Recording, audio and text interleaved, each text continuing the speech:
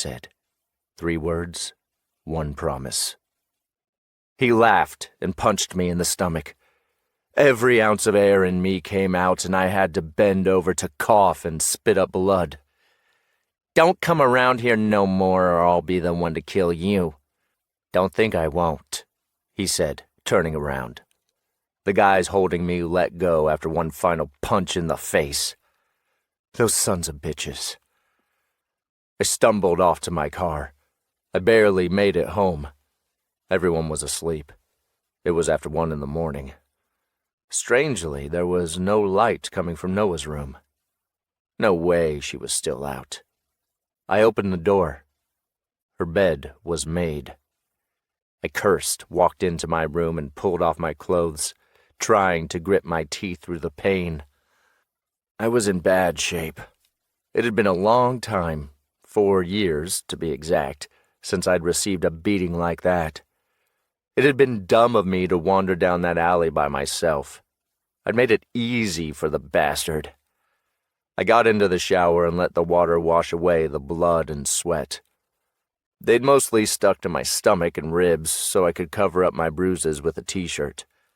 The black eye and busted lip were a different story. I need to come up with a good explanation for Dad, or avoid him until the swelling went down. I had some practice. I didn't get hit in the face often, but when we had our fights and money was on the line, sometimes there was nothing I could do about it. I couldn't stop thinking about how Ronnie had threatened Noah. He must have wanted to strangle her after that public humiliation at the races. The mere thought of that scumbag touching her made me so mad I could hardly keep from punching the mirror in front of me. I dried off and threw on some sweatpants. I stayed shirtless since some of my wounds were still bleeding. I rinsed out my mouth and made sure I hadn't cracked any teeth, but I was good. My lip had even stopped bleeding, but it was red and purple just like my eye, and both would be that way for some time. I grabbed my phone and walked out into the hallway, thinking I'd try to find out where the hell Noah was and get some ice for my wounds. 5 minutes later, as I was walking out of the kitchen with my phone to my ear, I heard the key turning in the front door, and the main reason for my bad mood appeared. Her phone was buzzing. It stopped when I hung up. She looked up at me. Her eyes were surprised and then horrified. "Where the hell have you been?" I asked. 25. Noah. The last thing I expected when I opened the door was to see Nick standing there with the shit kicked out of him. I was surprised as I walked up the stairs to see that he was calling me. When I looked up at him, that feeling changed to terror.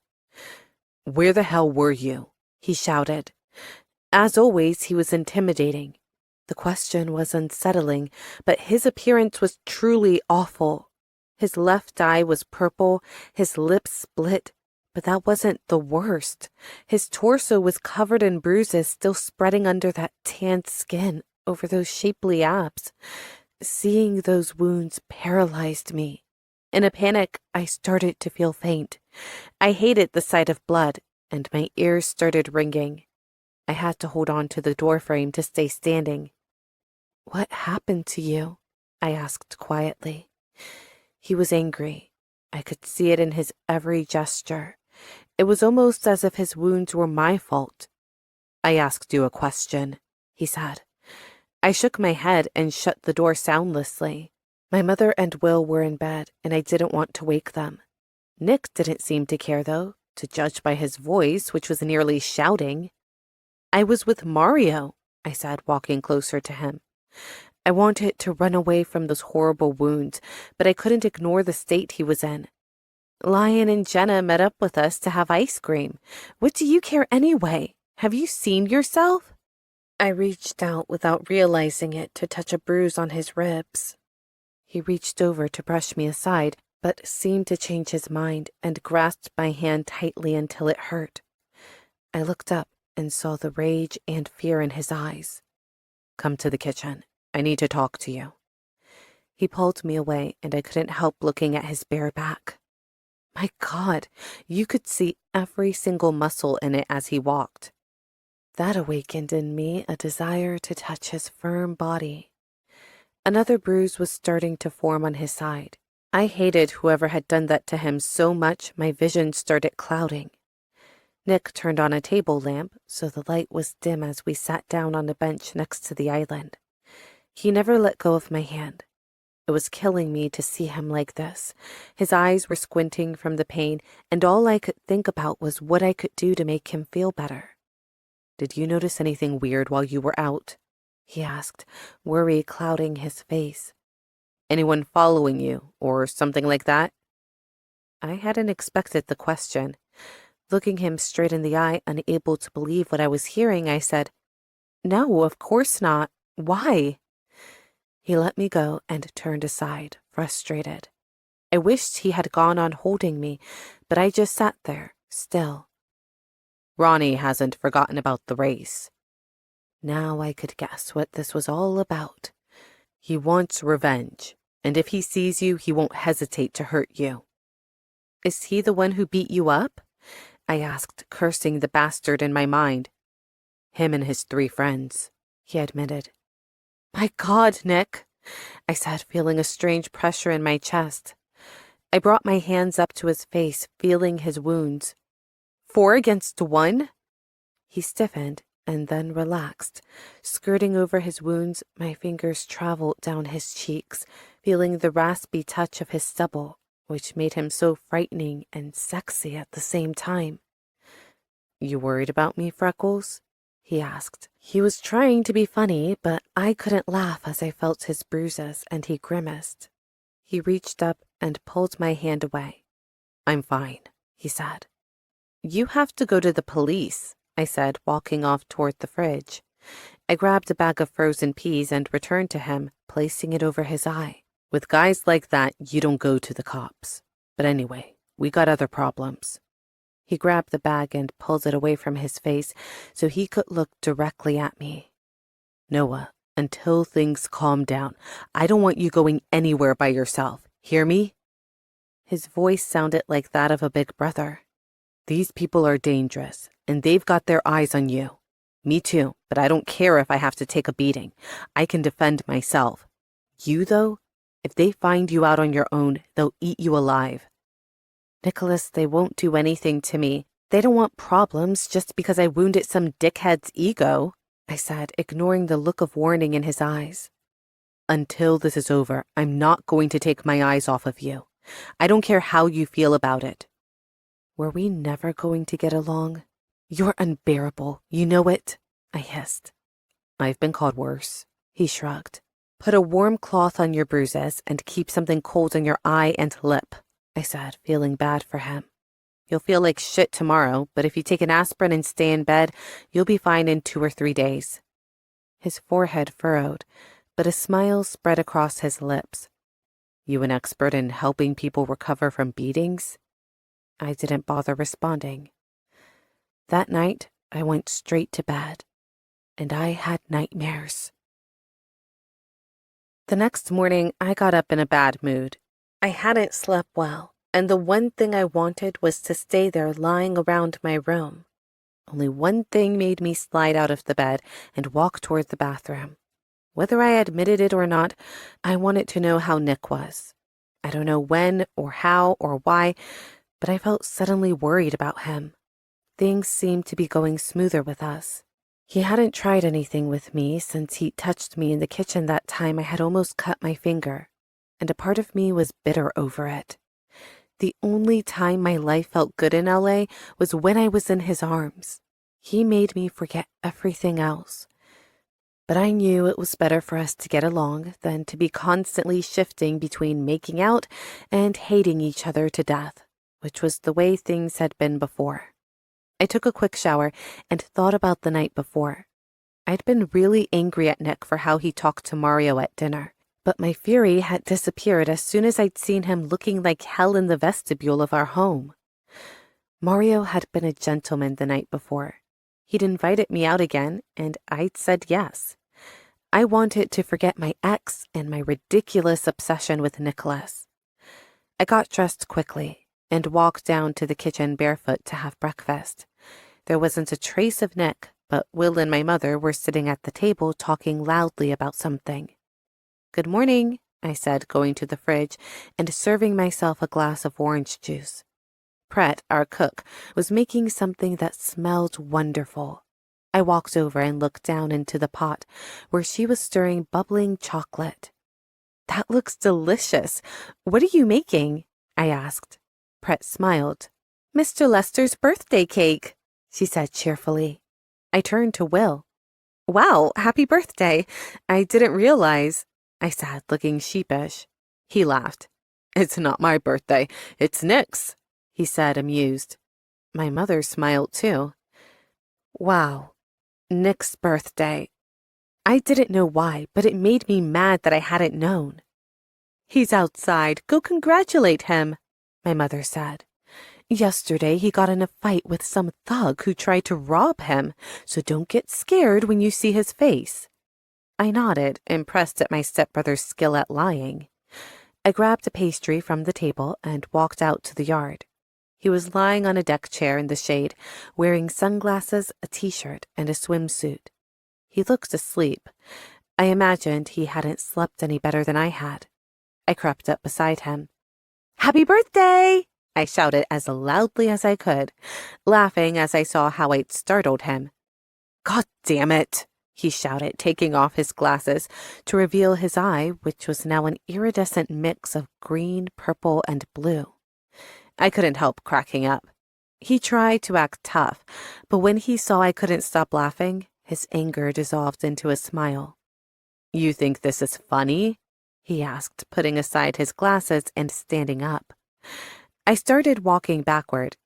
"I'm sorry," I shouted, raising my hands, still unable to stifle my giggles.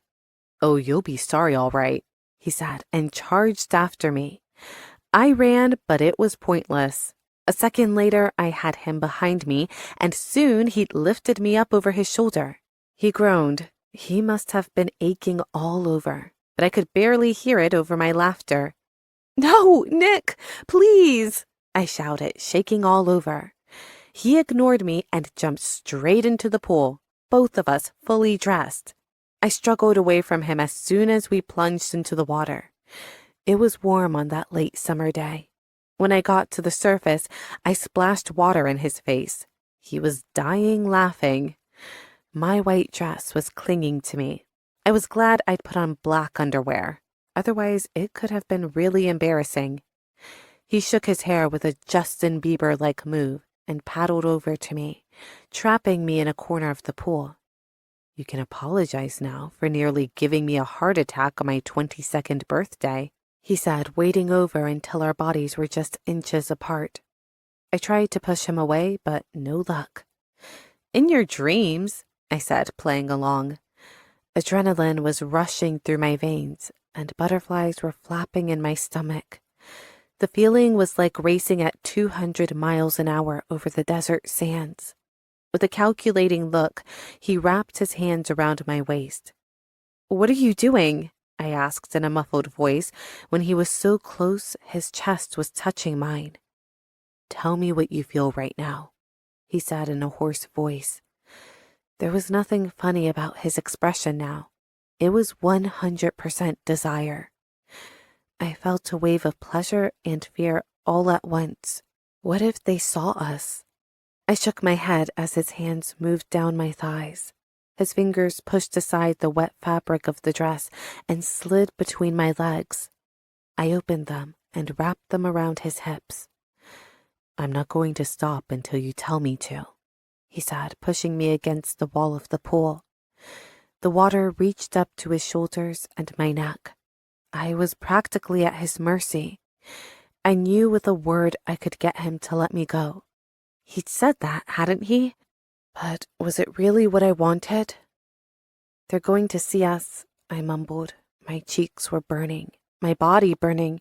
The water did nothing to quench them. "I'll worry about that," he said, pushing my dress farther up and rolling it under my breasts. He looked down at me. His gaze and his fingers, which were stroking my back now, excited me. I could feel him throbbing against my hips, and all I could think about was our lips joining one more time. "You want me to stop?" he asked, his mouth millimeters away from mine. In his eyes, I could see every single shade of blue. I was drunk on him, on the way he looked at me, as if he wished to devour me. I shook my head and came close so he would kiss me. My hands were already wrapped around his neck. I couldn't even remember how they'd gotten there, and I pulled him toward me. But he resisted, moving in the opposite direction. "Tell me what you feel, and I'll give you what you want," he ordered me. "What makes you think I want something you can give me?" I asked, burning with desire. He grinned. "Because you're shaking, and you can't stop looking at my lips." "I'm not going to tell you what I feel," I said. I heard a grunt come from the back of his throat. "You're impossible," he said, and then he did press his lips into mine. The euphoria of winning that game soon turned to something more. I felt a million sensations, none of them ones I could speak aloud. His tongue slid into my mouth, and he kissed me ferociously. We were soaked, our bodies joined like two halves of a whole. I tugged at his hair. He bit my lower lip, and I thought I was going to die from pleasure. I heard the sliding door open, jerked away, tugging my dress down, and grabbed the side of the pool to keep from sinking into the deep end. "Hey guys, we're going," my mother shouted. Nicholas waved, looking completely relaxed. I had to take a few deep breaths before looking up. "Did you tell her, Nick?" "Not yet," he called back to her, clearly amused.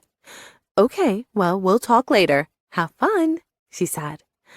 I turned to Nick as she walked back inside. "Tell me what?" He pulled me back toward him. I didn't struggle. I didn't have the strength to, and I didn't want to miss out on that feast for the eyes. "They gave me 4 tickets to the Bahamas for my birthday. They made it pretty clear that they want you to come along, to help us develop our relationship as siblings." He grinned maliciously. "I've invited Jenna and Lion, and I want you to come too." I could hardly believe it, especially after our previous conversations. Going on vacation with Nick. I could tell he was observing my reaction. "What happened to us just being friends?" I asked. I wanted to know what had made him change his mind. "That's still on the table, especially now when you're in danger and it's my fault." "That's why you want to take me? To keep me safe from Ronnie?" If that was the real motive, I was disappointed. He pursed his lips. "That's one reason, but not the primary one, Freckles." He leaned his forehead into mine. "Nicholas, what are we doing?" "Don't flip out, okay?" He grabbed my waist as I started to sink. "I don't want you here when I'm not around. I said that yesterday and I meant it. You could wind up hurt." "Nicholas." That stung, and I tried to turn away from him, but he wouldn't let me. "Come, we'll have fun," he said, kissing me again on the lips. The sweetness of that gesture made me shudder. "What about us, though?" I replied. I couldn't help but think what might happen if our parents found out. "I can't do this with you. It's absurd. We don't even get along. We're just letting our physical attraction get the better of us. All I know is when I see you, the only thing I can think about is touching you and kissing you all over," he said, planting his lips just below my earlobe. "I can't be with anyone right now," I said, pushing him away. He looked mad. "Who said anything about being with anybody? Stop analyzing everything and just enjoy it. This is going to be fun." I could tell he wasn't being straight with me. He had to want something more. But then again, this was Nick. He used girls and threw them aside. He had to just want me for my body. What else could it be? And if I wanted him for the same reason, why should I forego the pleasure? "Fine, but there are conditions," I said. "No tying anyone down. No arguments. I just got out of a relationship, and the last thing I want is to relive what happened with Dan. Are you saying you want an open relationship? He asked. I think you're the first woman I've ever known who's asked for that, but whatever. Just sex then? His eyes were cold. I didn't like that remark one bit. Jerk off, I insulted him. What do you mean just sex? Who do you think I am? I'm 17, not 27. I'm not going to just up and sleep with you. Baffled, he responded, You just told me you wanted an open relationship. What the hell do you think that means? I was lost. In my world, an open relationship meant you made out sometimes, and that was basically what we were doing. But then again, Nick had been around the block multiple times. Compared to him, I was just a girl. I couldn't play in his league. Nicholas wasn't going to be happy with a little bit.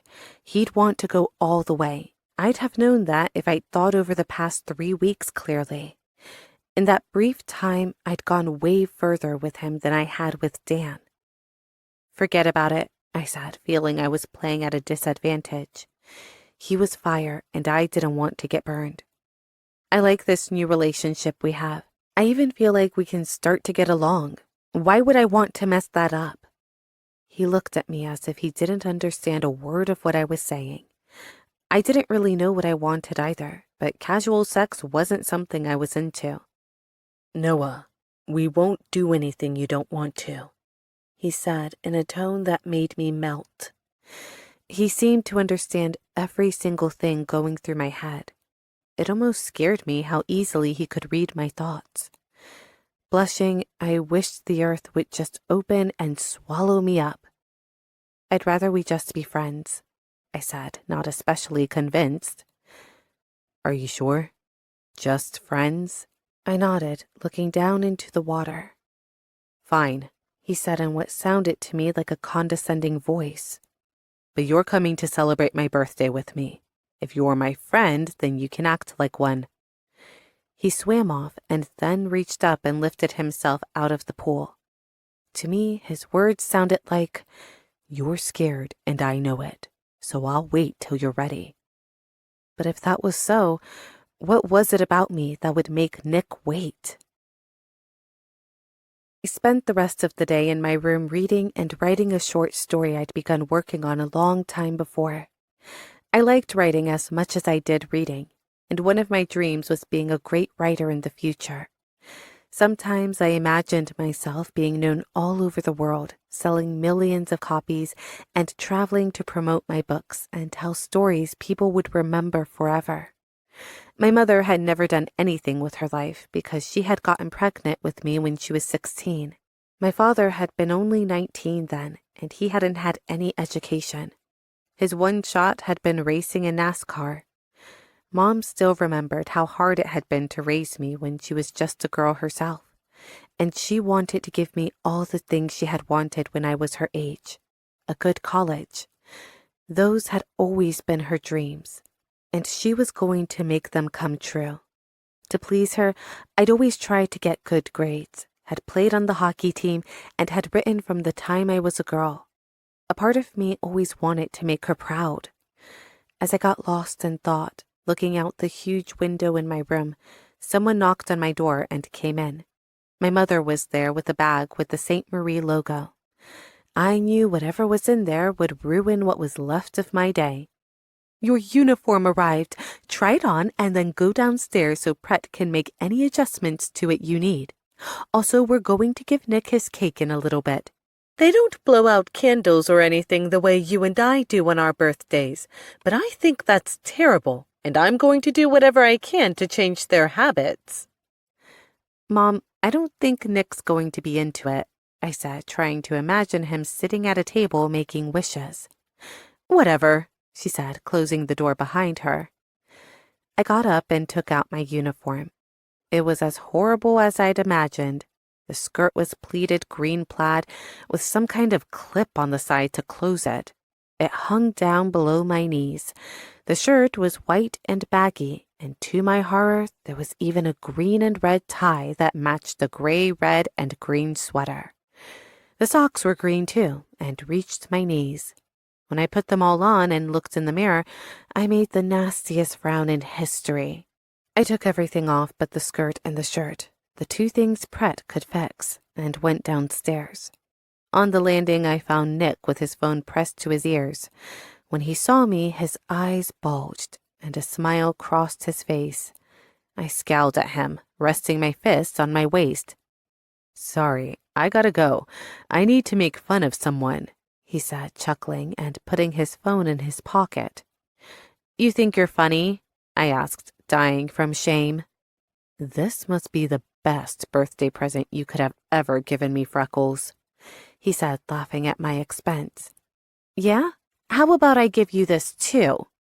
I said, flipping him off and moving past him to the living room, where my mother and the maid were waiting on me. "If you come to dinner with me tonight, I promise I won't send around the photos I just took of you," he said. I turned back furious. He was taking the jokes too far. "I'm having dinner with Mario tonight, so no thanks," I replied, knowing it would make him mad.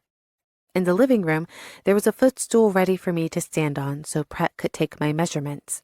As I got up on it, Nick flopped down on the sofa, observing me with a cold and pensive look. "Lift your arms up, Noah," my mother said, helping Pret with the pins. I tried to ignore Nicholas's presence, but it was hard, especially when I remembered that kiss we'd shared in the pool and everything else that had come along with it. I wasn't sure if I'd be able to resist him, but one thing was for sure. I wasn't going to let him just use me. That's why I was going out with Mario tonight. I wanted to have fun during what was left of the summer, enjoy the company of different guys, not be tied down by one, and forget that asshole Dan. "Ow!" I said when a pin pricked my thigh. Stupid Nick started laughing on the sofa. "Be still, okay?" my mother said. There wasn't much left to do. They'd taken in the skirt above my knees, and after the alterations, the shirt would look almost feminine. 5 minutes later, I was ready to take the clothes off and give them to Pret so she could work on them. Nick stood, about to follow me upstairs, but my mother took us both by the arm and pulled us toward the kitchen. "Today's your birthday, Nick, so you're going to blow out candles just like Noah and I do and everyone else does," she said with a smile. I grinned when I saw the unbelieving look on Nick's face. He looked so old next to me, so mature. "Really, there's no need," he started to object. William was in the kitchen wearing his glasses and looking at his laptop. He must have been working. He smiled when he saw us come in. "You look lovely, Noah," he said, looking at my uniform full of pins. I had to be careful not to stick myself when I walked. "Yeah, right," I said. My mother pushed Nicholas into a chair and brought over the chocolate cake Pret had made. Nicholas looked so out of place that I couldn't help but be amused, just as he'd been amused at my dilemma minutes before. On the cake there were 2 candles shaped like the number 22. My mother lit them and began to sing, shoving Will to try to get him to participate. The whole thing was so funny that I joined in as Nick glared at us with his sky-blue eyes. "Don't forget to make a wish," I reminded him before he blew the candles out. As he did so, looking up at me, I had to ask myself, what could a person who had it all wish for? 26. Nick. I still wasn't sure why I'd invited her to spend the weekend with me in the Bahamas. Her face had just popped into my head when I'd seen the tickets. I didn't even need to listen to my father, as he told me I should take Noah along. The same idea had already occurred to me. Since she'd chilled out and become easier to get along with, I'd found myself thinking about her more and more. I couldn't imagine leaving her alone ever since Ronnie had threatened her, and I freaked out any time I thought of some other guy getting close to her. Even remembering that she used to be with Dan put me in a bad mood. I wanted to crush him for hurting her. For hurting her, and because he'd had 9 months to relish her, touch her, kiss her. God forbid, maybe even take off her clothes. The idea of Noah giving herself to someone besides me tormented me all night and all day. I never thought of myself as the jealous type. probably because I'd never considered any girl mine. But now it was killing me. The way she smiled, innocent almost. She was naturally sexy, which was what I liked about her most. It didn't matter how she dressed, didn't matter if she had on makeup. She could be a wreck, but still, every time my eyes settled on her, I imagined 1,000 different ways I could make her moan with pleasure. Maybe what had happened in the pool hadn't been exactly right, but I'd promised myself I'd stay away from her after that. She made it hard, though.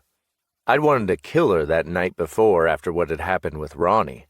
That beating had been her fault, not to mention for going out with Mario. But as soon as I'd seen the look of fear in her eyes as she'd seen my wounds, as soon as her warm fingers touched my bare skin, I'd had to draw on all my self-control not to jump her right by the kitchen counter. Worst of all, she was getting more confident. She was less defensive. She wasn't even scared to shout at me while I was asleep. She hadn't pulled away when I'd lost control of my hands and caressed her under the water. Her legs were so long, her curves so damn sexy. And tonight, she was going out with that moron Mario. He was always quick to feel a girl up, take her to bed if he got the chance. Same as me, but I couldn't let him do that to Noah. She was too innocent, just a kid who would drive any man with eyes wild. It especially bothered me that she was leaving on my birthday. I wanted her to myself. I wanted to show her the fun things to do in town. I wanted her view of me to change. I couldn't bear her thinking I didn't deserve to have her. Someone knocked on the door. I was still getting dressed, so I shouted for them to come in. As I buttoned the shirt I'd be wearing that night, a pair of honey-colored eyes stared at me in the mirror. "Back from dinner already?" I asked sarcastically, trying not to turn around and trap her, make her stay with me in my bedroom all night. "You're having a birthday party?" she asked, ignoring my question. I tried to feign indifference. "What do you think, little sister, that I was going to stick around here watching a movie?" "You should have told me. Jenna and Lion thought I was invited. They're downstairs waiting." She crossed her arms over her black dress. It was tight and hung just 4 or 5 inches from the bottom of her ass. I was furious as I asked myself whether Mario had managed to get his hand under that dress. "I don't have time for this. You want to come along? Then do it. You're on the list. But your little friend isn't, so figure it out." I walked closer to her. If I couldn't have her, at least I could smell that perfume that turned me on so much. "You're looking at me like I'm a movie villain, but it's not my fault. I didn't know it was your birthday till a couple of hours ago. Mario had already asked me out. I couldn't just ditch him." "And you think he didn't know?" I asked, annoyed. I knew Mario had set the whole thing up on purpose. Surprised, angry, even a little guilty, she looked adorable. She felt bad for nearly missing a party she hadn't even known about. I couldn't help but wrap an arm around her waist and pull her close. Her eyes were skeptical, but expectant. "Come on, Freckles. Come to my birthday party," I said, pushing her hair off her shoulder and kissing her there. I smiled as I saw her goosebumps. At least I could be sure she liked me, and I still had some influence over her, or over her body, to be more precise. "You want me to go?" she asked, as my lips climbed her neck. Did I want her to come? Obviously, I wouldn't be able to touch her at the party. No one could know what was happening between us, and we couldn't kiss. It was going to be complicated. Of course I do. I didn't know what I was getting into, but it was better to have her there than not know what she was up to. She turned and kissed me on the lips, too quickly for me to enjoy it. "I'll be there when dinner's over," she said. "What?" I shouted much louder than necessary, holding her so she couldn't walk out. "Nicholas, I'm not going to leave him hanging. I'll be a little late, that's all. Anyway, I feel like hanging out with him. He's cool." This girl was going to kill me. "Do what you want," I said, picking my keys up off the desk and walking past her to the steps. If she wouldn't put me before an idiot like Mario, I wasn't going to let her waste my time. I was going to have fun that night, and I'd finally get her out of my head. But not even I believed that. The party was at the home of Mike, one of my friends from the neighborhood. He was a good guy. I knew him from college, and he almost always let us use his lake house when we needed to go big. Anna had taken care of the decor, including black and red helium balloons and all sorts of other stupid shit. The important stuff was in Lyon's and the guy's hands: alcohol, food, and more alcohol. When I walked through the door, people shouted, "Happy birthday!" in unison. I greeted everyone, and 5 minutes later, they were all dancing, acting silly, taking off for the lake, and drinking anything they could get their hands on. The good thing about these parties was that there were always plenty of girls for me. I grabbed a drink and sidled up to the 2 dancers they'd hired for me. A part of me kept thinking about when Noah would get there, but another part said it was time to cut loose. One of the dancers, I forgot her name, wouldn't keep her hands off me. The other, a pretty young redhead, vanished as soon as she was done with her number. Nobody with a Y chromosome would have been indifferent to the chick who kept trying to drag me off to the bathroom. But one of my unbreakable rules was no sleeping with strippers or prostitutes or anyone similar.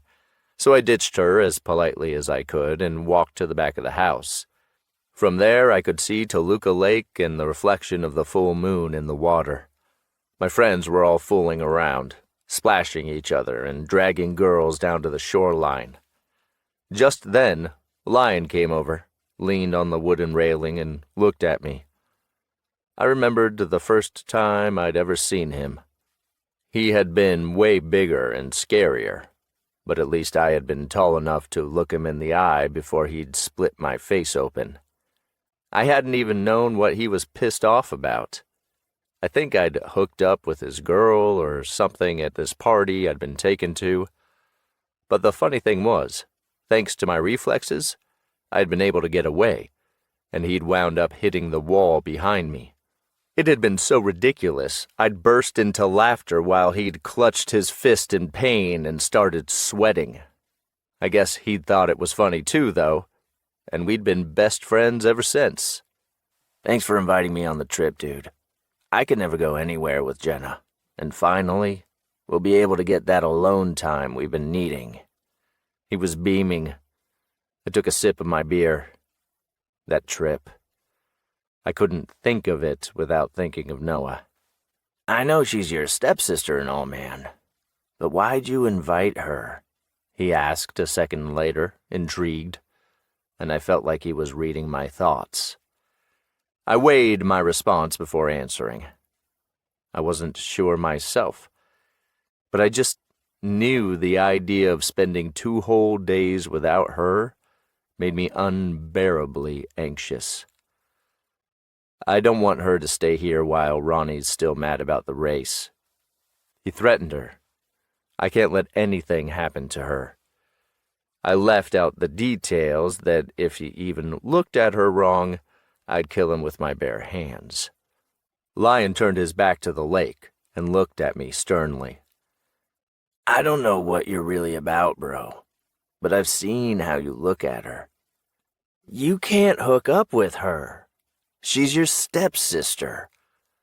I've been talking with Jenna, and Nicholas, Noah isn't like other girls. You're gonna scare her."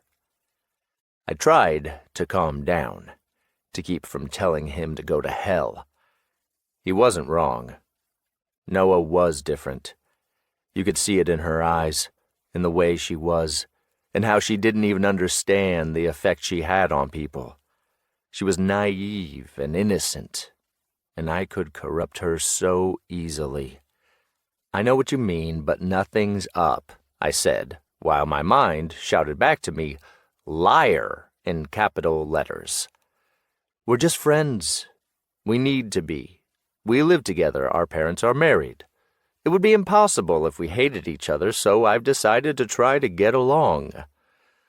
Lion seemed to buy the story. You know what you're doing, he said, and then stripped off his shirt and ran over to where everyone was swimming.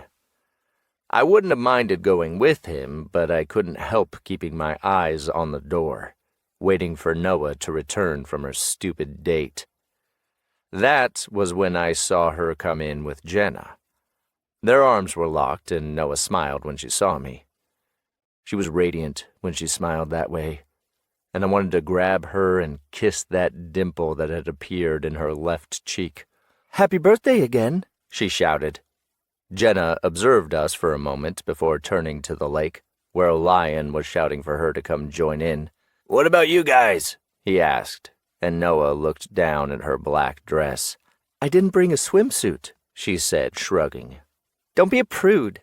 Just wear your underwear. It's the same thing," Jenna said, dragging her off.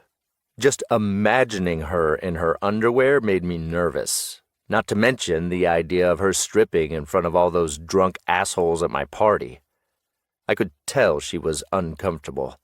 "No way," I said, pulling her back toward me until she almost fell into my side. "Damn, Nicholas," she complained, but then she smiled back at Jenna. "I'm not in the mood. You go, though, and we'll see each other afterward." Jenna took off. I couldn't help but smile. Jenna was crazy, but I cared about her too much to be mad at her for trying to convince Noah to strip in front of God and everyone else. I looked down at those freckles I could barely see in the shadows. "Enjoy your date?" I asked, unable to suppress my sarcasm. "It was great, but who cares? I brought you a present." I leaned against the railing and looked at her, at those lips I wished I could bite, and a good mood immediately overtook me. "For real?" I asked, wanting to know what was lurking under that cheerfulness, so unlike Noah's usual attitude. I'm scared to ask. Her expression changed. Was she getting nervous? Now I was even more curious. "It's dumb, but with everything that's happened, and especially with last night. Here, I bought it in a little shop. It was just a spur-of-the-moment thing. But it's my way of saying sorry." Saying sorry? I grabbed the box and tore off the cream-colored wrapping. It was a tiny black Ferrari, exactly like mine. "There's a note," she said, pointing to the car's chassis. In teeny letters, I read, "I'm sorry about your car, for real. Someday I'll buy you a new one. Happy birthday, Noah." It was so silly I couldn't help but laugh. Standing there next to me, she did the same. "I did owe you one, right?" she said. "I ought to throw you in the lake for this," I threatened, picking her up and swinging her around. "No, Nick," she screamed. "I'm sorry, I swear." "You're sorry," I said, lowering her slowly and squeezing her tightly, just as I'd wanted to do ever since she'd left with Mario. I looked around. There was nobody there. Everyone was either in the lake or inside the house. I pushed her over to a tree and trapped her with my body. You could have caused me big, big problems. Luckily, I've been wanting to kiss you ever since you walked through my front door. I remembered then what Lion had told me. Noah wasn't like the others. I rested a hand on her cheek and caressed those freckles I liked so much.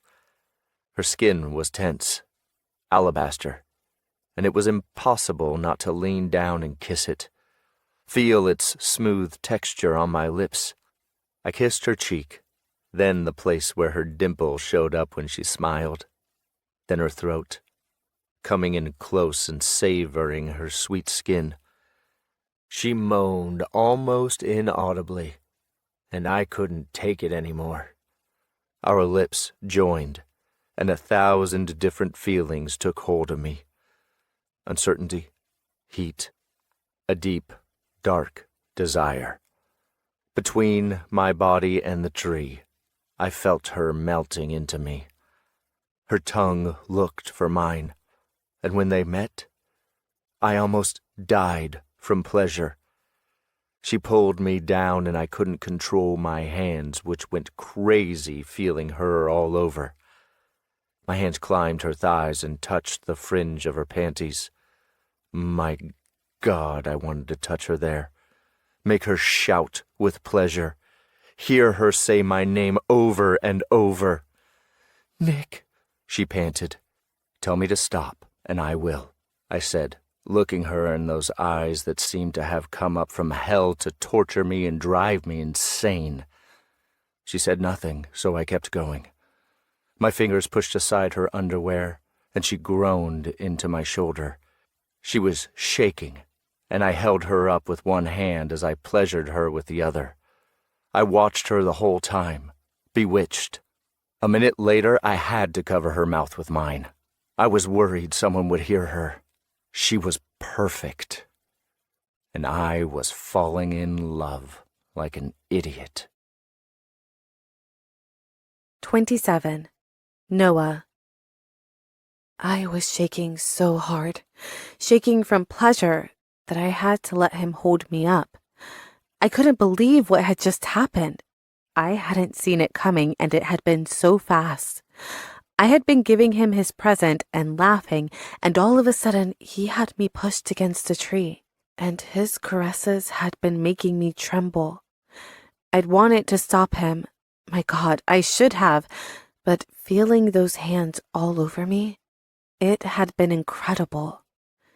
"You're precious," he whispered in my ear, after kissing me to keep me from shouting and getting us both caught. I could still remember all the times Dan had tried to touch me that way. I'd immediately said no, and he hadn't even gotten close. Nick, though, I must have been losing my mind. "I think we should go back," I said, adjusting my dress. Why did I feel bad all of a sudden? "Hey," Nick said, grabbing my chin and making me look up. "Are you okay?" "Yeah, it's just, I didn't see that coming," I said, trying not to look at him. "We let ourselves lose control, or I let myself lose control, and I'm sorry about it. Go back to Anna or whoever. You don't have to stay here with me." I was trying not to let him see how stirred up I was. I wanted him to hold me. Deep down, I wanted him to stay with me. I wanted us to be in love, or at least to know each other better. Nick was a total mystery to me, and I was to him too. I couldn't let him know that a part of me wanted him to tell me he loved me or to take me somewhere we could really be alone instead of leaning against a tree at a party. "You want me to go be with Anna?" he asked, suddenly pissed. Maybe he was mad I didn't want to keep going.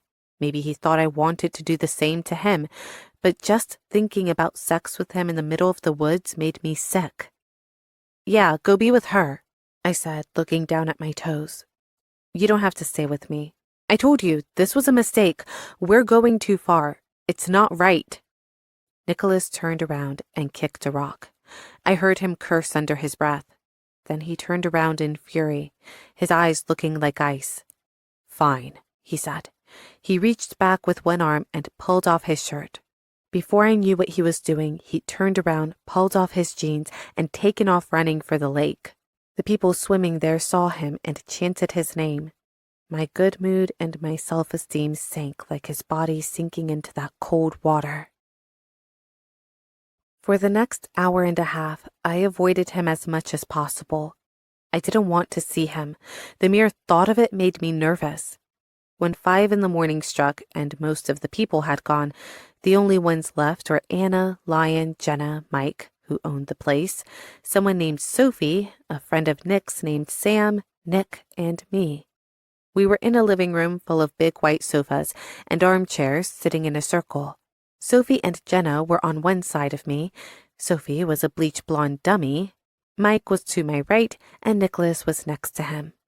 I was glad because that meant I didn't have to look him in the face. He hadn't said a word to me since we'd been standing by the tree. Maybe he was mad, or maybe he was glad he could wash his hands of me. I felt an ache each time our eyes accidentally crossed and he looked away. But part of me felt relieved. I'd rather he ignore me than have to talk about what happened. "Why don't we play a game we used to play when we were kids?" Sophie said. "Truth or dare?" Jenna said, grinning. "Grow up, Soph." "No, come on, let's play," Mike said, looking mischievous. That put me on alert. I hated that game. I'd said dare one time and they'd made me drink a glass of cooking oil. It was disgusting. "Grab the bottle on the table there," Mike asked his friend. He placed the beer bottle in the center of the circle and spun it, and it pointed to Anna. "Truth or dare?" he asked. Nick shifted uneasily. Truth," she said, glancing over at him. I looked down. If it hadn't been ridiculous, I'd have covered my ears to not hear them. "What's the last time you hooked up with someone?" Mike said. "For real?" Anna smirked. I hated the way she looked over at me as she described sleeping with Nick. "It was in the back seat of a car," she said, laughing. "I'd have preferred a bed, but you know."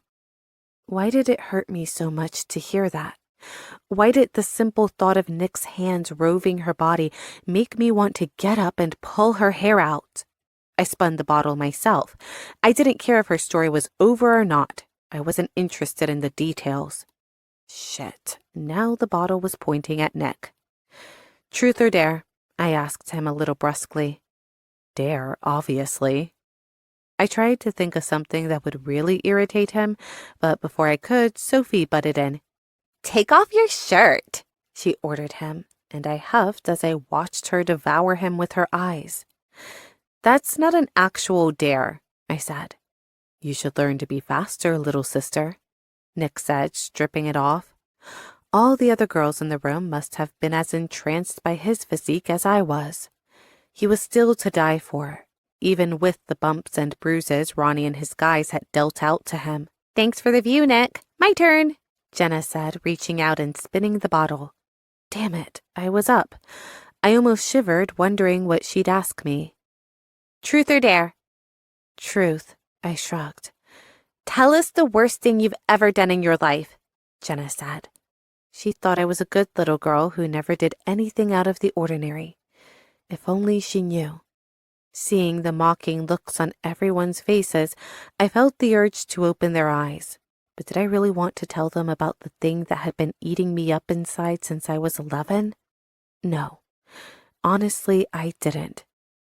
I stole a pack of gummy candy from a store in my town when I was 9. They caught me and I tried to run off, and I ended up pulling down 2 shelves full of stuff. I was grounded for a month. I've never stolen anything since then, I said, remembering that day affectionately. The chase had been the most fun part. Everyone laughed. Some friend of Nick's, whose name I'd forgotten, had to spin the bottle this time. He'd had his eye on me all night. To my great displeasure, it slowed down and came to a stop on me again. "Truth or dare?" he asked with a twisted smile.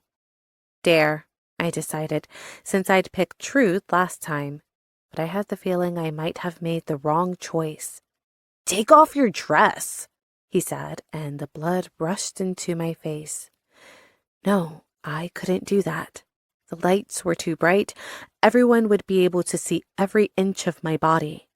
Nicholas didn't seem to like the idea either. All I wanted was for him to come up with something that would get me out of it. "Can I change back?" I asked.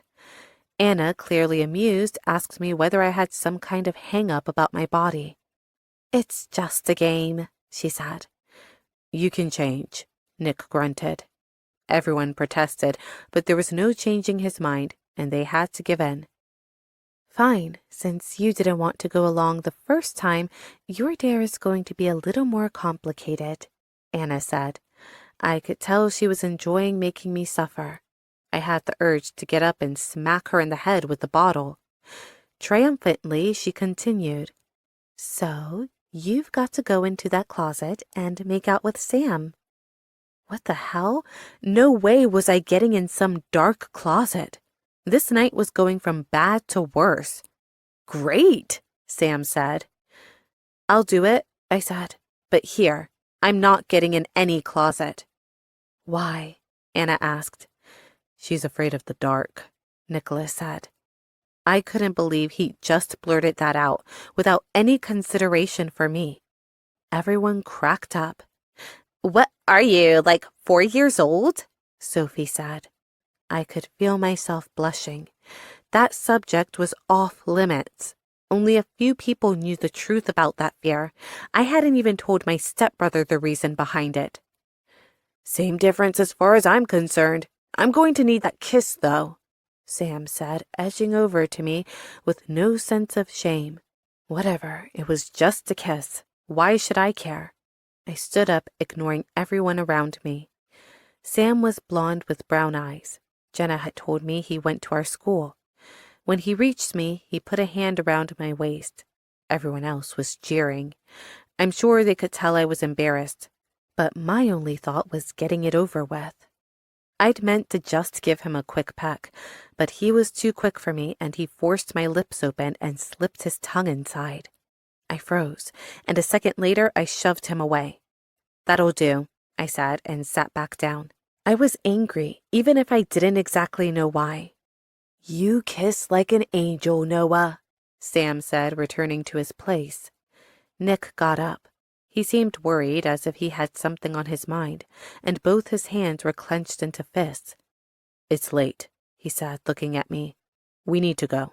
This game's stupid anyway. I got up, and the rest followed suit. Everyone was tired. The party had dragged on too long. Nick threw on his t-shirt, and Sophie observed him with what seemed like sadness. We said goodbye and walked to our cars. Thank God Anna had come in her convertible and we didn't have to take her home. Jenna promised to call me the next day so we could plan what we were packing together. I was a bit distant. That trip seemed like the least appropriate idea ever. Nick said goodbye to Anna, and we hopped in the car and took off. I didn't want to talk about what had happened, so I turned on the radio. As soon as we were on the road, though, he reached out and turned it off. I didn't like you kissing Sam one fucking bit, he said, drumming his fingers nervously on the wheel. It was just a dumb game. What was I supposed to do? I said, remembering Anna's confession. I didn't care to hear that either. You should have said no. I already said no once. I don't ask you to explain what you're doing or not doing with Anna, or the hundreds of chicks you rub up on in front of my face, I said, raising my voice. I haven't done that, he said, and I raised my eyes. Hundreds of girls is too many, even for me, Freckles. What about Anna, though? My thing with Anna? It's different. But if it makes you feel better, it's been weeks since we've done anything, he responded. I could tell he was trying to keep calm. Well, I don't believe you, but even if it is true, you don't owe me any explanation. I'm not jealous. I crossed my arms and looked outside into the darkness. Of course I was, but I would never admit that aloud. I am, he said, turning to look at me. I'm jealous. I'm super jealous, and I don't even know why. I've never been jealous of anyone in my life, Noah. And certainly not some jerk-off like Sam. I was confused. You shouldn't feel that way over a dumb game. You think I don't know that? He interrupted me. Just then we arrived home. Nick opened the car door in silence. Before I could get out, he grabbed my wrist and I looked over at him. I'm sorry what happened in the woods wasn't what you expected. I didn't want to scare you or make you uncomfortable. I felt the wall I'd built up around myself start to crumble. You gave me the option to stop you, Nick, and I didn't, I replied, and I felt his hand stroke my wrist. I'd do it all with you, Noah. You know that. But I won't do anything until the fear disappears from your eyes. Damn it. He got out. It took a long time before my heart felt normal again. The next day, Jenna picked me up at 3 in the afternoon to go shopping. According to her, this trip to the Bahamas was the perfect excuse to spruce up our wardrobes.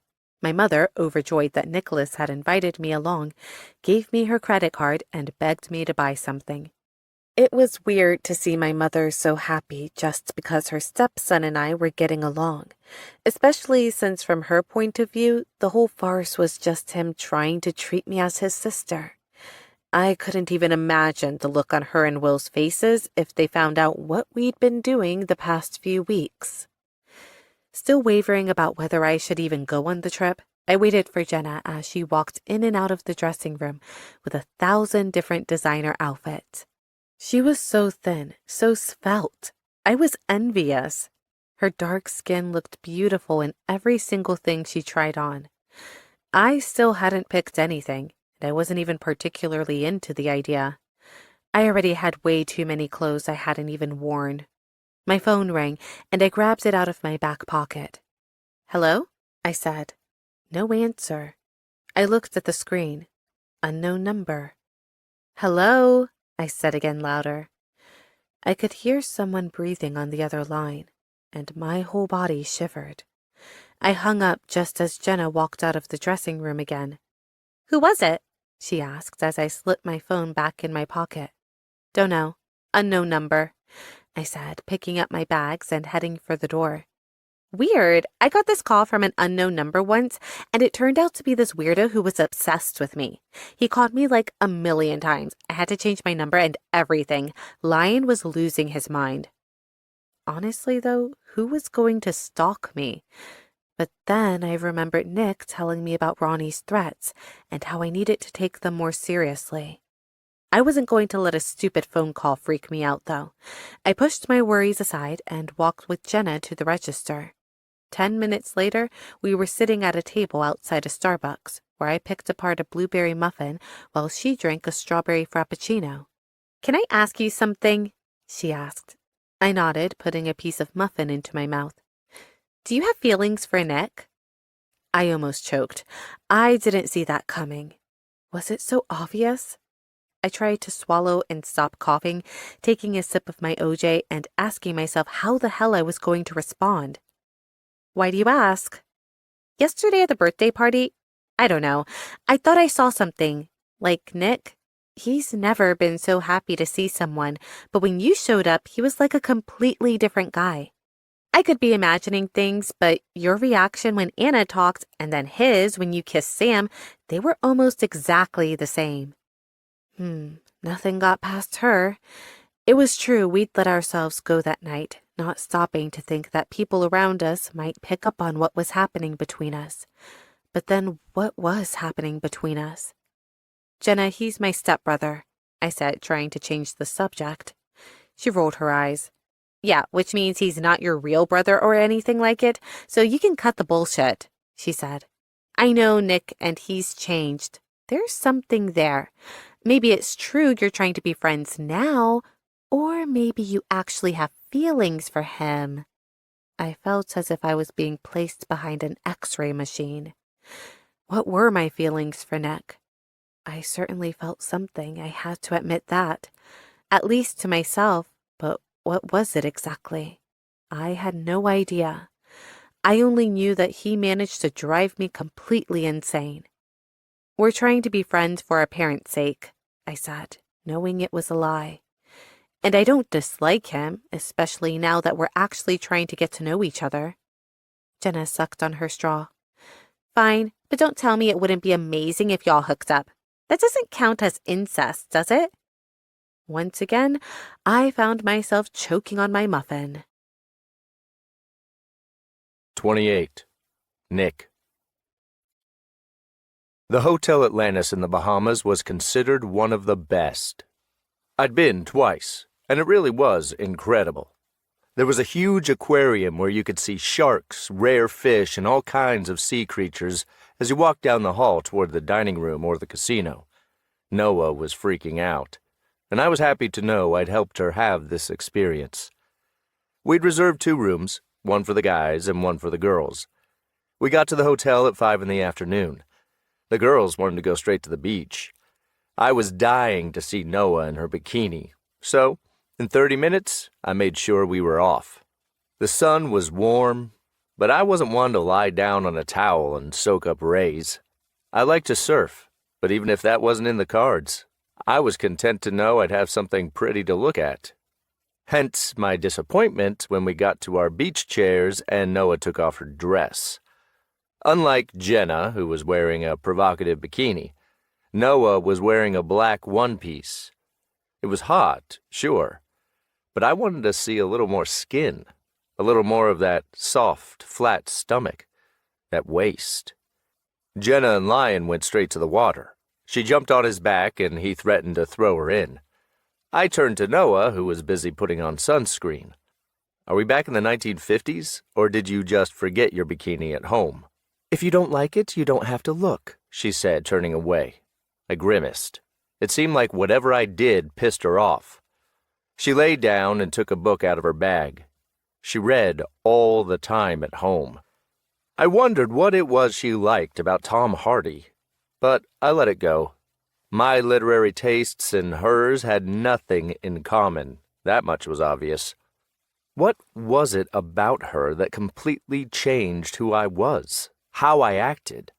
Was it those sweet, honey-colored eyes that concealed an indomitable character that would cause anyone to buckle and give in?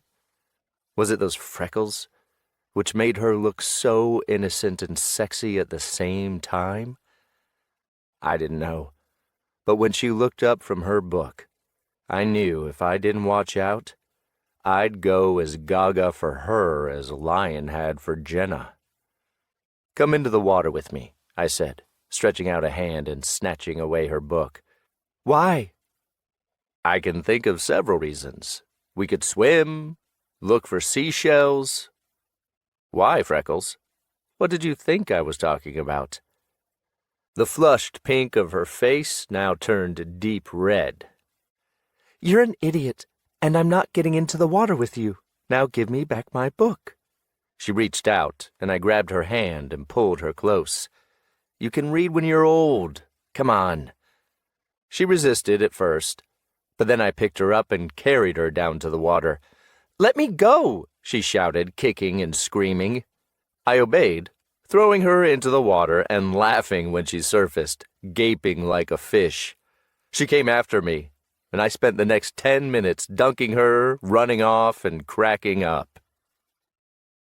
The afternoon was uneventful. I realized that if I kept my hands off Noah, she was capable of relaxing and having fun. On the beach, we drank margaritas and enjoyed the crystal-clear water. I fell asleep in my chair. Lion and Jenna disappeared to do who knew what, and an hour later, when I opened my eyes, Noah was gone. I looked all over for her. Then I heard her laugh. I turned to my left, where a group of college guys was playing volleyball. There was Noah, in her swimsuit and skimpy shorts, jumping and smacking the ball like a pro, while all the guys gawked at her. Most of them were tall and in good shape. One of them hugged her and spun her in the air when she scored, and I fumed with jealousy.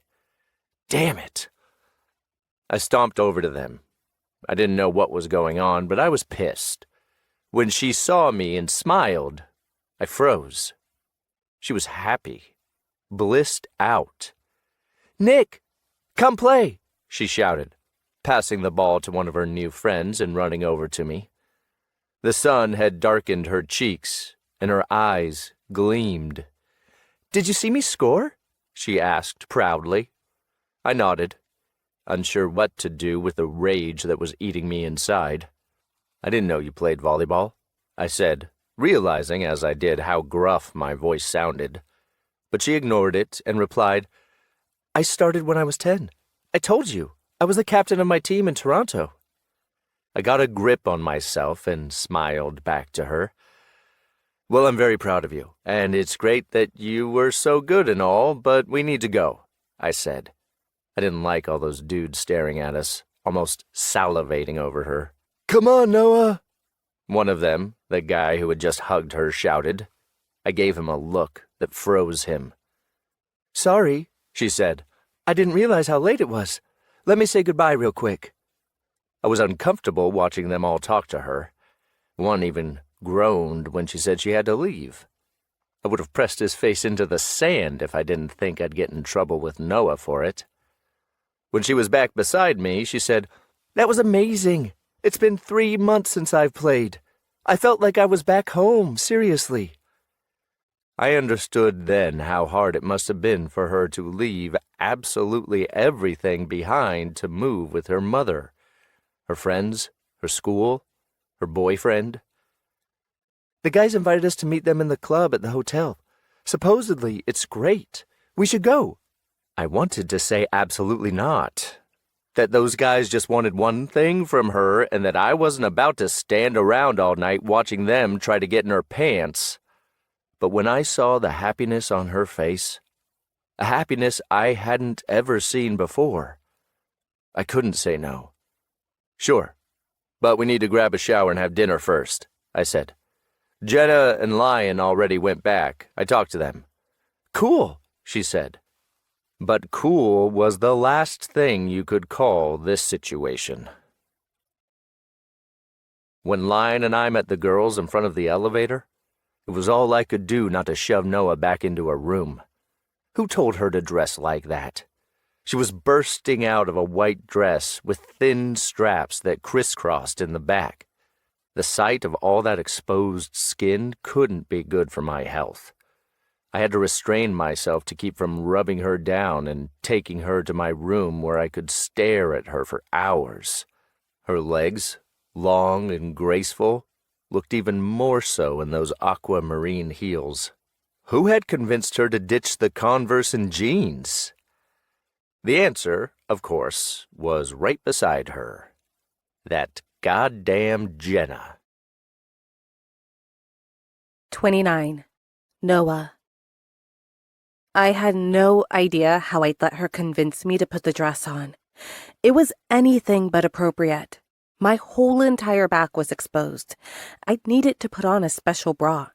I felt completely naked, but when Jenna got something in her head, she couldn't be more annoying. And there was a little part of me deep down that wanted to see how Nick would react. All day he'd acted like he really was my friend. He'd kept his hands off me, and as weird as it seems, I didn't like it. I understood his expression of distaste when we met in front of the elevators. He looked me up and down. For a second, I thought he actually didn't like what he saw. "Is something up?" I asked, disappointed. That wasn't the reaction I'd expected. "Aren't you going to be cold?" he asked with a strange glimmer in his eye. "I'm fine," I said, and got into the elevator as soon as the door slid open.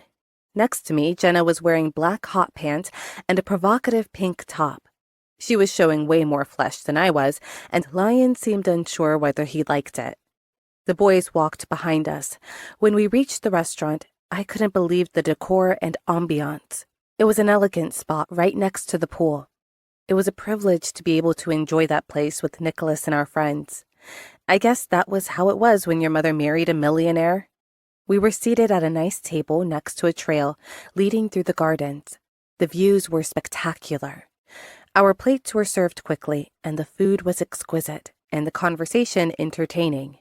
My phone buzzed, interrupting us. I kept getting calls from an unknown number, with someone listening to me silently on the other line. "Hello?" I said automatically, and a familiar voice responded. It was one of the guys I'd played volleyball with on the beach.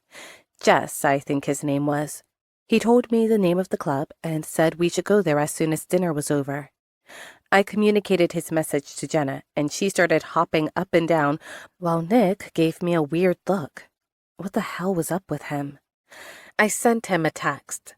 It was ridiculous, but if I didn't put him in check, he'd ruin our night. "What the hell's up with you? You've been giving me nasty looks since I came out of my room." It was funny to see his eyes when his phone buzzed, and he read my text. He looked back at me as my own phone vibrated. "I think I like it better when you pick your outfits. You shouldn't wear something you're not comfortable in." How did he know Jenna had picked my outfit? Was it so obvious how ridiculous I felt? Jenna was so hot. I must have looked like a stupid doll next to her. I could have teared up. I'd wanted to make Nick's jaw drop, and I'd gotten the opposite effect. I put my phone aside, deciding I wouldn't answer anymore. I'd never been a girl who dressed up much, but I'd also never really cared what anyone else thought of me, especially guys. Doing that for Nick, and in vain, made me feel stupid. My phone buzzed again, noisier than before against the surface of the table. I felt a tingle when I saw the message. "You look precious, Noah." Our eyes met, and I felt the heat inside me. If he was being serious, he sure had a weird way of showing it. I was angry with myself for letting those 4 words have that effect on me. I shouldn't have done all that for him. I should have just worn what I had been planning to wear. "Hey," Lion nearly shouted. "What's up with you guys?" "Nothing," Nick said, taking a sip from his fine crystal glass. "We should go. I told Jess we'd be there in 15 minutes, and I don't want to leave him hanging," I said. If Nick expected me to thank him for that message, he had another thing coming. As we walked out and toward the club, a blonde-haired, blue-eyed guy stopped me. "Jess." "Geez, Noah, you look incredible." I smiled. "See, Nick? That was the attitude I was looking for." I introduced him to everyone. Nick took a few seconds before shaking his hand, and when he did, I could tell he was squeezing it tightly. "The club's right over there. The scene is lit." Outside, there were 2 bouncers and a long line of people. "They're with me," Jess told one of the bouncers, and after eyeing us up, he let us through. The dance floor was packed with people moving to the rhythm of the music. The lights were distracting, but otherwise it was the perfect place for a fun evening. "We've got a booth over there," he said, pointing to an area just off the dance floor at the nicest part of the club. "Follow me." I tried not to fall over as we cut between all the people. These shoes were deadly, and my feet were already killing me. There were 4 guys at the booth. I'd already met them on the beach. Now they shouted my name and said a boisterous hello to the rest. The whole situation was funny. Most of the guys had girls with them, and their warm welcome made me like them even better than before. I didn't fail to notice Jess jockeying to sit next to me, or Nick settling in right beside me. "So, Noah, how long have you been playing volleyball? You were 10 times better than any of these losers," Jess said, passing me a drink. I was nervous as I brought it to my lips. After what had happened the night I met Nick, I didn't trust anyone who handed me a glass if I didn't know what was in it. "It's fine. I watched them pour it," Nick whispered. I wanted to thank him, but when I turned, a super tall, super hot chick had already come over and sat beside him. Nick turned around and started talking to her, and immediately rage began eating away at me. "You want to dance, Jess?" I asked, just as Jenna dragged Lion onto the dance floor. "Hell yeah," he said. I didn't even look back at Nicholas before grabbing Jess's hand and letting him lead me off toward the frenzied dancers. I'd always loved dancing, and I wasn't bad at it. I had to thank my mother and her adolescent soul. She used to do all her chores at home with the music at full blast, so I'd never been ashamed to swing my hips. Dancing was fun, but Jess wasn't the guy I wanted to do it with just then. When I saw Nick appear with that other girl, my heart sank. He was so sexy when he danced. I'd never seen him do it, and watching him with that blonde made me angry and jealous in a way I'd never felt before. His hands went directly to her ass, and I had to turn around to take a deep breath to keep from running off back to my room. I knew we weren't anything, but I hated seeing him touch another girl, especially right there in front of me. Jess grabbed me around the waist, and I pressed my back into his chest. Nick could see me, and I could tell he was staring. I wanted to push Jess away. I didn't feel comfortable, but Nicholas's every gesture was daring me not to buckle. His cheek touched the blonde's cheek, and she turned her head and whispered something in his ear, while I felt the air grow thin. Even if I was dying inside, that almost made me want to respond in kind, so I let Jess wrap his arms around me, grinding my hips into him, feeling his hard body. I was playing with fire, and I knew it. Nick scowled at me as he nibbled the girl's earlobe. Watching it, I knew exactly what she was feeling. That was enough. I jerked away from Jess and told him to wait for me in the VIP. I said I'd be right back. He nodded, just asking if everything was all right. I eased his mind and walked over to one of the railings around the dance floor. There were still dancers there, but at least I had a little space to try to compose myself. That was when Nick showed up in front of me. His eyes looked for mine, and he grabbed my hands and pulled me into him. My heart started pounding when I felt his palm on the bare flesh of my back. "Why do you make me do things I don't want to?" he asked. I didn't respond. I had nothing to say. I was angry at myself for trying to be something I wasn't, and mad at him for calling me out on it. "You drive me crazy, Noah," he confessed, his lips grazing my ear. I looked up at him. I could see he was suffering from jealousy, from longing, from lust. He wanted me. I drove him crazy. A smile blossomed on my lips. "You know how to dance," I said, reaching my arms up over his neck. I touched his hair and stroked his neck slowly, trying to provoke him. "Don't do that," he said, but I didn't stop. "You're going to make me do something I can't do here," he warned, jutting his head to the right. I looked over and saw Jenna and Lion watching us as they danced. I wanted to tell Jenna what was really going on, but then I told myself that was insane. No one would just accept such a relationship. "I should go back," I said, disillusioned. "Screw that," he said, pulling me into him. He bit my ear, stroked my back, made me close my eyes and try to keep from sighing from pleasure. "You should stop," I said, and I heard him curse, and then his lips were on top of mine. I hadn't expected that kiss. We were being watched. We were giving ourselves away. But even more than that, his kiss was passionate, immediate, and tremendously arousing. "Nick," I said, hyperventilating. "Nick, stop." But now his hands were all over me. If I went on like that, he'd soon have me stripped naked in the middle of the dance floor. He put his hands on my shoulders and pushed me back, looking me in the eye. "Let's go to my room," he said. I froze. "I can't take seeing you here in the midst of all these people who want to do exactly the same thing to you that I do. Please, Noah, come with me. I want to be alone with you." He seemed upset, or else he was barely holding on to his sanity. I felt bad seeing him suffering like that, and after that kiss, I didn't really want to be there with all those people either. Plus, my shoes were killing me. "Fine, let's go," I said, taking his hand. He smiled and led me over to where Lion and Jenna were gawking at us. She grabbed me and glared at me. "You lying little bitch!" Then she died laughing. "Are y'all out of your minds?" I guessed Lion was speechless, but the way he looked at Nick seemed to say he didn't entirely approve. "We're leaving," Nick said, ignoring them both. "So soon?" Jenna complained. I was sure she'd interrogate me till dawn when she was back in the room, but at that moment I didn't care. My feet are in agony. These shoes are a torture device. At least I wasn't lying about that.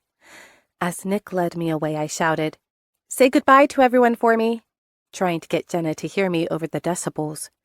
She nodded, still clearly unable to process what she'd just seen. The soundproof walls muffled the music outside. It was late, but people were still lined up trying to get in. "Your feet hurt, huh?" Nick asked. I nodded and sat down on a bench. Nicholas knelt down in front of me and started unbuckling them. "What are you doing?" I giggled. "I don't know how you put up with these. Just looking at them is painful," he said, taking off first one shoe and then the other. "Thanks, that's a relief." I didn't just mean the shoes, though. 10 minutes later, we were in his room. The only light came in through the windows, but it was enough to see by. He pushed me into the wall, dropped my shoes on the floor, and kissed me again, deeper, with more desire. I didn't know why, but any time he had me in his arms, all I could think of was our bodies joining as one, and my hands rubbing him all over. And now I was doing it. I grabbed a handful of his hair and pulled him close. He gripped my hands and held them over my head. "Don't move," he said, kissing my neck, biting me where my pulse was pounding, sucking my collarbone. I moaned with pleasure when he started stroking my thigh, pushing up the bottom of my dress. Now I thought the light, faint as it was too much. If I let him keep going, he'd see me naked. "Stop, please," I asked him, but he didn't care. "Stop," I repeated, and he moved back, but I caught his right hand in mine, where it was resting on my thigh. "Why?" he asked, and his eyes were begging me to let him keep going. Never in my life had something tempted me that way. All I wanted was to give in to his wish, to tell him to take me to bed and do what he wished to me. But no, I couldn't yet. "I'm not ready," I said, and I knew that was true in a way. He pressed his forehead into mine until our breathing returned to normal. "Okay," he said after a minute, "but don't go." I wondered what was going through his mind. "You said before that we didn't know each other well enough, and you were right. And I want to know you, Noah. I really do. I've never wanted anything so bad before, and I want you to stay with me tonight." Seeing him open up to me, Nicholas, the hard ass who hooked up with hundreds of girls without an ounce of remorse, it touched me deep inside. "Fine, let's talk," I said. I wanted to know him better too. I was in the bathroom in Nick's hotel room. I'd taken off my white dress and was looking at myself in the mirror in my underwear. He'd lent me one of his t-shirts so I could be comfortable as I talked with him, but I couldn't take my eyes off the scar in my stomach. My scar had always been a problem. It was why I never wore bikinis and never let anyone see my stomach. Just the thought of it horrified me. But I tried to forget it, splashing water on my face and throwing the t-shirt over my head. It hung off me like a dress, so I didn't need to feel too exposed. I washed my feet in cold water, too, and enjoyed feeling my muscles relax after the torture of those high heels.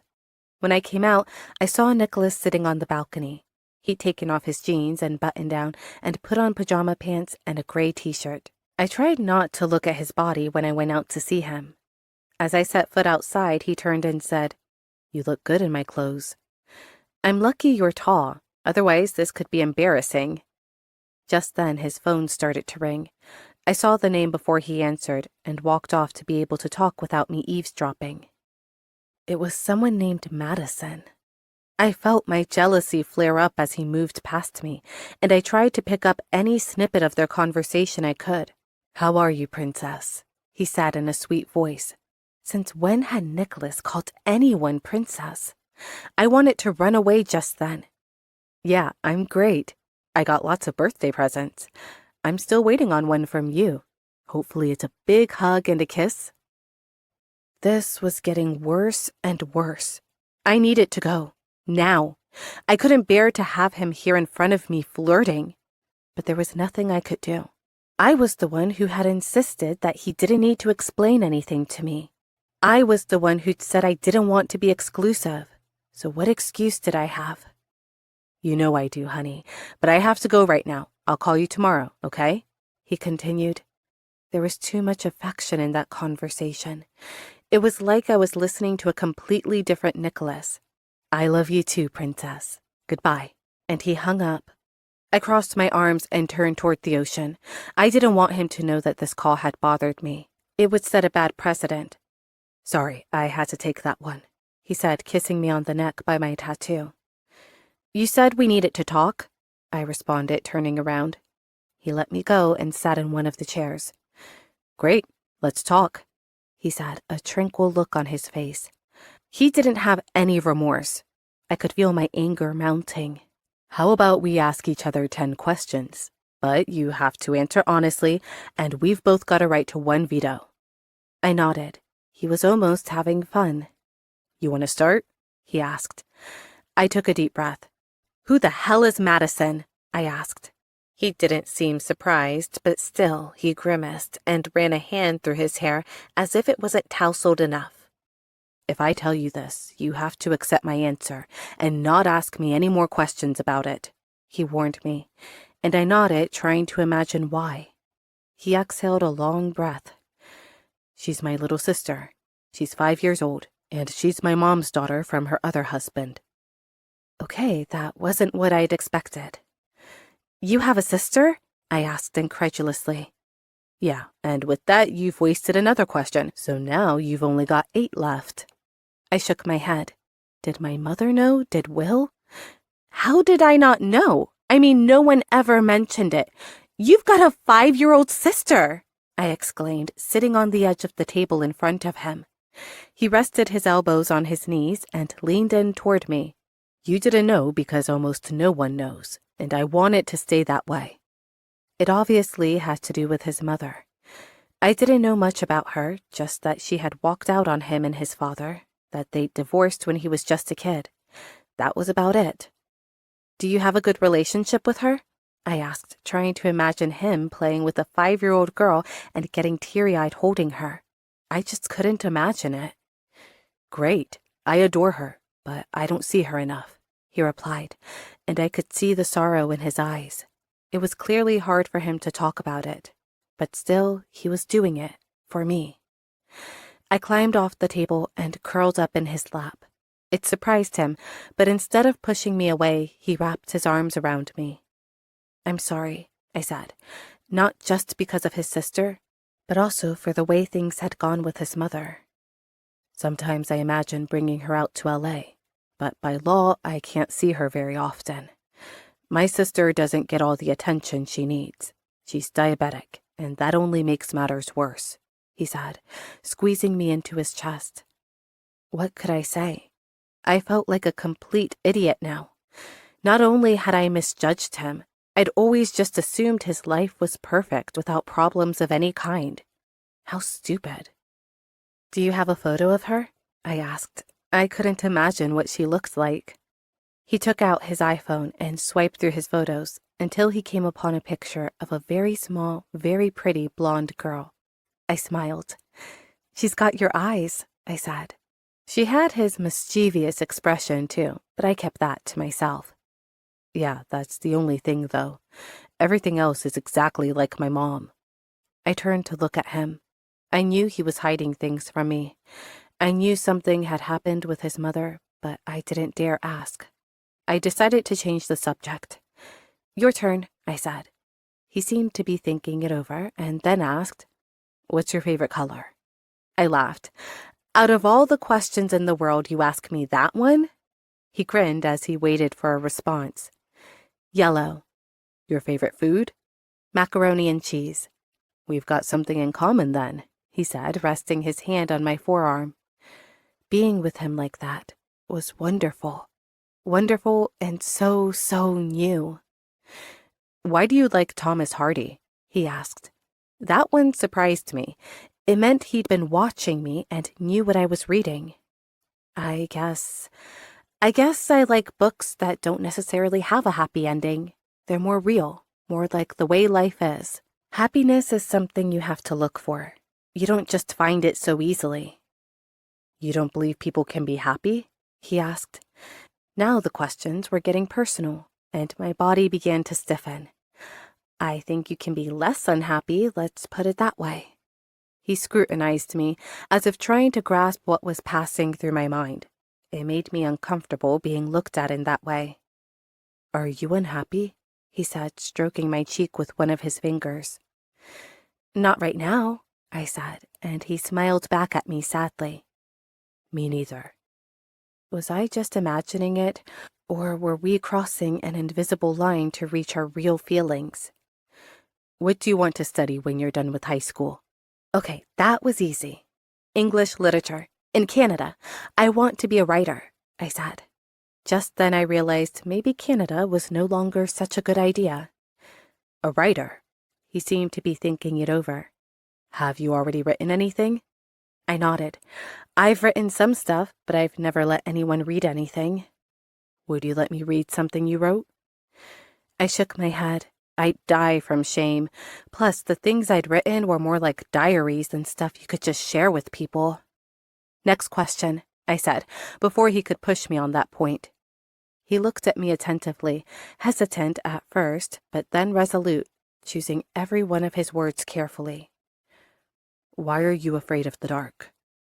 That I didn't want to answer. Not just did I not want to, I couldn't. Thousands of memories bunched together in my mind. Pass, I said with a trembling voice. 30. Nick. I observed her reaction. Since I'd seen her turn white as a sheet when we were playing Truth or Dare and she was supposed to go into a dark closet, I couldn't stop asking myself what the hell happened to make her so scared. Even mentioning it just now had terrified her, as if the memory of something were tormenting her inside. "Relax, Noah," I said, hugging her. I dreamed of holding her like this. But now I'd screwed up everything by asking her that damn question. "I just don't want to talk about it," she said, and I could feel her shivering. What the hell was going on? "It's fine. Everything's fine," I said, rubbing her back. Tonight I hadn't been able to resist kissing her. It had been too long since the last time. I couldn't keep my hands off her. Noah had put a spell on me, and I was starting to realize a new Nicholas existed, one that couldn't stop thinking about her if he tried. "I should probably go," she said. I cursed myself for provoking that reaction. I didn't like how she ran away from me every time things turned serious or we got closer to each other. "No, stay," I said, burying my face in her neck, smelling her magnificent, captivating aroma, sweet but also tremendously sexy. "I'm tired. Today was a long day," she said, standing up. I grabbed her hands to get her to stay. "Sleep here with me?" I asked, realizing immediately what she'd think when she heard those words. From her expression, I saw I was just making matters worse. I needed to tread lightly with Noah. "I said sleep. I'm not implying anything else," I begged her. She looked like she was thinking it over. "I'd rather sleep in my bed," she said, breaking free of my hands. She seemed to want to tell me something else, even to regret not saying it. But I understood that I had shaken up bad memories, and she didn't want to be in this room anymore. "It's okay. I'll walk you back," I said, standing up. She giggled, and my heart filled with happiness. That was the Noah I liked. "Nicholas, my room is right across from yours. You don't need to come with me," she reminded me, going inside and gathering her things. It was hot to me seeing her in one of my t-shirts. It hung just below her butt, and I had to struggle to keep myself from lifting it up to get a better view. "I don't care," I said. "Thanks." I grabbed her shoes and opened the door to let her through. I didn't know why, but she made me want to act like a gentleman. We crossed the hall to her room, and I watched her take out her key card and slide it into the slot. A green light glowed, and the door opened with a click. She turned around. She looked nervous or frightened. I didn't really understand what I'd done by asking her that question, but she felt so much further away from me than before. I grabbed her around the waist and pulled her close before she could go inside, kissing her deeply, in a way that left me yearning for more. She kissed me back, but broke off abruptly and grabbed her shoes out of my hand. "Good night, Nick," she said with a timid smile. "Good night, Noah."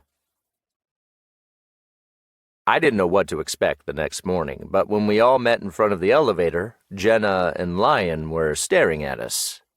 I didn't care. I walked straight over to Noah and kissed her on the lips.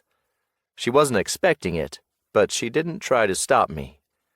She was wearing jean shorts, a t-shirt, and sneakers. Those informal clothes were completely different from her outfit the night before, and from the way the girls I usually went out with dressed. On the outside, she was simple, but inside, she was like a 1,000-piece puzzle, and I still didn't know where I fit in. "Get a room," Jenna said, laughing. "Shut up, Jenna," I said. "You look good," I told Noah. I thought I'd hurt her feelings the night before when I'd sent her that message, and I didn't want to risk it again.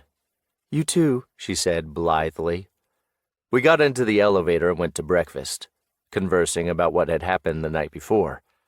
Jenna thought we were out of our minds. Noah barely uttered a word, so I was the one who had to defend us. We were supposed to go around the city that day, visit the shops, and eat out. The next day we had to go home, and I was scared that everything that happened between us would mean nothing once we passed through the front door. We couldn't deny that our personalities were constantly clashing. Most of the memories I had of Noah were either arguments or stolen kisses, and that worried me. I didn't want to lose her. I wanted to go further with whatever was happening between us. The afternoon flew by. The restaurant we ate at was nice.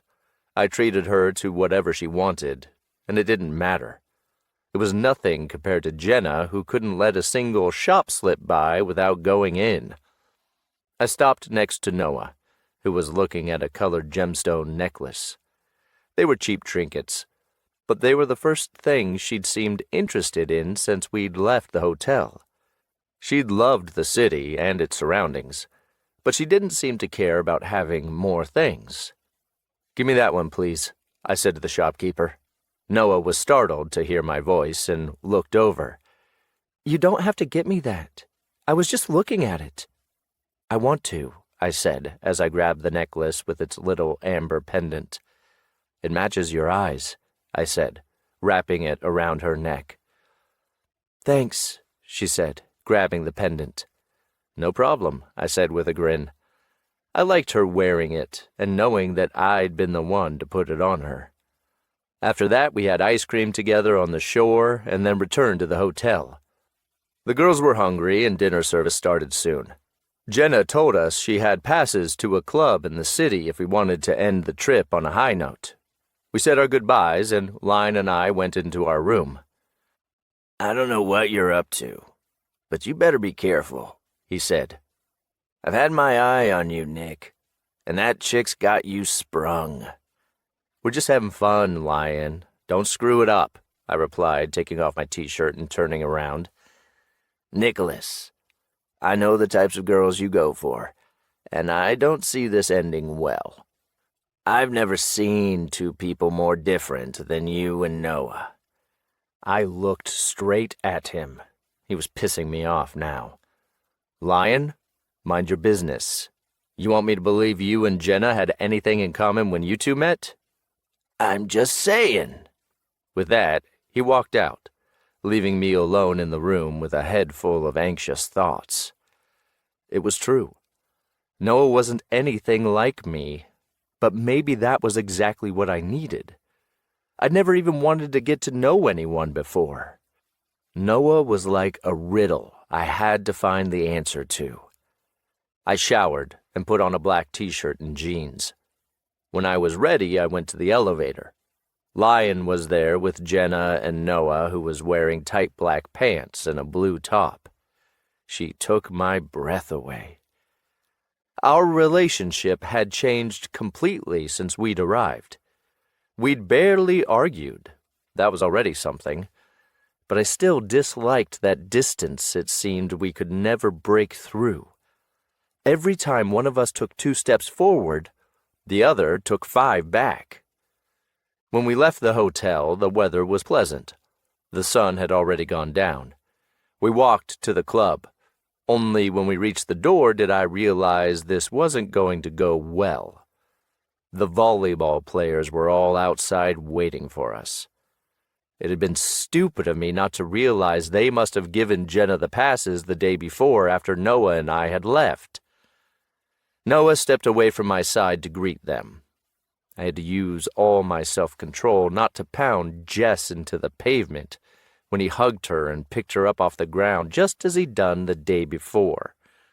"You left yesterday without saying goodbye," he reproached her. I stepped forward. Thank God he let her go. Noah seemed excited. Her cheeks were flushed. Did she like that idiot? If so, I couldn't be responsible for my actions. The other players greeted her in turn, and some of them were clearly captivated with her. In those tight pants and those high-heeled sandals, she looked like a runway model.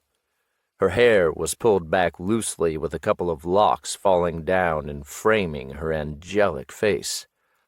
When we walked in, I could see the place was more crowded than the club had been the night before.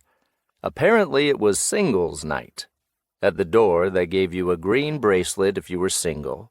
If you didn't want to say, they gave you yellow, and if you were with someone, you got red. I kept my mouth shut when I saw Noah picked a green one, even though I wanted to tear it off her. Two could play at that game. We sat in a small booth close to the bar. Jenna dragged Noah off to get drinks. Lion was already on his way back with one drink for him and one for me. We clinked glasses, and he smiled at me. It was strong stuff. "Happy 22nd birthday, my man," he shouted over the music. The girls returned a second later. "We're getting drunk tonight," Jenna shrieked. Noah giggled. I wasn't into the idea, but I didn't say anything. As the night passed, I felt more and more on edge. Those fucking bracelets were an invitation to any guy who felt like it to rub up on the girls with the green or yellow ones. Sitting in the booth, I could see Noah dancing with a much older guy. She was damn sexy when she moved her hips that way, and it was pissing me off that she seemed perfectly happy to dance with any dude who wasn't me. I drowned my fourth drink and walked over to her just as the guy she was with pulled her in close and planted a kiss on her lips. Right away, I saw red. I pushed Noah away and grabbed the fuckhead's shirt. Next thing I knew, I was on the ground exchanging punches with him. I didn't care. Seeing his body that close to Noah's had driven me insane. "Nicholas, stop!" shouted a voice too familiar to ignore. Lion's arms grabbed me from behind, and I heard him cursing as he pushed me outside. I'd gotten hit in the eye, the same eye that wasn't yet healed from my last fight. "What the fuck are you doing, man?" "Where's Noah?" I asked, looking around. There were people everywhere, and I couldn't see her. When she did appear, she stared daggers at me. "Are you out of your mind?" she shouted, incensed, hurrying over and shoving me. What did she have to be pissed off about? I yelled at her. "You like that, when some guy feels you up in front of me?" "I was dancing," she shouted. "Dancing!" I tried to suppress my desire to shake her as I walked close and asked, "And you let him kiss you too?" I couldn't control myself anymore, and I was too drunk to think about the consequences of my words as I continued. "If you're going to let any jerk-off who comes along put his hands all over you, then you should drop the good girl act, walking around with a stick up your ass like you're some kind of nun." She slapped me so fast it didn't even start hurting for a few seconds. In a reflex, I grabbed her by the shoulders. "Do that again, and see what happens." Only once I'd spoken did I realize what I'd done. The look of horror on her face made me take a step back. She hyperventilated, and her eyes started watering. "Noah," she stepped back. "I can't be with you, Nicholas." Those words cut like a knife. "You represent everything I've spent my whole life running from." I tried to hold on to her, but she ducked under me, fire shooting from her honey-colored eyes. "Don't you dare put your hands on me," she screamed. "If you want to solve everything with your fists, that's your problem, but don't do it in front of me." I wanted to say something, but she turned around and headed for the hotel. "You're an idiot, Nick," Jenna said, hurrying after her. A hand came to rest on my shoulder. I wanted to shove it away, but I didn't. "You fucked up, dude," Lion said. "Leave me alone." 31. Noah.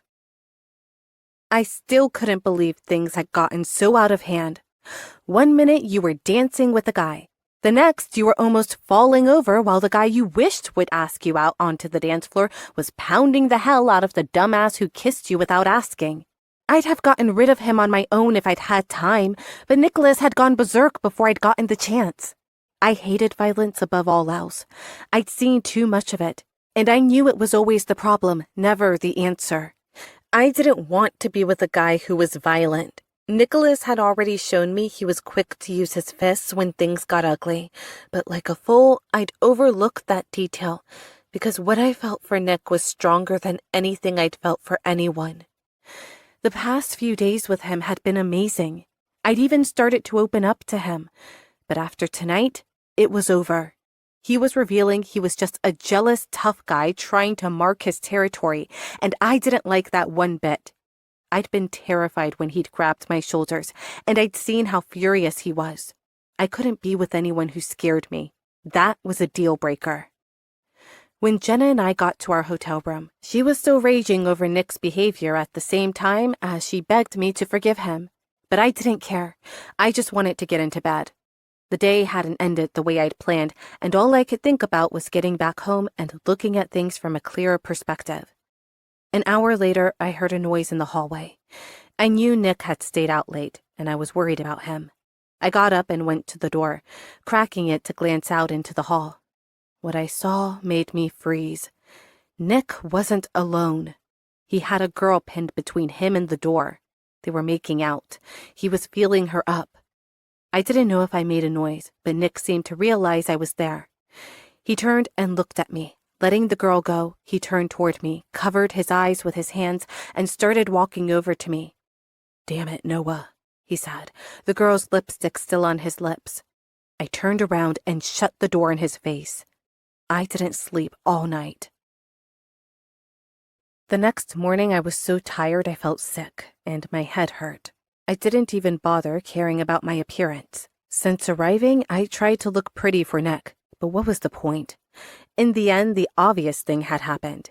Nicholas was violent and a womanizer. He'd been deceiving me, and like an idiot, I'd fallen for it. I didn't even want to see his face. I didn't know what had happened afterward, but I couldn't get out of my head that image of her touching his body, her mouth on his. He'd freaked out when that guy had kissed me in the club, and I hadn't even wanted it. And what he'd done was way worse. Jenna noticed how quiet I was, and as she was getting ready, she tried to distract me with jokes and comments about the weather and air traffic. I didn't know how I'd managed to avoid Nicholas the whole trip back, but I was determined to do so. When we dragged our suitcases out of the hotel room and reached the elevator, I saw him. His hair looked like he'd been pulling on it, and he was sitting in a chair with his elbows propped on his knees, staring into his hands. When he heard us, he looked up. "Noah," he said, and just hearing my name in his voice made me want to cry. "Stay away from me," I ordered him. Jenna was aghast with no idea what to say or do. He came over and I could see the bags under his eyes. "Noah, please. I'm sorry about last night. I was drunk and I didn't know what I was doing." He tried to grab my hand, but I pulled it away. Even in this state, he was stunning, and I hated myself for still feeling something for him. I'd need to work on that. "I don't want you near me ever again. Whatever there was between us, it's done. We should never have started this. It's been a mistake since the beginning." In his eyes, I saw thousands of feelings: anger, remorse, pain, shame. "I was drunk, Noah. I didn't know what I was doing." I observed him without reacting. "Fine, but I do know what I'm doing now. I want us to be stepbrother and stepsister again. That's all you are for me. My mother's new husband's kid, nothing more." The elevator arrived, and I got inside. Jenna did too, while Nick turned around and walked off. I didn't know what was in store for us, but all I wanted was for that weekend to be over. For the first time in ages, I wanted to be with my mother. I wanted her to surround me with her arms and tell me everything would be all right. The flight seemed to last forever. I didn't know if my impatience was evident from my face, but all three of them left me alone the whole time. When we dropped off Jenna and Lion, a silence fell over the car. I looked out the window. I didn't want to be there. I wanted him as far as possible from me. I felt betrayed in a way I had never been before. For a moment, I thought happiness was possible, Thought I touched it with my fingertips. I could almost see a future with Nick. But that had fallen apart as quickly as it had risen. My eyes were burning from the urge to cry. I could still see Nick hitting that guy. It was almost like a clip from a horror film. And then there was him with the girl. I'd known since that moment that what I felt for him was much stronger than I'd realized. That had been even worse than seeing Dan with my best friend. I felt a tear slip down my cheek, and before I could wipe it away, his fingers were on my skin, stealing something that wasn't his. I slapped him away. "Don't touch me, Nicholas," I ordered him, grateful that I hadn't burst completely into tears. He looked as if my rejection had hurt him, but that must have been a lie. Nicholas didn't feel anything for me. He'd proven that. Just then he stopped the car. I looked outside and saw we were still far from home. "What are you doing?" I asked, disoriented, angry, stunned. I felt vulnerable and I needed to be away from him. He turned. "You have to forgive me," he begged. I shook my head. I wasn't going to go on listening to him. I didn't even want to be in the same car as him. I unbuckled my seatbelt and got out. I didn't care if we were in the middle of the road. I heard him running after me as fast as he could. I tried to get away, but soon he'd gotten hold of me and was jerking me around to face him. "I'm sorry, Noah," he said. "I didn't want to do it. I'm not used to this. Don't you get it? I've never felt like this for anyone. And yesterday when I almost lost it. That idiot kissing you, I mean." "So what do you think I felt when I saw you split his face open?" I shouted, trying to avoid his grasp. "Admiration? Gratitude? No, I was scared.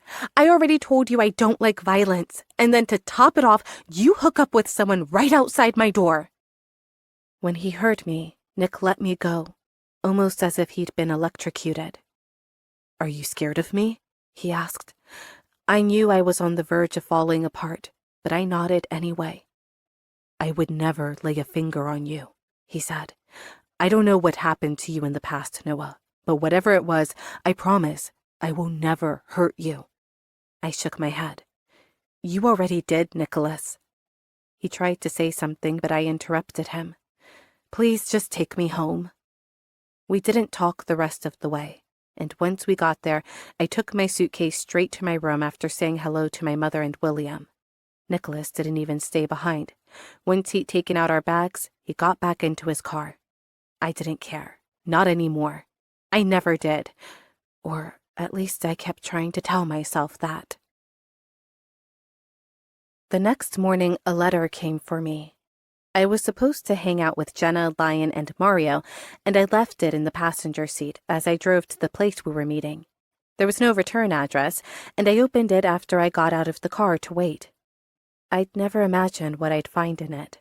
When I started to read, my heart sped up, and I felt the blood drain from my face. "I'm writing you this letter because I hate you more than anyone in the world. Watch your back, Noah. A." Those words burned into my mind like a fire. No one had ever said anything like that to me before, and I felt my hands start to shake. Somebody must have dropped the letter in my mailbox because there was no stamp. A? Who the hell was A? The first person to come into my head was Anna, but it couldn't be her. She was a bitch, but I didn't think she was capable of something like that. Then I thought of Ronnie and the threat he'd made to Nicholas. But why would he write A? I didn't know anyone whose name started with that letter. This was insane. I was scared, but I decided to consider it a joke. No one was going to hurt me. Not in that city, not at my home. "What's up?" a familiar voice asked. It was Mario. I'd invited him because he hadn't stopped sending me messages since I left for the Bahamas. Mario and I had had a moment, so to speak. We had kissed, but it had seemed to mean more to him than it did to me. I'd been planning on putting the brakes on anything romantic with him, but after what had happened with Nicholas, I wasn't so sure. Mario was nice, gentle, caring. He respected me, and he seemed genuinely interested in me. I knew I was lying to myself, but I wanted to be with someone normal for once in my life. Find a person who could make me happy and who respected me as a person. and Mario seemed perfect. I smiled at him. I doubt I looked very convincing, especially because I still had that letter in my head. I stuffed it into my pants pocket and tried to put on a happy face. "Nothing, I'm good," I responded, giving him a hug. We were going to a bowling alley. I wasn't a pro bowler, but I was going to try to have fun, distract myself, and forget about Nick. Jenna and Lion arrived just then. She hugged me. She knew I wasn't doing well and wouldn't want to talk about what was happening. Lion didn't seem to know how to act. I smiled at him anyway, and the four of us walked inside. The place was huge, with people playing and eating snacks all around. The noise of balls striking the pins echoed regularly through the room. I felt good with all those people around, yelling when someone got a strike. While we were waiting for our shoes, Mario asked whether I really didn't know how to play. "Don't laugh at me," I said. "Anyway, throwing a ball on the ground can't be that hard." "Well, I'm glad you came," he said. His brown eyes were so different from Nick's. "I know something happened with you and Nicholas," he continued, and I had to look away. I didn't want to talk about Nick, and certainly not with Mario. "I don't care though, Noah. I just want you to give me a chance. Nick's no good for you. I'm not saying that because I want a shot. I'm just telling you the truth. He's not a one-woman guy, and you deserve someone better than him." He was right, I thought. But at the same time, part of me wanted to defend Nick. Tell Mario he was wrong. Say that Nick could change, that I could make him change. How naive. "I can't be with anyone right now," I declared. "I don't want to hurt you, but I need you to understand." I cursed myself just then for not being able to love the right people for me. He came close and ran a finger over my cheek, leaving behind a warm feeling. "I'd be happy just to be your friend. For now." He grabbed his shoes. I did the same, not really grasping what he'd just said to me. Bowling turned out to be far more difficult than I'd imagined. I started off watching until I finally dared to go myself. I didn't manage to knock even one pin over. Everyone laughed at me, and it got to me. I couldn't help it. I was very competitive. When I started to get the hang of it, I got a little too motivated. I rolled the ball too hard, it slipped, and I fell on my back on the lane. But that wasn't all. My fingers were stuck in the ball, and it wound up on my stomach. It went without saying that it hurt, and I was terribly embarrassed to boot. I almost threw up, and when I stood, I was seeing stars. At first, people laughed at me, but then they came over to see if I was okay. I wasn't going to die, but the side of my hip was hurting so badly I could nearly cry. "Let's go to the hospital," Mario said. "Noah, when you fell, you hit your head. You need to see a doctor," Jenna urged me. "I'm fine," I shouted. Actually, I was aching, but in less than an hour I had to go to work at the bar. I'd already missed a day for the Bahamas, so there was no getting out of it. Seeing how angry I was getting, everyone laid off me. "Are you sure you don't want me to take you?" Mario asked for the 8th time in a minute. When he saw my scowl, he threw his hands up to let me know he'd given up. Okay, he said, laughing. "But put some ice on it, and if you get sick or anything happens, call me. I'll take you to the hospital." Ugh, I had to get out of there now. "Thanks, Mario," I said, kissing him on the cheek and getting into my car.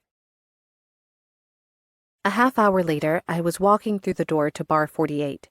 I didn't love working, but on that day in particular, it was the last place I wanted to be. I'd lied to everyone. Actually, I wasn't fine at all. My side was hurting and my head felt like it was going to explode. "Hey, girl," said Jenny, one of the waitresses working that shift. She was nice, even if we didn't have much in common. "You're in a good mood, bitch," she said, smacking her gum. See what I mean? I changed into my work shirt and got started. It was a Thursday, but the place was packed. I got off at 10, and I couldn't wait to get back home. "Hey, Noah," my boss said. He was breaking his back serving drinks. "Any way you can stay late tonight? You can make back your hours from the other day." "No, please," I wanted to shout, but there was nothing I could do. I scuttled off briefly to the break room, made myself a little ice pack, and pressed it against my forehead.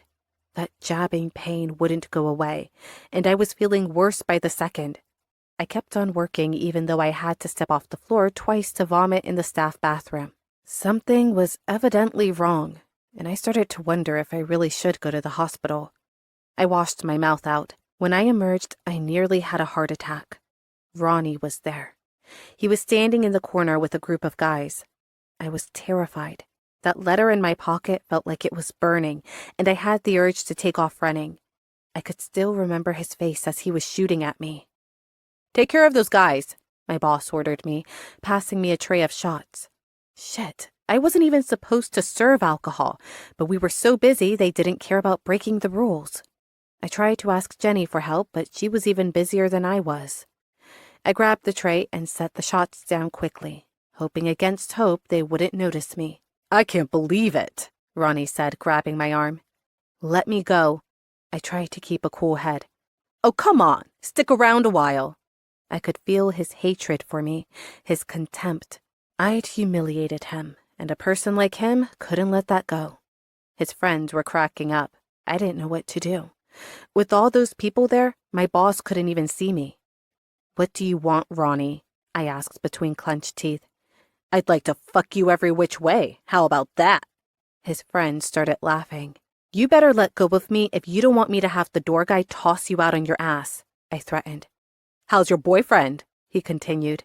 "Last time I saw him, he was crying like a baby, asking for us to leave him alone." I remembered the beating Nick had received, the beating that had been my fault, and the nausea I'd felt that whole afternoon returned. "Let me go. You're hurting me," I said, twisting my wrist in his iron grip. "You listen to me real close," he said, pulling me closer so I could see his repulsive mouth moving. "You tell Nicholas that—" Just then an arm wrapped around my waist. A dull thud knocked Ronnie away, and all at once, Nicholas was in front of me, blocking me with his body. "What should she tell me?" he asked calmly. Ronnie smiled and stood up, face to face with him. My heart started pounding. "Not again, please." "Hey, we missed you, bruh," he said with a dark smile that horrified me. "You don't come around no more. It's like you've gone soft." "Leave Noah alone," Nick said, the muscles in his body all tense. "Or what?" Ronnie stepped forward until their noses were touching. I grabbed Nicholas's hand. "Nicholas, don't do it," I whispered. I knew he'd heard me, Ronnie too. Nick pressed his fist into Ronnie's chest and pushed him away. "Stay out of my life, Ronnie. You don't want problems with me. There are too many witnesses here for you to risk going back to jail." Ronnie clenched his teeth and forced a grin. Just then, the manager walked over with the door guy. "You two," he said to Ronnie and Nick. "Out of here, now." I was trembling all over. I followed them outside. Nicholas went to his car and Ronnie to his, or rather to Nick's, Ferrari.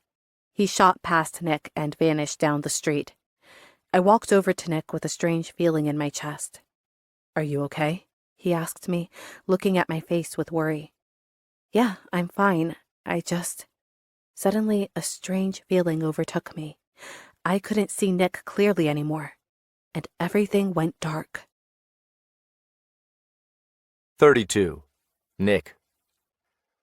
I grabbed her as she was about to hit the ground, cursed, dragged her around to the other side of the car, and laid her in the passenger seat. She'd fainted. I shouted to the security guy to bring me a bottle of water. Slowly, Noah came to.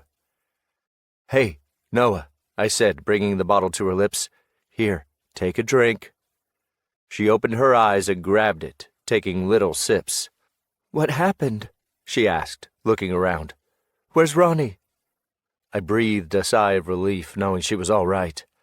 "He left," I said, leaning on the headrest. "Damn it, Noah, you scared the hell out of me." Pale as a ghost, she said, "I'm all right." "No, you're not," I said. "Lion told me you fell when you were bowling and hit your head, but you refused to go to the hospital." "I didn't go to the hospital because I already know what they're going to tell me, that I need to rest." I was starting to lose patience. "You could have a blood clot. That's not it." By then, I'd stopped listening. I got in the car and took off toward the highway. "What are you doing?" "I'm taking you to the emergency room. You hit your head and passed out." Maybe you're okay playing with your life like that, but I'm not. When we got there, Noah got out and walked into the emergency room on her own. She filled out the papers and waited for them to call her. I don't want you going in with me. Wait here. Come on, Noah. I'm serious. I was angry at having to stay in the waiting room. I knew I'd screwed up with Noah, but it was killing me to think she was hurt and I couldn't be there to make her feel better. Ronnie wouldn't stop until he got what he wanted, and I was afraid things were only going to get worse. I thought about calling Steve, my dad's security chief, and explaining the situation, but that would require me revealing too much. My father would learn what was going on and would want to call the police. If Ronnie heard the law was after him, he'd be 3 times as dangerous as he was now. Gang beefs had to be solved in the street, but I couldn't do that if it meant losing Noah in the process. It had taken everything I'd had not to split his face open then and there, but I knew if I did, Noah would never forgive me. To get her back, I'd need to rethink my relationship with violence. Noah had finally opened up to me, and we'd gotten closer. I had told her about my sister. I'd come to understand what it meant to love someone. I knew it. I knew I loved her now. I needed her to breathe. How could I have been so stupid? Noah was the last person I wanted to see cry. The last person I wanted to hurt. I didn't know when things had changed so much, or when I'd passed from hating her to feeling what I felt now, but all I knew was I didn't want to lose her. She emerged from the exam room and walked toward me. I stood up, anxious. It's a minor concussion, she said. Damn it, I knew it. It's not a big deal. They told me to come back if I feel lightheaded or pass out, but as long as I get some rest, I'll be okay. I got a note to stay home from work and some pain pills for the headache. I was so relieved. I reached out to touch her, but she jerked away before I could. Can you take me back to work? I want to get my car. I was pissed, but I decided it was best to keep my mouth shut. I took her to the bar and followed her home to be sure she'd made it okay. I realized she wasn't going to let me close to her, especially not after this. So I went to Anna's. Anna had reached out to me several times since my trip, and I knew I had to be honest with her. I'd let my hatred for my mother get the better of me, and I'd treated all women the same when there were some who were incredible. In my case, one in particular, I had to make mine no matter what. When I stopped in front of Anna's house, she came out and walked over, looking unsettled. She bent over to kiss me on the lips, but I pulled away automatically. My lips would only kiss one person from now on, and that person wasn't Anna. What's up, Nick? She asked, wounded by my rejection. I didn't want to hurt Anna. We'd known each other a long time. I wasn't as big a jerk as I acted like. We can't keep seeing each other, Anna, I said. The color drained from her cheeks, and her face looked shattered. After a pause, she replied, It's her, isn't it? Her eyes started watering. Was this what I wanted? To make all the women around me cry? I'm in love with her. Confessing it aloud wasn't as hard as I'd thought. It was freeing, gratifying, the truth. She swiftly wiped away her tears and said, You're incapable of love, Nicholas. She was angry now. I've spent years waiting for you to fall in love with me, doing everything I can to try to get you to open up a little bit and make space for me, and all you've done is blow me off, use me. And now you're telling me you're in love with that high schooler? This wasn't going to be easy. I never wanted to hurt you, Anna, I said, but she shook her head. You know what? She replied furiously. I hope you never get what you want. You don't deserve to be loved, Nicholas. If Noah's smart, she'll stay away from you. You think you can live a life like yours with a past like yours and get a girl like that to fall in love with you? I balled up my fists. I wasn't in the mood for this shit, but part of me knew Anna was absolutely right. Trying to control myself, I told Anna goodbye. I could see the fury in her eyes as I started my car back up and pulled off. I knew I'd have to work to get Noah to forgive me, but I had no idea how. When I got home that night, all I wanted was to see her, but she wasn't in her room. I ended up finding her in the living room, asleep, with her head in her mother's lap. Rafaela was watching a movie and stroking Noah's long hair. She looked relaxed, and I felt a tightness in my chest when I saw her that I hadn't felt for 10 years because of the fight, because I'd kissed that girl and she'd seen me, because I'd hurt her. And it also made me sad to see that relationship between her and her mother. It awakened memories I'd kept locked up in the back of my mind. My mother used to do the same thing. When I was just 8, she used to calm me down after I'd had a nightmare. Her hand on my hair had been the perfect remedy to make me feel safe and relaxed. I still remembered all those nights when I'd fallen asleep crying, scared, waiting for her to come back, open the door to my room, calm me down the way she used to. I felt a pain deep in my chest, a pain that only ever went away when I was with Noah. I loved her. I needed her next to me to be a better person, to forget those bad memories. I needed her so I could feel loved. Rafaela looked over and smiled. "It's just like when she was a little girl," she whispered. I nodded and wished I was the one doing it. "I've never told you this, Ella, but I'm glad you're here. That you're both here," I said, not really aware of what I was doing. The words just came out of my mouth, but they were true. Noah had changed my life, had made it more interesting, had made me want to fight for something and not just give up. For her. I wanted her. I was going to change. I was going to be a better person, and I was going to treat her the way she deserved, no matter the cost. I wasn't going to stop till I had her. The next morning I went downstairs for breakfast and saw Noah, as always, with a bowl of cereal and a book. But she wasn't reading. She wasn't even eating. She just spun her spoon around in her bowl, her mind clearly elsewhere. When she heard me, she looked over and then turned to the pages of her book. Rafaela was there in her reading glasses looking at the paper. "Good morning," she said. I poured myself a coffee and sat across from Noah. I wanted her to look at me, wanted to see her react somehow to my presence. Even anger would have been fine, as long as she didn't ignore me. That was worse than a shout or an insult. "Noah, aren't you going to eat?" her mother asked, a little louder than normal. Noah looked up, pushed away her bowl, and stood. "I'm not hungry." "Forget that, miss. You didn't even have dinner yesterday. You better finish your breakfast," Ella ordered. Shit. Now Noah wasn't eating, and it was all my fault.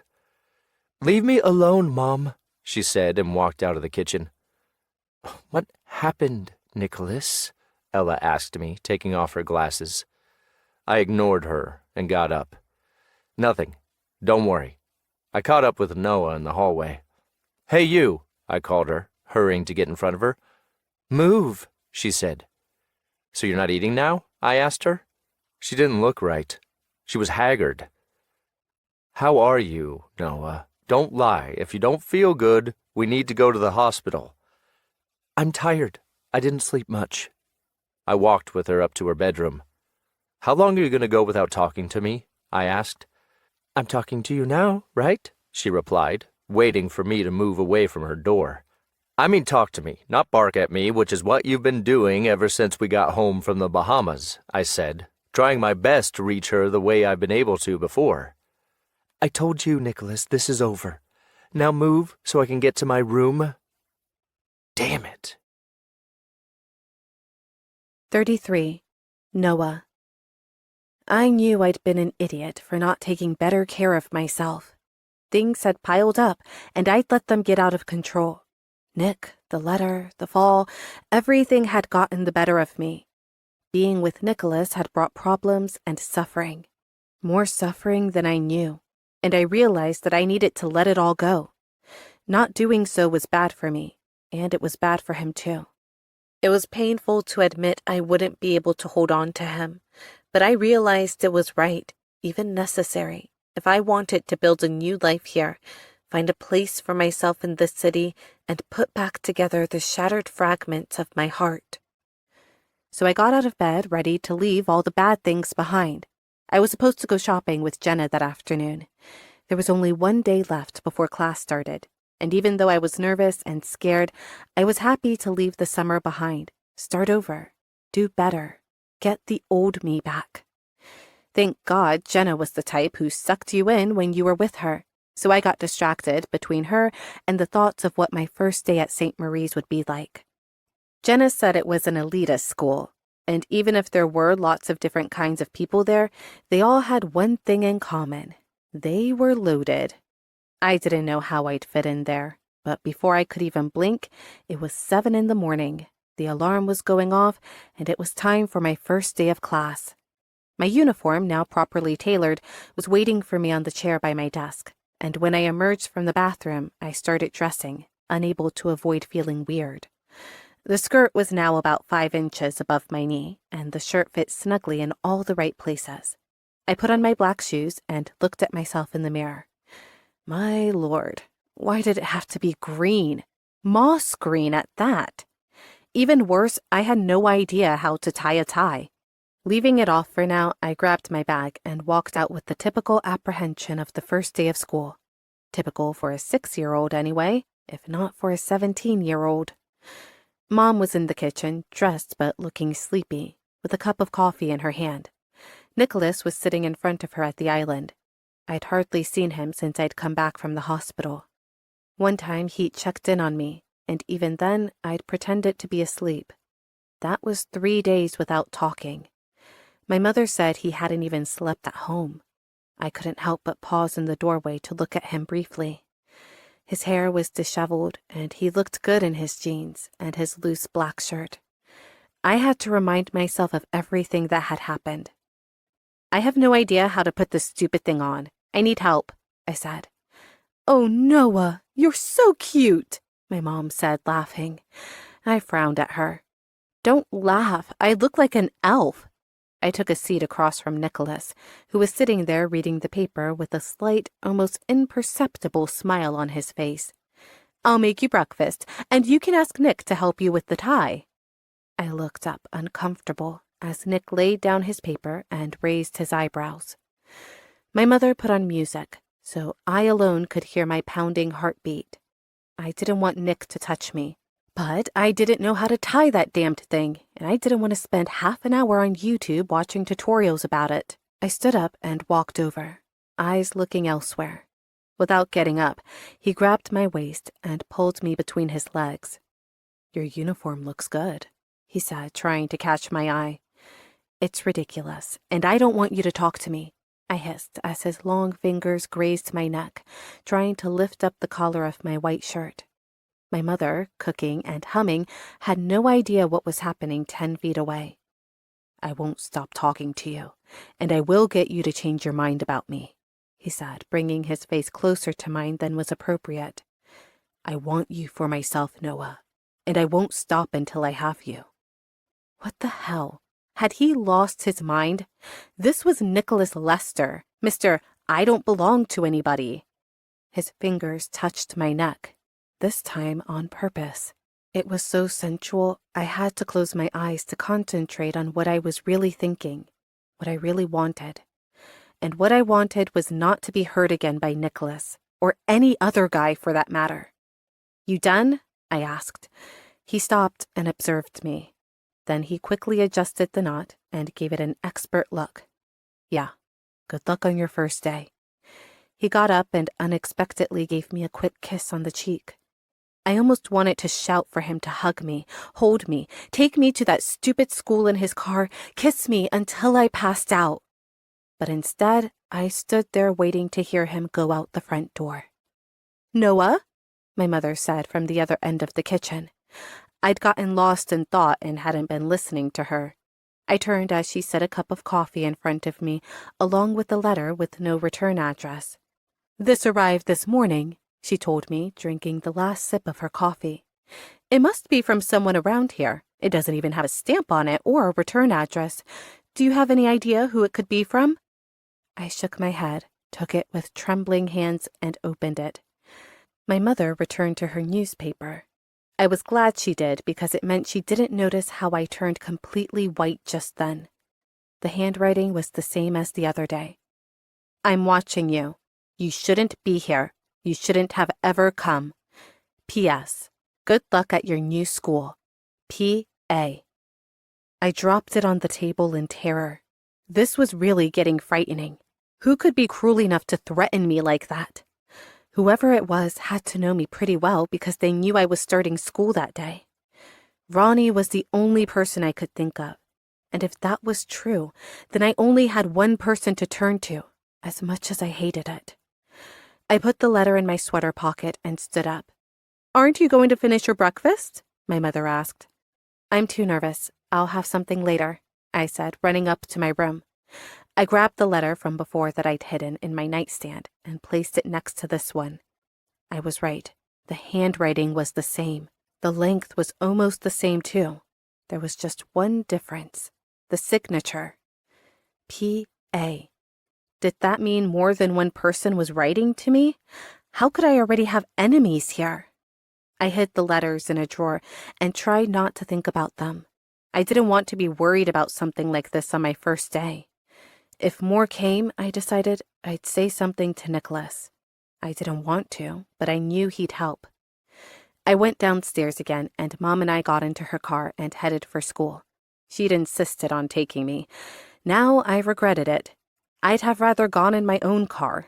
Driving would have taken my mind off everything. The front door of the main building was packed with students dressed in green.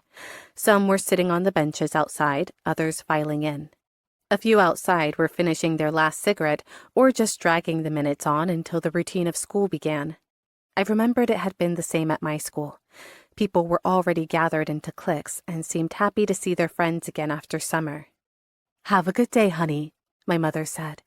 I could tell she was stirred up. "What the hell, Mom?" I asked, laughing. She tried to act normal but failed dramatically. "Hush, I'm just happy you get to go here, that's all." She wiped away a tear. I shook my head and kissed her on the cheek. "You're nuts, but I love you," I said, chuckling as I got out of the car. She waved goodbye and left. As I walked through the door, crossing the lawn and passing all the students still on the benches, someone appeared beside me, startling me. "Oh my God, you look terrible," Jenna said, shoving me. Seeing her in that uniform, glamorous as she normally was, cracked me up. Still, she was hot even in that god-awful green sweater and tie. Her legs were uncovered, her socks cute, her skirt very short. Mine wasn't long either, but it was modest compared to hers and the other girls. "Shut up," I said. "Come on, I'll introduce you to my friends," she said, dragging me off to one of the benches.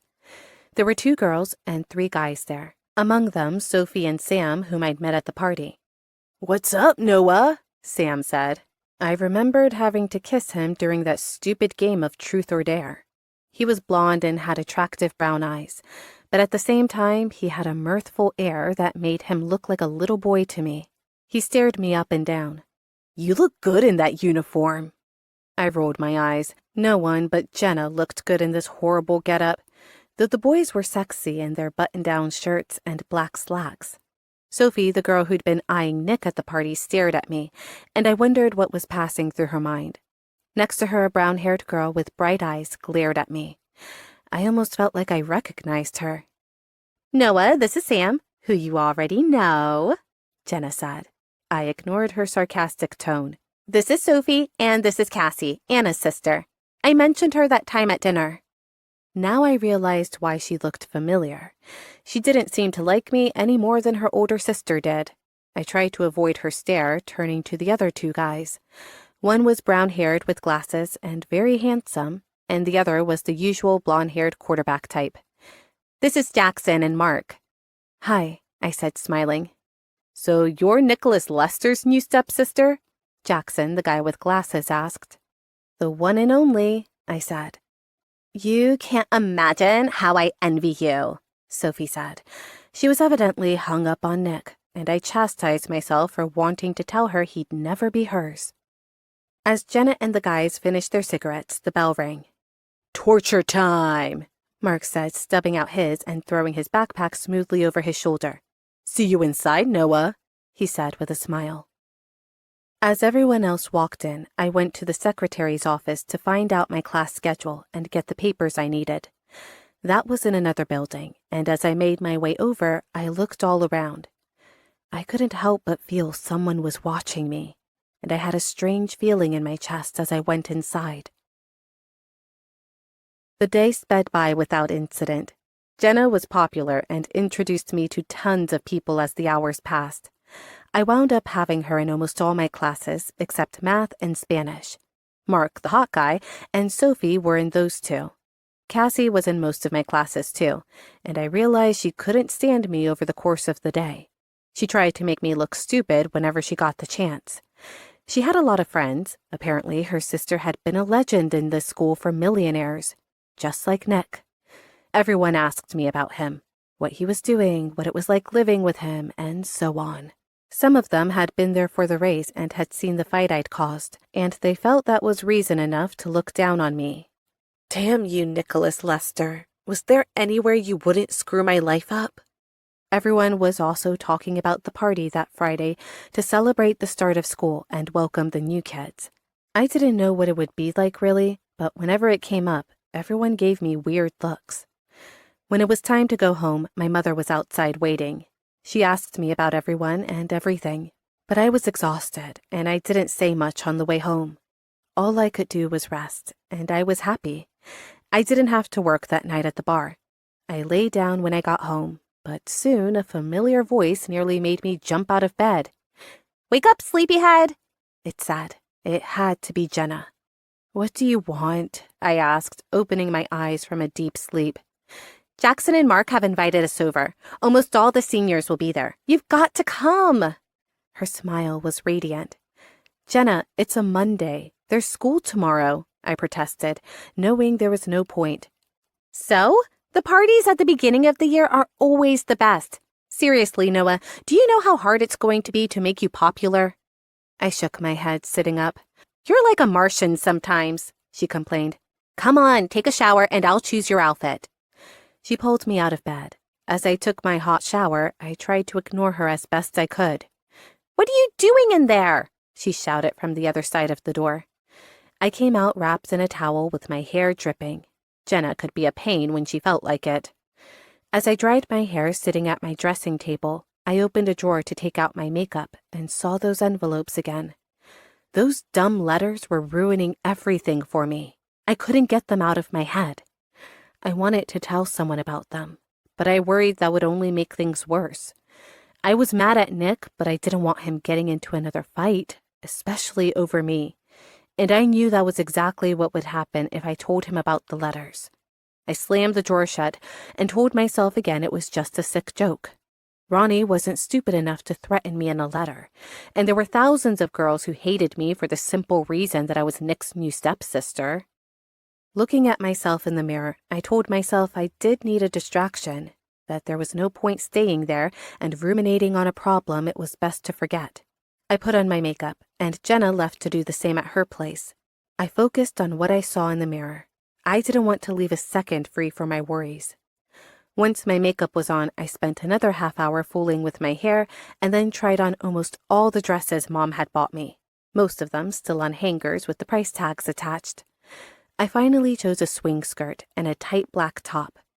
Just when I was about to call Jenna to ask what time she was picking me up, I heard screaming outside my door. Still barefoot, high heels in my hand, I looked out to see what was going on. The shouts came from my mother and William's room. I walked out into the hall to hear better. They were arguing. "What did you want me to do?" my mother shouted. She never shouted unless she was furious. I asked myself what William must have done to put her in such a mood. "You should have told me," William roared, even angrier than she. "You're my wife, for the love of God! After all this time, how could you hide a thing like that from me?"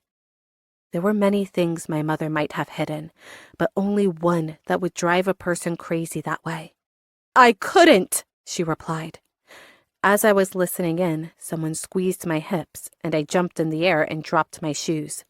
Turning around scared, I screamed, "What are you doing?" Nick looked at me with curiosity. "I should be asking you the same thing," he replied, not subtle as he looked at my clothing. I couldn't help checking out his torso either, and that white shirt that fit him so snugly. What a contrast it made with that jet black hair. "Do you know why they're fighting?" I asked apprehensively. He looked back and said a simple no, pressing his hands in the wall on either side of my face and imprisoning me against the wall. "So are you talking to me again?" he said, and I watched every movement of his lips. I wanted to push him away, but I refused to touch him. If I put a single finger on his body, my resolve would shatter. "How long are you planning on continuing like this?" he asked, frustrated. "Until you understand, I don't want you around me." He grinned, but his eyes were still desperate. "You're dying to kiss me." I felt sick. I hated being this nervous, hated that what had started between us had ended up this way. "I'm dying to kick you," I said. He smiled, and I crossed my arms with indignation. "You going out?" he added. "Yeah." "With Jenna?" "No, with your dad," I replied sarcastically. "Do I even know anyone else?" His hand slid from the wall to the side of my face, and he looked at me differently, so intensely I could hardly stand it. "Don't make this harder than it is," I told him. As much as the distance hurt me, I wanted him to keep away from me. I couldn't forget what had happened as much as I wanted to, and I could no longer trust him.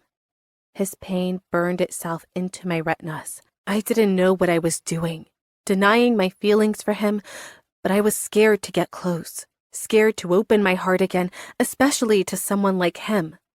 It was better to be alone, so no one could control me or tell me what to say or make me suffer. That night, I was going to forget everything, the letter, my stalker, and Nicholas. That night, I was going to get drunk and let alcohol wash away all my grief. 34. Nick. I was dead asleep when my phone buzzed, waking me up. I rubbed my face and got a move on when I saw it was Jenna. "You better have a good reason for waking me up at 3 a.m., I grunted, closing my eyes and falling back into my mattress. "Nick, I need you to come. Noah's in bad shape," she said. I got up suddenly tense and turned on the light. "What is it? Is she hurt?" I said, crossing the room, already looking for something to wear. "She's been throwing up for like half an hour. She's totally shit-faced." I cursed and grabbed my keys. "Tell me the address." It took me 15 minutes to get there. The place was packed, and I had to shove my way in. I looked in the living room and kitchen, and just as I was about to grab my phone and call Jenna back to ask where she was, I saw her walking downstairs. "Where the hell is she?" I asked. It wasn't Jenna's fault, but weren't they supposed to take care of each other?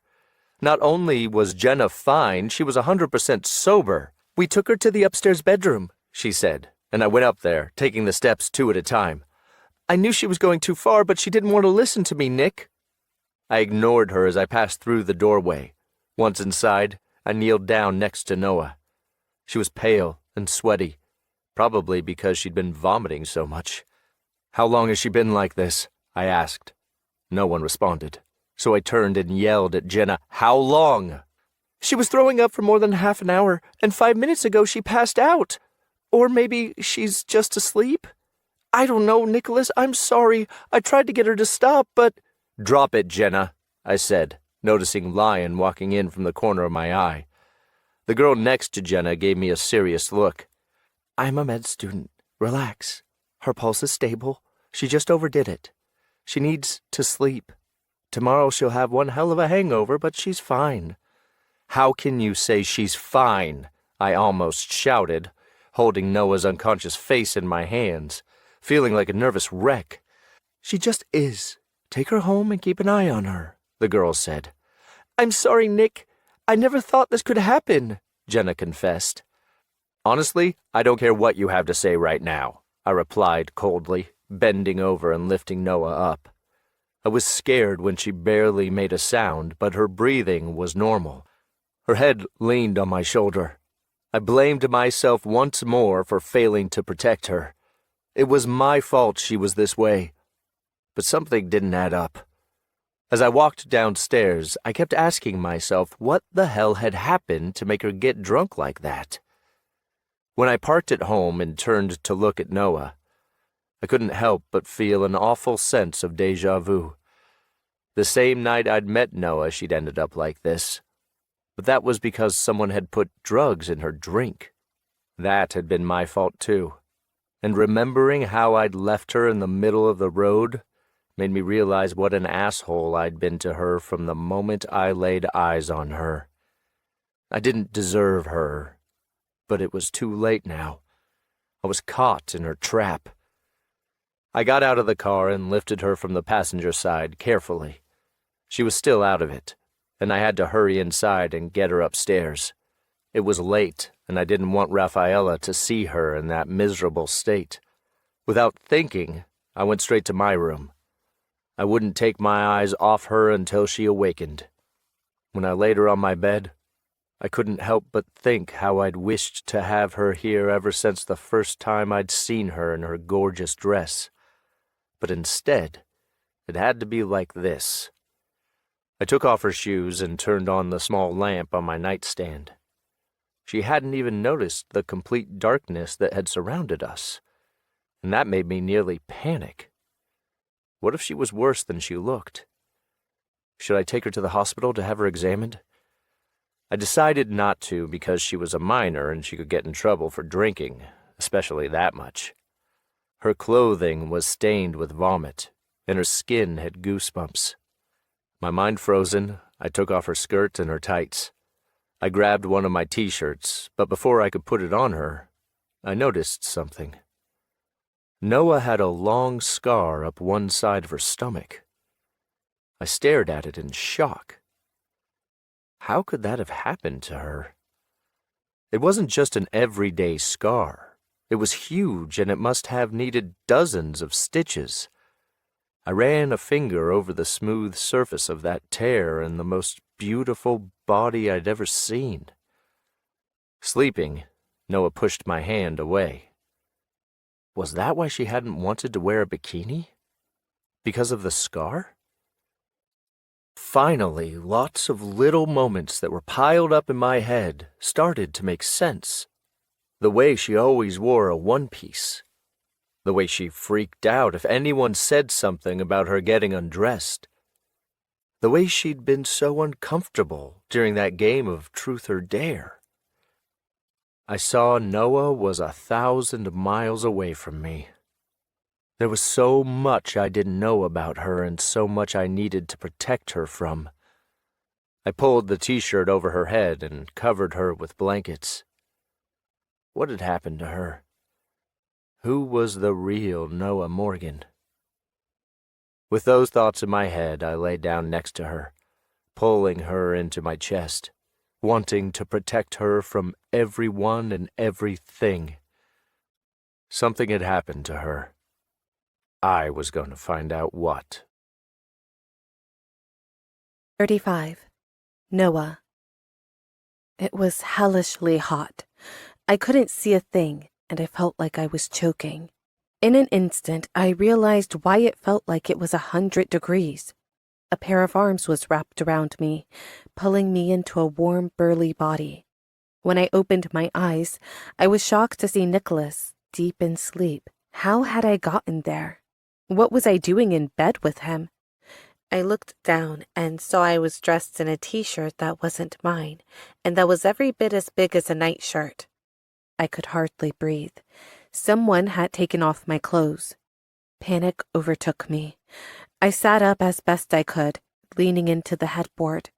Nicholas opened his eyes when he felt me move, getting up and looking at me cautiously. "Are you okay?" he asked. "What the fuck am I doing here?" I asked, hoping I'd been so drunk I couldn't remember changing in some bathroom. "Jenna called me to pick you up. You were completely passed out." He looked bedraggled and had fallen asleep in his clothes. "Then what happened?" He seemed to be weighing his words. My heart was racing. "I took off your clothes. They had vomit all over them, and I put you in bed." I got up and walked to the other end of the room. I couldn't believe what he'd done. "How could you?" I shouted. "He couldn't know about my scar. He couldn't." That would open the door to a past I couldn't and wouldn't ever go back to. He stood and walked over warily. "Why are you being this way?" He was clearly angry and in pain. "Whatever it is that's bothering you, I don't care. I'll never tell anyone." "Noah, don't look at me like that. I'm worried about you." "No," I shrieked. "You can't be worried about something you don't know and never will know." I needed out, needed to be alone. Things weren't going the way I wanted. Nothing was. My stomach was in knots, and I wanted to burst into tears. As I turned around, I saw him looking at once confused and yet somehow decided. "Don't make me tell you again," I said. "Stay away from me." In a rage, he came close and grabbed me. I stood still, trying to control my breathing and my fear. "You better get this through your head. I'm not going anywhere. I'm here for you. And when you're ready to tell me what the hell happened to you, you'll realize you were making a serious mistake trying to push me away." I shoved my way past him. Thankfully, he didn't resist. "You're wrong. I don't need you," I said, grabbing my things off the ground. I slammed the door on my way out. I wanted to cry without stopping, let out all the anguish that was building up inside me. Nicholas had seen my scar. Now he knew something had happened to me, something I didn't want anyone to know, something I was ashamed of and had decided to bury deep down. With trembling hands, I took off the t-shirt and got into the hot shower until my body warmed up because I felt frozen, ice cold, inside and out. When I emerged from the bathroom and saw a white envelope on my bed, I thought I'd faint. Not again. Not another letter. Please, not today. I grabbed the envelope. This was harassment. I needed to tell someone. I took out the paper inside and, getting hold of myself, started to read. "Remember what you did to me. I'll never forget that moment when you ruined everything. Absolutely everything. I hate you, and I hate your mother. You think you're important just because you've shacked up with a millionaire. You're just a couple of whores who have sold themselves for money, but that won't last. I'll make sure of that. And when I do, your days of fancy schools with uniforms will go bye-bye. A.P.A. This was getting worse and worse. I needed to tell my mother, but I stopped myself. Will was giving my mother enough to deal with. Yesterday they'd argued. The last thing I wanted was to worry her and tell her I already had enemies in this new city. No, I couldn't tell her about Ronnie, not without getting Nicholas into trouble. Those races were illegal, and if we went to the police, we'd have to tell them everything. Nicholas was 22. That was old enough for prison. And if Ronnie got picked up, he wouldn't hesitate to spill the beans about Nicholas and my friends. If I wasn't careful, things could go south. I was scared to leave.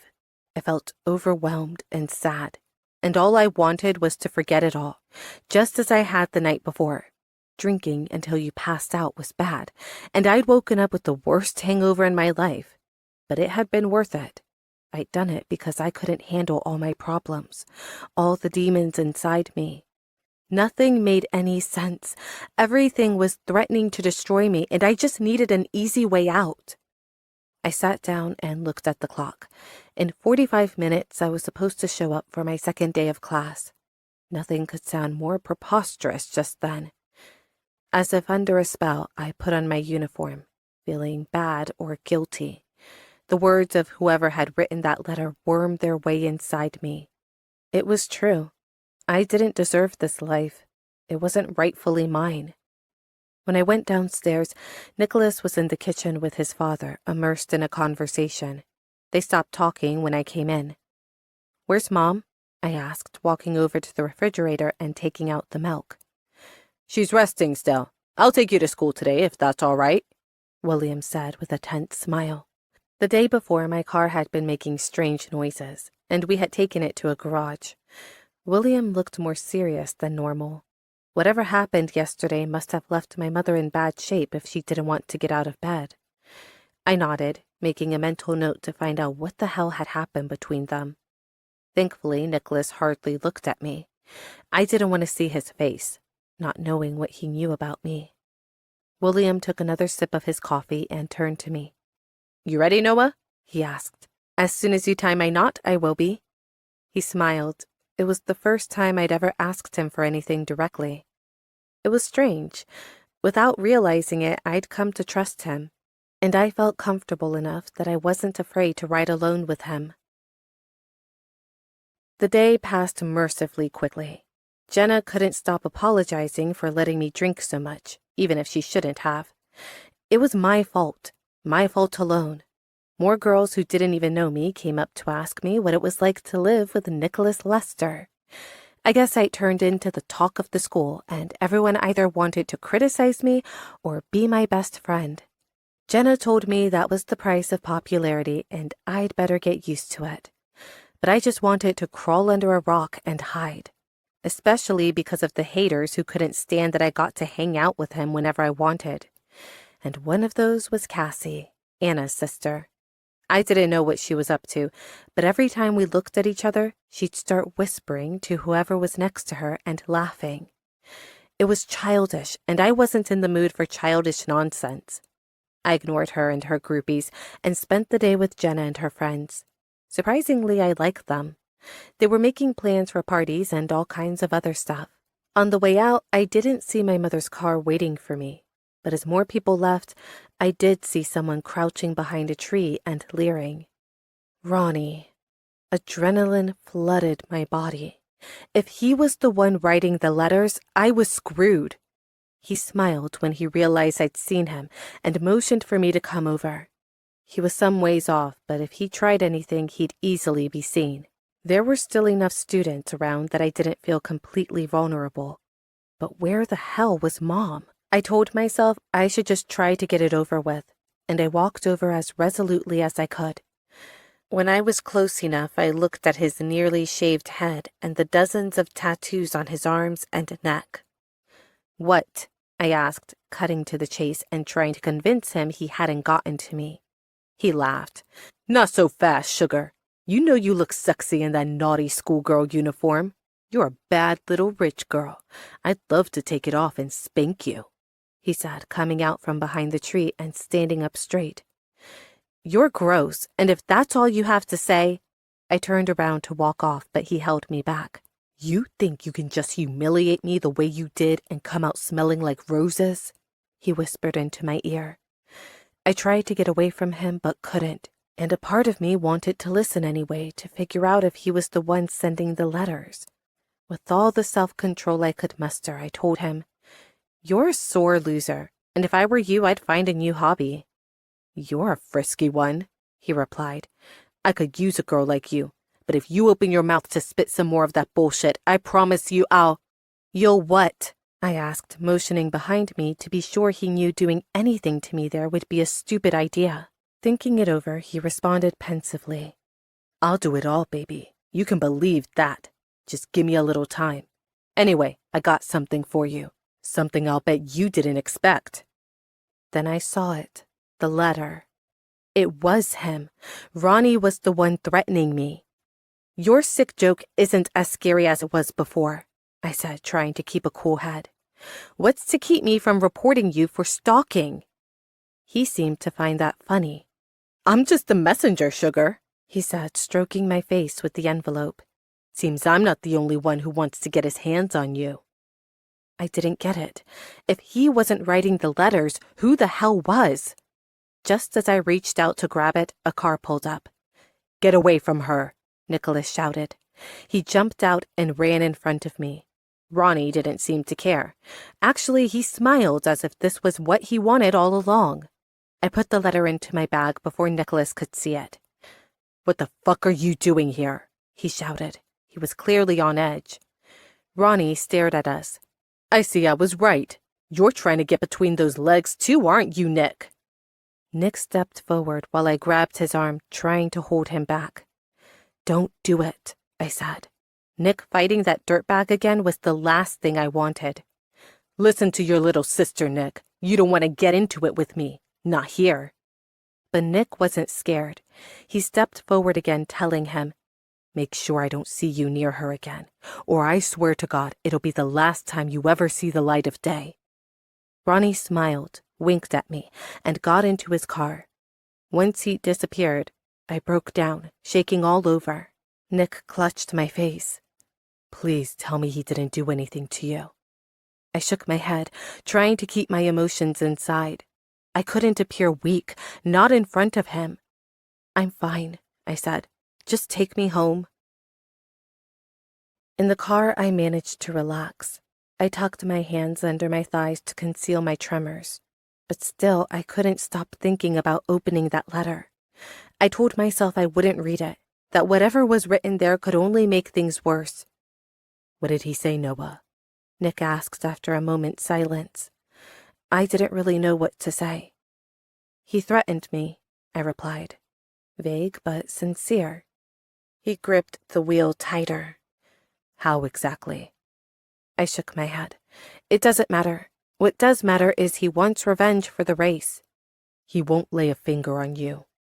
I was thankful for his preoccupation, but it wasn't necessary. I knew how to take care of myself. "Of course he won't," I agreed. But was that the truth? Back at home, William was in the living room with a group of lawyers, and when he saw me enter, he shut the door without even greeting me. It was strange, but I was more concerned with my mother then. She looked tired and had bags under her eyes. She hugged me when she saw me. Whatever they were fighting about, it was clearly worse than I imagined. "Are you okay, Mom?" I asked when she let me go.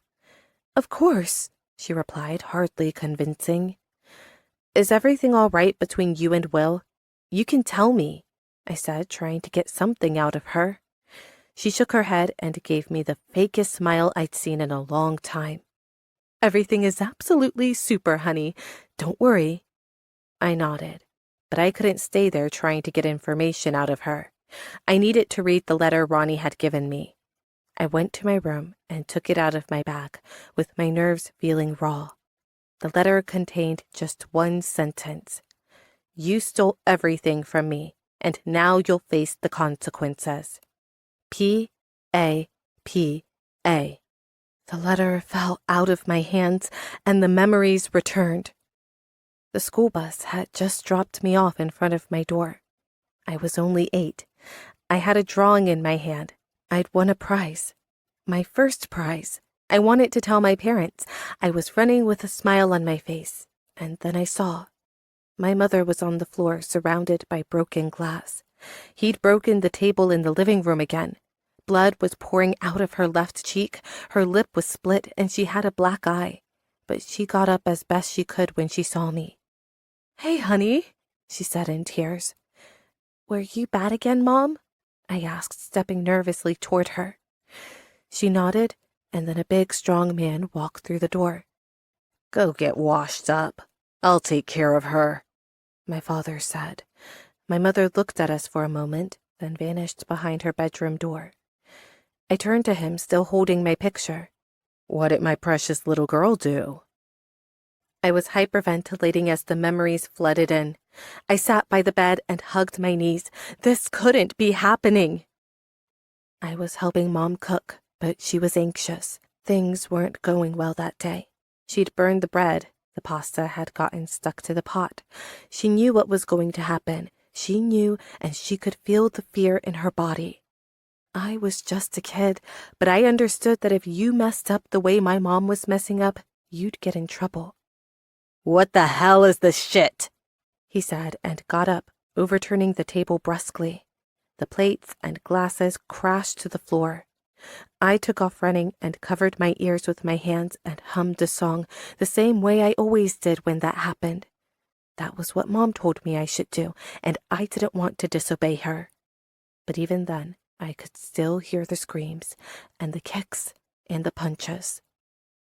I felt the tears stream down my face. I had gone so long without remembering.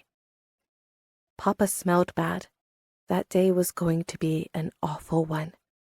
Whenever Papa smelled bad like that, it was always a bad sign. The shouting started soon afterward, and I heard something break. I ran to my room and locked the door. I got under the blankets and turned off the light. The darkness would protect me. The darkness was my friend. Suddenly, I came back to reality. This couldn't be happening again. I felt a sudden urge to vomit, ran to the bathroom, and expelled everything I'd eaten that day. I leaned against the sink and tucked my hands between my knees.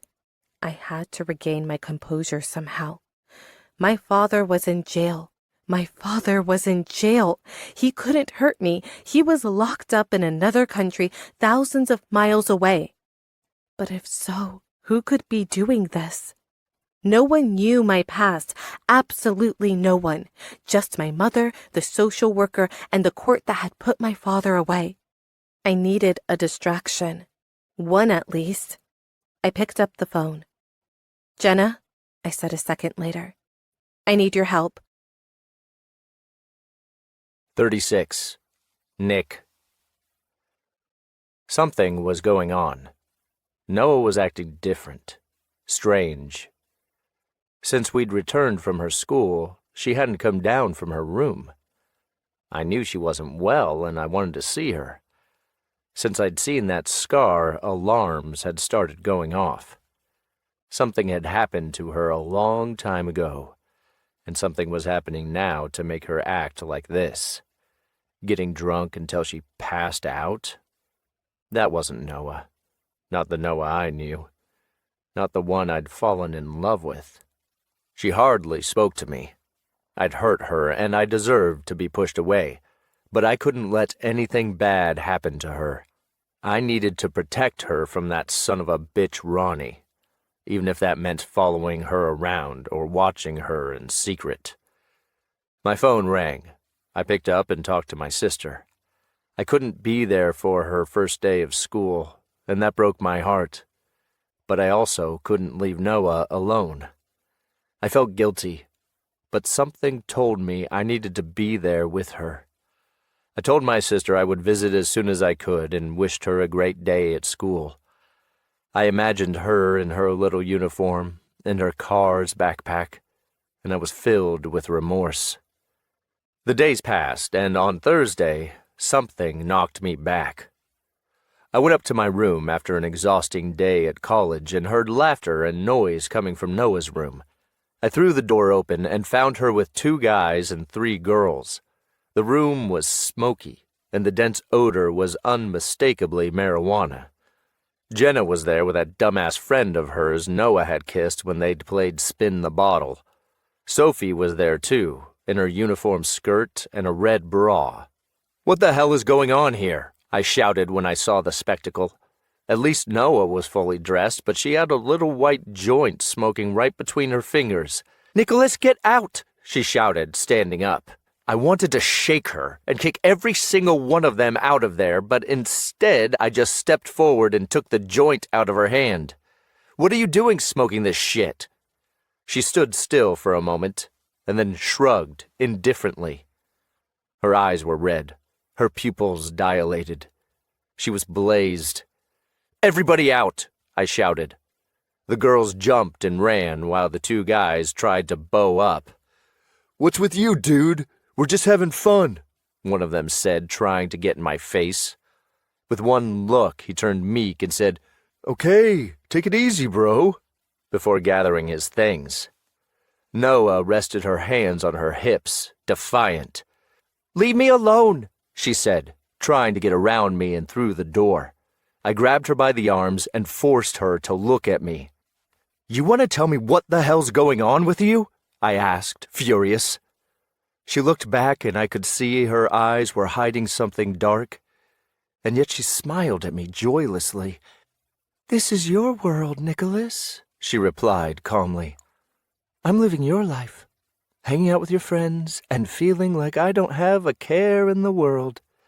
That's how you are, and that's how I'm supposed to be too," she said and stepped back, pulling away from me. I couldn't believe what I was hearing. "You're out of control," I hissed at her. I didn't like what my eyes were seeing. I didn't like who the girl I was in love with was turning into. But when I thought about it, what she was doing and how she was doing it were the same things I had done before I met her. I was the one who'd gotten her into all this. It was my fault. It was my fault she was destroying herself. In a way, we'd switched roles. She had shown up and dragged me out of the black hole I'd fallen into, but in doing so, she'd wound up taking my place. For the first time in my life, I feel like I'm in control, and I like it. So leave me be, she said, shoving me and walking out the door. I stayed where I was. What could I do? Noah was hiding something, and she wasn't going to tell me what. I'd lost her trust a long time ago, and to get it back, I was going to have to play her game. I wanted to protect her, wanted to keep her away from where she was going. But how could I if she barely wanted to be in the same room as me? Loving that girl was going to put an end to the last bit of patience I had. That night, my father and Rafaela left for a meeting and spent the night in the Hilton downtown. I stayed home, keeping my eye on Noah and making sure she didn't get into any more trouble. I didn't really know when I'd turned into her bodyguard, but something about her kept me from leaving her alone. I could hardly be under the same roof as her without wanting to get close to her and wrap her in my arms. I was worried about the change in her behavior and especially about the possibility that she might start acting like the people around me. Her freshness, her natural innocence had made me realize that outside the world I lived in, there was much that I didn't know. And seeing Noah transform into someone like me killed me inside. It was after midnight when I heard the front door open. Noah had gone out with Jenna. I didn't know where. And by the time I'd asked her, she had already been peeling out in Lyon's girlfriend's convertible. Now I walked to the door to see her. She was drunk again. She didn't even notice I was there. She was barefoot, shoes in one hand, purse in the other. "Where are you coming from?" I asked. She was startled and scowled at me.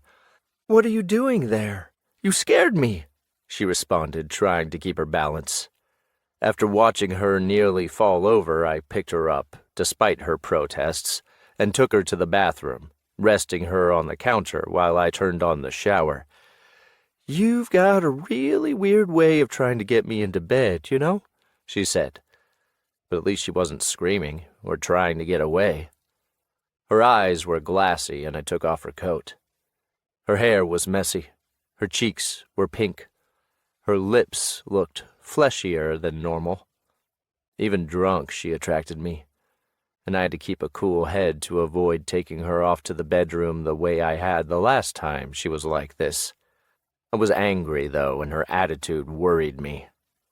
"When I finally do sleep with you, weird is the last thing it will be," I said cuttingly as I took off her blouse and stared a second at her black lace bra. "Now I don't care what you do. You saw my scar and it didn't gross you out. Didn't even seem to scare you like it does me.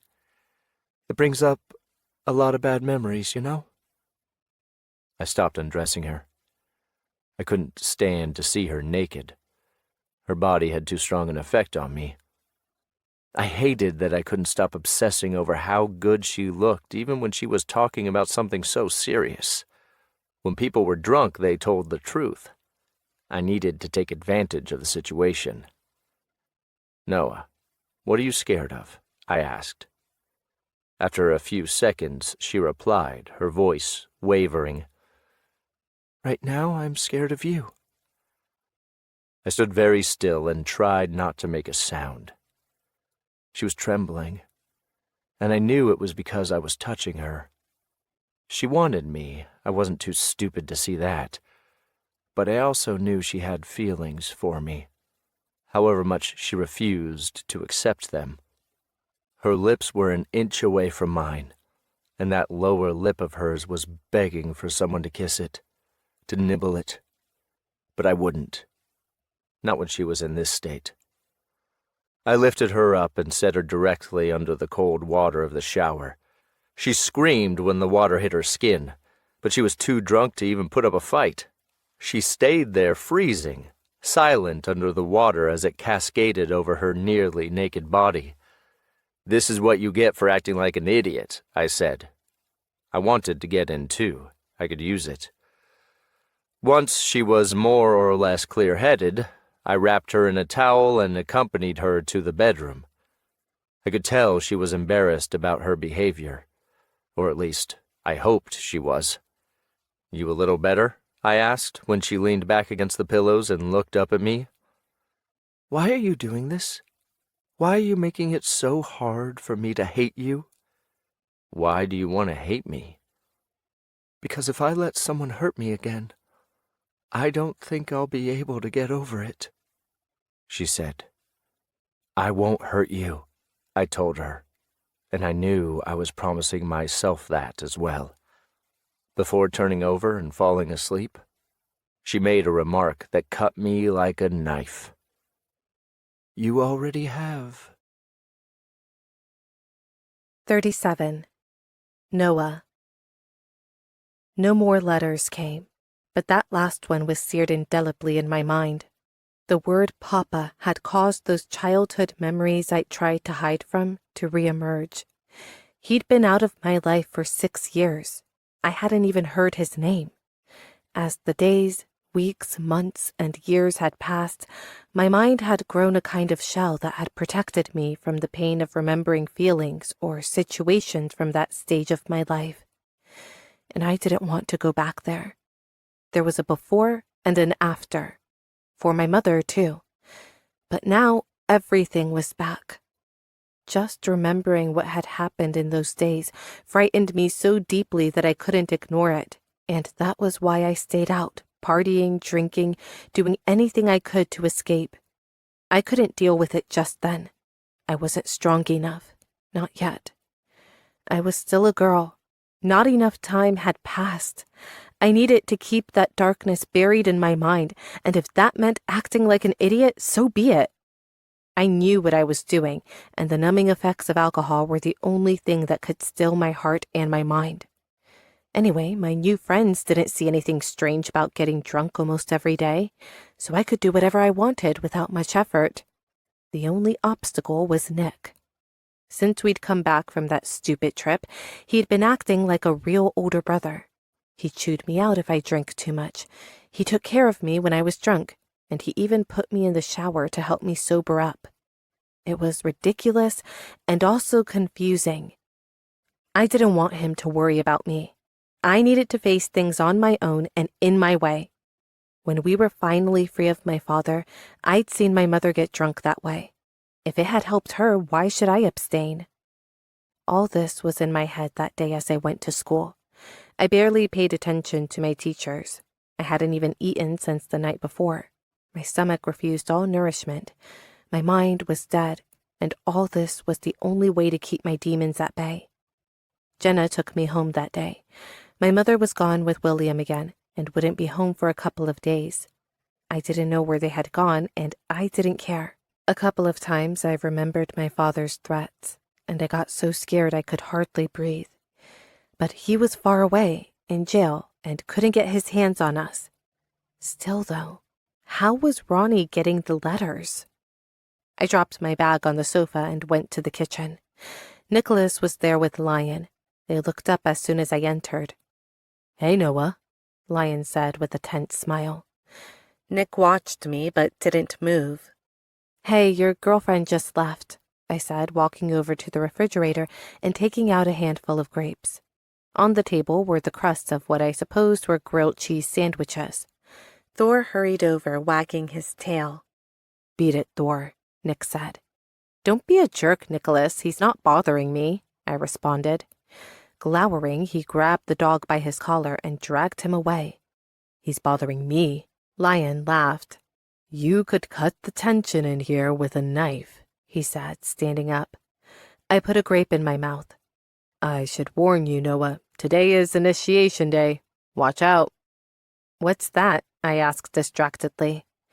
Nick seemed irritated at his remark, but Lion went on. "Today's the Friday of the first week of class. It's when they welcome in the newbies, and you're one of them. Jenna would kill me for telling you, but I feel bad for you. She's not going to that bullshit, so there's nothing to worry about," Nicholas said. "I don't really follow, but if there's a party tonight, then yeah, Nick, I'm going," I said. He shook his head. "Your mother told me you can't go out tonight. She says she doesn't want you away when she's not here, so I'm just following orders." I laughed sarcastically. "Since when do I pay attention to what you say?" I asked, eating another grape. They were delicious. "Since I started staying here to keep an eye on you. You're not going anywhere, so don't bother arguing." This was surreal. Since when did I have to do what Nicholas Lester said? "Listen up, Nicholas. I do what I want when I want, so you can drop the bodyguard act because there's no way I'm staying in on a Friday night." I got up to leave. Lion was chuckling. "This is like watching a tennis match," he said, but he turned meek when Nicholas gave him a piercing stare. I walked past them to my room. I needed to decide what to wear. Jenna called me around 7. The initiation party was a tradition at St. Marie's, and funny enough, it took place on campus. We had to sneak in. It was supposed to be the wildest party ever. The freshmen took care of the food and drinks, and then cleaned up afterward, and they did such a good job no one had ever been caught. Since I was a new senior, I was just there for the fun part. Jenna told me I should wear something comfortable, so I chose black jeans, a sleeveless t-shirt, and sandals, and I left my hair down. I needed almost no time to get ready, so I still had a half-hour left before she picked me up. I was about to head downstairs to grab dinner, but I ran into Nick even before I hit the steps. He seemed to be lurking outside my bedroom. "Going somewhere?" he asked. I wanted to hate him and make his life impossible. And I was determined to try to do it even as another part of me wanted to drop everything and kiss him then and there. "Are you planning on stalking me all night?" I asked. He hurried ahead of me and turned and faced me on the bottom stair. "Nicholas, forget me, please." I started to make a sandwich in the kitchen. I'd be drinking that night, and I needed something solid in my stomach. But as I was cutting the bread, a pair of hands grabbed me from behind, and a body pushed me into the counter. Feeling him that way after so long made me drop the knife I was holding. Despite my best efforts, I shivered when I felt his lips on my bare shoulder. "Let me go, Nicholas." My body wanted that contact, but my mind shouted, "Danger, danger." But he kept kissing me, my ear, my neck. He pushed my hair aside, and that simple touch made me close my eyes with pleasure. "I'm tired of playing this stupid game," he said, one hand against my stomach. I wasn't lying when I said that what happened in the Bahamas would never happen again. "I'm here for you, if and when you need me, Noah. You want me, and I want you." As he attacked my neck again, I lost the thread of my thoughts. I did want him, and as he kissed me, all those thoughts about my father, about my past, dissolved. Nicholas Lester was at least as distracting as alcohol, probably more so. I stretched my arm back and ran my hand through his hair, pulling his head toward my throat. He put his hands around my waist and turned me around swiftly. "You want me to kiss you?" he asked. What kind of stupid question was that? "Stay home and we'll do more of that, I promise," he said, his lips approaching mine. "Are you bribing me?" I asked him, baffled and maybe a little resentful. He had been kind with me recently, and he'd resisted fighting with Ronnie when he'd given me the last letter. But I still didn't know if I was ready to forgive him. That's an ugly word. I prefer the term seduction. I let him kiss me. The feeling was marvelous but dizzying. Every time we touched each other, I felt a million different sensations, and this time was no different. But something had changed. He was kissing me with desperation. That frightened me, but when I felt the pressure of his tongue, I couldn't help but respond the same way. "You staying?" he asked then, standing back. We were both struggling to breathe normally. I pressed my hands into his chest. "I'm going, Nicholas, but thanks for distracting me." And I left. When we reached the school, we had to turn off the radio in Jenna's convertible and sneak in. The party was in the back in the fitness complex where the pool was. From there, no one would hear the music. It was thrilling to scurry under the fence with the other kids who were arriving at the same time. The darkness wasn't total. There were lampposts spread around, so we didn't worry about tripping or falling as we crossed the green. When we entered, we saw the pool itself, a weight room, the risers. Most of the kids from the high school were there, and everyone had a plastic cup in hand. Lots of them were swimming. The music was deafening. I turned to Jenna and laughed. Now this is a party. As the night went on, weird things started happening that I didn't like at all.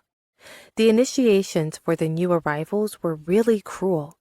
They tied one girl's hands and feet and threw her into the pool. The poor thing thrashed around and tried to stay afloat for ages until some kid finally dove in and saved her from drowning. As I saw her crying, I realized this party was different from what I'd imagined. There were many more pranks of this kind. They stripped this kid with a face full of zits down to his underwear and laughed at him. They made someone else eat this gross plate of mashed up something or other, and he ran off and threw up. What the hell was up with these people? The scene didn't seem to be getting any more pleasant, so I decided to go. Unlike me, Jenna was having a blast, but then she didn't even know what was going on. Lion had taken her off somewhere to make out. So that meant I was alone and surrounded by idiots. I grabbed my phone and sent Nick a text. "You said before you'd be here if I needed you. Can you come pick me up?" A minute later, I had my answer. "I'll be waiting for you in the back parking lot." He must have already known where the party was, and I told myself that if I found out Nicholas had pulled those same kinds of pranks in the past, I really would need to stay away from him. I didn't like the vibe there at all, and I wanted to go. At the door to the gym, 4 dickheads plus Cassie and her little girlfriends kept me from going outside. I wondered what the hell they wanted. "Let me through," I said. Cassie smiled. "You're a newbie too," she said. Oh no. "You've got to pass your initiation, Noah, just like everyone else," one of the big guys said. "Don't you dare put one finger on me," I said, feeling the panic invade me. By then, the other guys had already surrounded me, blocking my path. "A little bird told us someone's scared of the dark," Cassie said, in a voice that reminded me too much of her sister. Had she been the one to come up with this idea? "You're a big girl now, though, so it's high time you got over your fears." My heart stopped. Was she suggesting... The nightmares came true when 2 guys 3 times bigger than me grabbed me from behind. "Let me go!" I shrieked as panic flooded my body. "Let me go!" I repeated as they carried me off to a closet where they kept swimming equipment. "It'll just be for a bit," one of the guys said as I shook all over trying to get free. "Please, no!" I screeched. Everyone behind me laughed and laughed. Mom had left. Papa and I would be alone that night. I knew things would turn out bad. He stank. He smelled like that bottle I spilled that time without meaning to. I was scared Mom was gone because if Mom wasn't there, he'd get mad at me. He never hurt me, but he threatened to many times. When he got home, dinner was on the table. Mom had made it, and I had to heat it up. When he brought his fork to his mouth, I knew something was wrong. His face transformed. His eyes narrowed, and he overturned the table, scattering all the plates and glasses on the floor and making a huge mess. I crawled to a corner and curled up in a ball. I was scared. Now was when the shouting and beating and blood came, but Mom wasn't there. So what would happen this time? "Ella," he shouted. "What is this shit?" I curled up more, remembering suddenly that I hadn't put the sauce on the meat and potatoes. I must have left it in the refrigerator. I'd forgotten, and now Papa was mad. "Where the fuck are you?" he shouted as fear gripped my entire body. When he started breaking things and shouting, I was supposed to go to my room. I ran toward it, and before I could stop myself, I slammed the door shut. I crept under the covers. Papa kept shouting. He was angrier with every second that passed. I guess he didn't remember Mom was away that night. She'd gone in at her job, and he was supposed to take care of me till she got back. As I heard the door slam in succession, I knew he was getting closer to my room. I curled up even tighter as I heard the creak of the door opening. "Here you are. You're playing in the dark today, huh?" 38. Nick. When I got to the school, I could sense something was up. I don't know if it was instinct or the little voice in my head, but I got out and walked straight for the fences. There were lots of kids standing around outside the fitness complex, so I headed in that direction. People's eyes were wide as they saw me show up. Some people were elbowing each other and pointing. Jenna and Lion were walking down the stands around the track, headed toward the pool. "What are you doing here?" Lion asked me. "Have you seen Noah?" I asked. I had a bad feeling. Jenna shrugged. "I left her inside 15 minutes ago." I turned around and walked off with the two of them close behind. Despite the surprise of those who saw me inside, the only things that penetrated my awareness were the screams coming from the back of the room. They were blood-curdling. I was so terrified I lost control of myself. "Where is she?" I shouted, following her voice to the door of a closet. She was inside. They'd locked her in, and she was crying and pounding on the door, trying to get out. "Let me out of here!" Trying to keep calm, I pulled on the door, but it wouldn't give. And I turned around, angrier than I'd ever been in my life. "Who the fuck has the fucking key?" Everyone around me looked clueless as Noah went on, shrieking. Terrified, Cassie suddenly showed up and reached her hand out with the key. I snatched it away so quickly, it almost cut her fingers. "It was just a—" "Shut up," I said, unlocking the door. I only managed to see Noah for a second before she threw her arms around me and buried her face in my collarbone, sobbing and twitching from terror. Noah was crying. Crying. Since I met her, I'd never seen her shed a single tear. Not when her boyfriend had cheated on her, not when we'd fought in the Bahamas, not when she'd gotten angry at her mother, not even when I had left her on the side of the road. I'd never seen her cry for real, but now she was completely broken down. The circle of people standing around us had fallen silent. "Go away!" Noah shouted at them, but no one moved. "I said go away!" Those fucking brats had locked her up in a closet in total darkness. "Nick, Jenna said, looking at Noah with worry. "Go. I'll take care of her," I said, holding Noah tightly. When the room had cleared out, I sat on a riser with Noah on my lap. She was pale and couldn't stop moaning. This wasn't the Noah I knew. This Noah was completely destroyed. "Nick," she bawled. "Shh.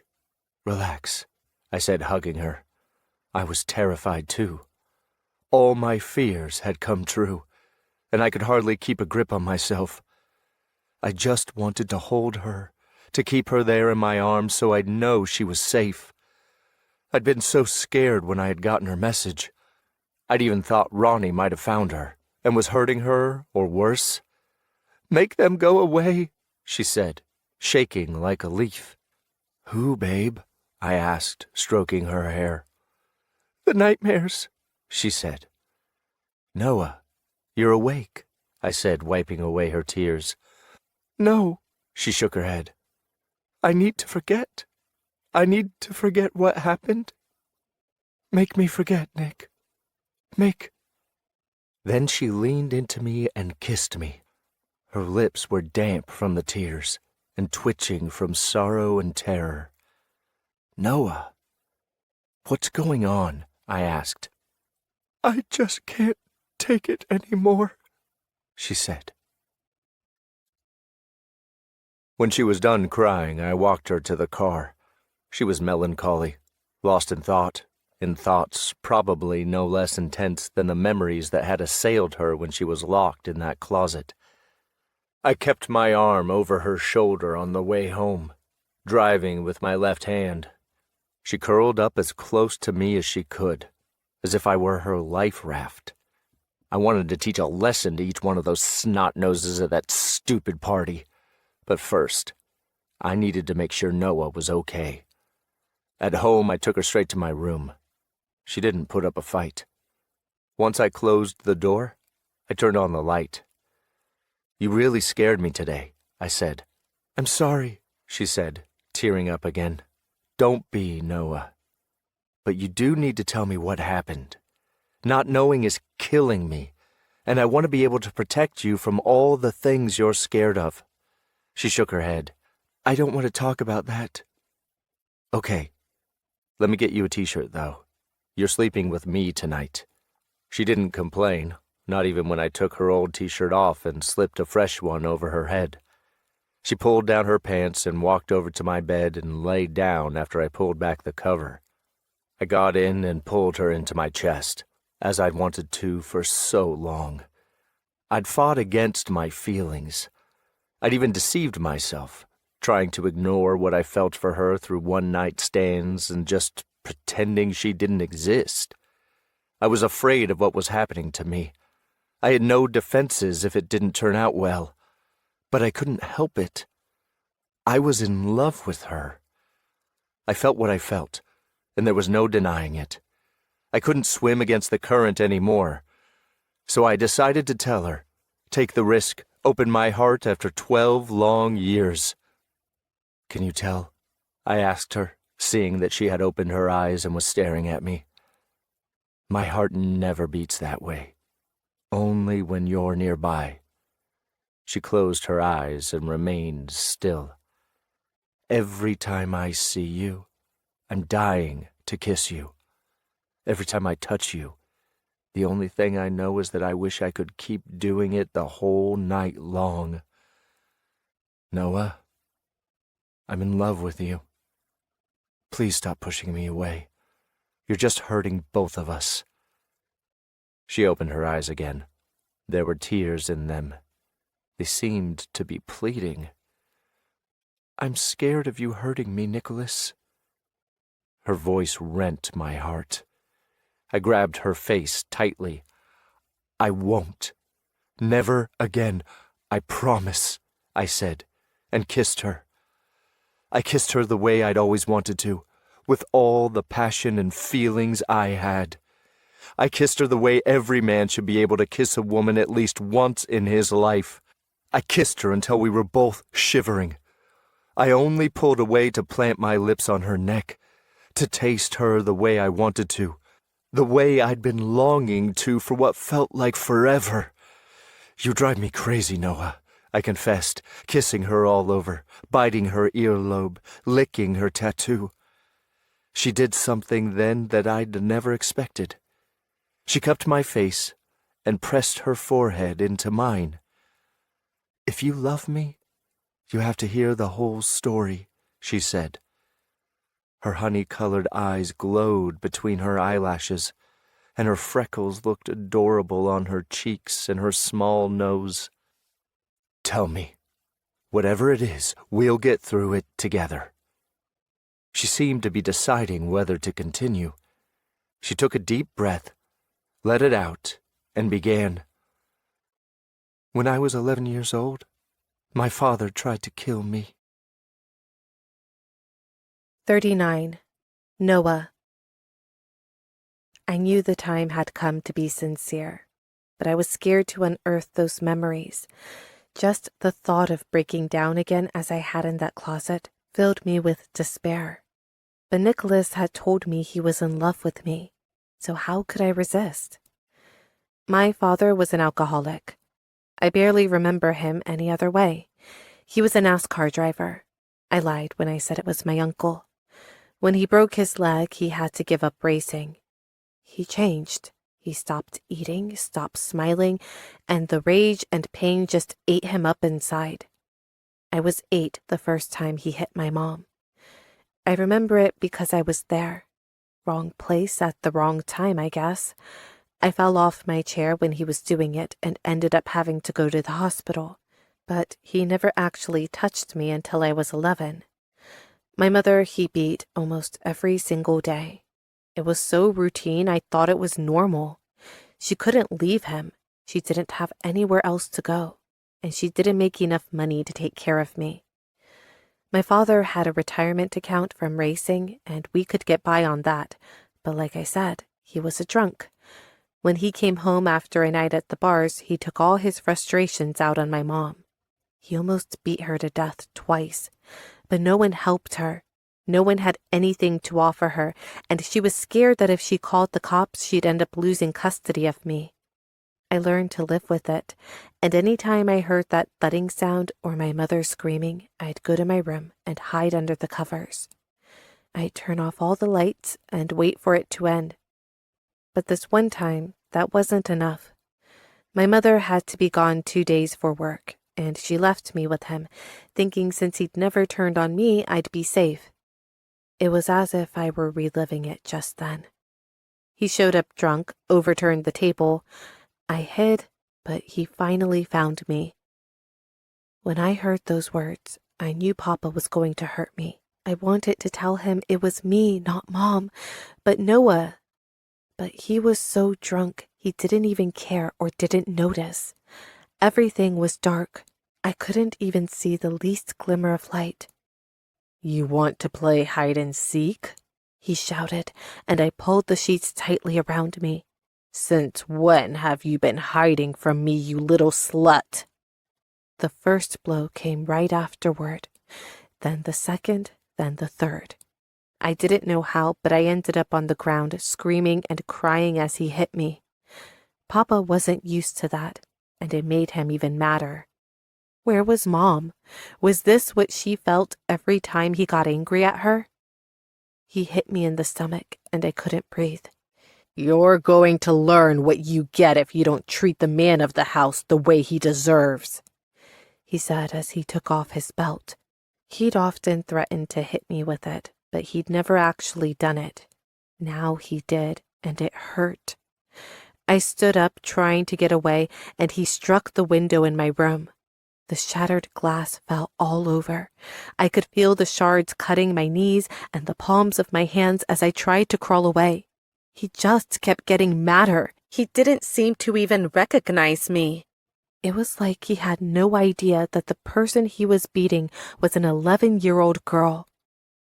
He didn't kill me, but he came close. I slipped past him and jumped out the window. The scar in my stomach is where I cut myself on the window pane. I teared up again, but this time I kept talking through it. The neighbors heard me screaming, and the cops showed up right afterward. For 2 months, I was a ward of the state, living in a group home because after what happened, they didn't think my mother was fit to look after me. The funny thing is, I got hit more in those 2 months than I ever did living with my dad. Finally, they let me go back to Mom's, and they put Papa in jail. The last time I saw him was when I had to testify against him. There was so much hate in his eyes. I never saw him again. I stopped talking, waiting for an answer that didn't come. "Say something," I said. He looked down as if trying to hide something. So that's why you're afraid of the dark. The darkness brings back those memories, and I panic. If you hadn't shown up when you did, it would have probably gotten worse. I had a bad panic attack like that when I was in the group home. It was horrible. I tried to smile, but his face remained tense as he reached out and touched me. I exhaled all the air I'd been holding in. I still remembered when I had been about to tell Dan about all that, but he'd frozen and I'd made it no further than when my father was beating my mom. I sent my own father to prison. That must make you rethink your feelings about me, no? Noah, he said, shocked. You did the right thing. All I want is to be there for you and protect you with my life if I have to. That's what I'm feeling right now. And I swear to you, those fuckers who stuck you in the closet, I'll kill them with my bare hands. Nicholas, I'm damaged goods. Don't ever say that again, he ordered me, angry that I'd even said it. I felt a cascade over my cheeks and lips as I started crying again. Nick, I might not be able to have kids. That was my biggest secret, the one that hurt the most, the worst consequence of that night. Because of how hard he hit me, the doctor said they don't think I'll be able to get pregnant. Ever. He pulled me into him. You're the bravest, most amazing woman I've ever met, he said, kissing me on top of the head. You'll be able to have kids. I know you will. And if not, you can adopt one. There's no one who would make a better mom than you. Hear me? He got on top of me and stared me straight in the eyes. I love you, Noah, he said then, and I froze. I love you more than my own life, and when the time comes, I'm going to give you the most precious children the world has ever seen, because you're beautiful, and I know you'll make it through all this shit, and I'll be right beside you to make sure of it. You don't know what you're saying, I responded, at once frightened and relieved. I know exactly what I'm saying. I'm saying I want to be with you. I want to kiss you whenever I feel like it. I want to protect you from anyone who tries to hurt you. And I want you to need me in your life. I couldn't believe what I was hearing. I love you, Nick, I declared. I'd had no idea I would say it, but it was the truth, the absolute truth. I've been trying to ignore my feelings for you, to hide from them. But I love you. I love you like crazy, and I want all the things you just said. I want you to be with me, and I want you to love me because I need you. I need you more than the air I breathe. I need to kiss you, he said. Then do it, I replied. You don't understand. I need to kiss you all over, touch you, feel your skin. I want you to be mine, Noah, in every sense of the word. I've never felt that for anyone, and it scares me. It scares me because I feel like I'm going crazy. I pulled him into me. He was lost. I could see it in his eyes. Nicholas had never in his life been with a woman for more than a few hours. He didn't know what commitment was. But since he'd confessed his love to me, he seemed like a totally different person. I loved him too. I could feel it in my heart, in the way my body reacted when he touched me, when he was near. I was in love, and I was scared just like him, and this had nothing to do with what it felt like when I was with Dan. This was so much more, so much better, so intense. He pulled my hips toward him, squeezing me so tightly it hurt, but I didn't care once his lips touched mine and kissed me passionately. I felt him all over. His arms were strong and clutching me, but at the same time he was gentle, as if he knew I was fragile and didn't want to break me. I didn't resist. I wanted him to know I was ready. His smile made me breathless, but soon it was replaced by a look of desire so intense I was almost frightened. He tugged off my shirt and kissed my belly button and my abdomen. I thought I would lose my mind. His hand stroked my back, and his mouth and his fingers then touched my scar. I jerked suddenly and pushed him away. "No," he said, looking up at me. "Don't be ashamed, Noah. All this means is that you're braver than anyone, that you're strong." I nodded. "You're perfect," he added, covering me in hot kisses. My hands climbed his back where I could feel the muscles under his hot skin. I wanted to touch him all over. I was tingling and panting as he moved his hand up my left leg and kissed me softly. 1, 2, 3 times before forcing his tongue in and tasting me as if doing so were his destiny. As his fingers reached my midsection, I knew I had to tell him something. I'd never done it with anyone before, not even with Dan. Maybe it could have waited. We were only at second base, but I thought it was better to get it out of the way. He had a lot of experience, and soon I'd be feeling scared. "Nick," I said, trying to meet eyes with him, "before we keep going, tell me you've never done it before, or at least not with your stupid ex," he interrupted, and I couldn't help but giggle nervously. Well, actually, I was enjoying the chance to make fun of him. He got tense all over. "I'm kidding, Nicholas. I'm a virgin." I turned red as a tomato when I admitted it. He smiled and kissed me on the corner of my lips. "I knew it the first time I laid eyes on you," he said, laughing. I punched him in the shoulder, but I knew he'd been well-meaning, that he'd wanted to clear away some of the tension. Then, more seriously, he continued, "We can drop it if you're not ready." I could tell he was sincere, but it was hard for him to say. "I'm ready," I said. "I want to. But promise me one thing first." "You name it." I couldn't help but grin. "Promise me it'll be unforgettable." An endless supply of love and affection flooded his eyes. "Don't you worry about that." As he began working his way down my neck, I felt a jolt that reached all the way between my legs. He was still dressed, but my hands went to work tearing off his shirt.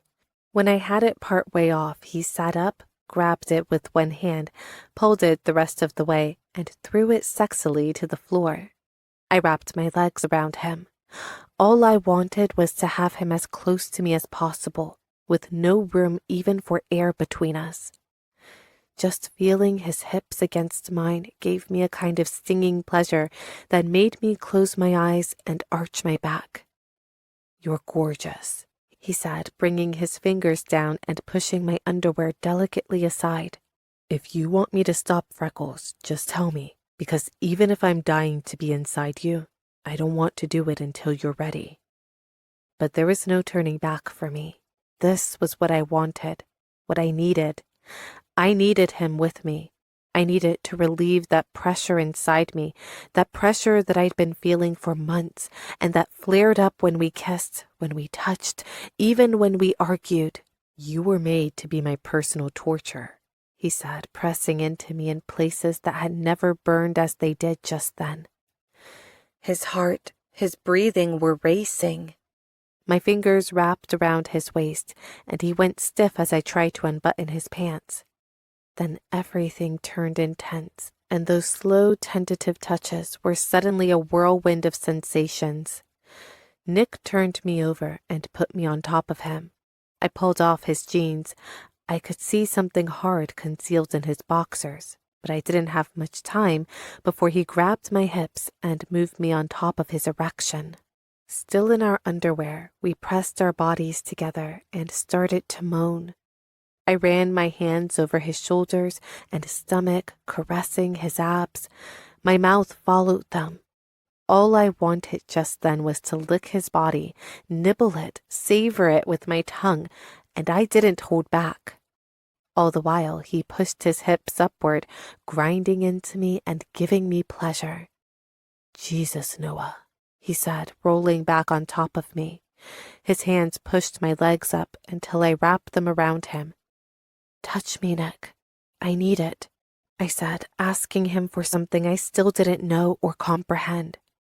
His fingers worked their way inside my underwear, and I arched my back, pushed to desire's edge as he started to move them in little circles right in the spot where I was aching with pleasure.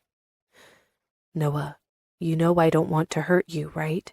he said, and I could see through the fog of ecstasy that he was worried. "But I'm going to have to, my love." "I know," I responded, feeling one of his fingers pushing inside me. "Oh my God, Nick!" I shouted as he began to explore me, opening me up for what was to come. "The sounds you're making are driving me wild," he said as I felt another finger push in beside the first one.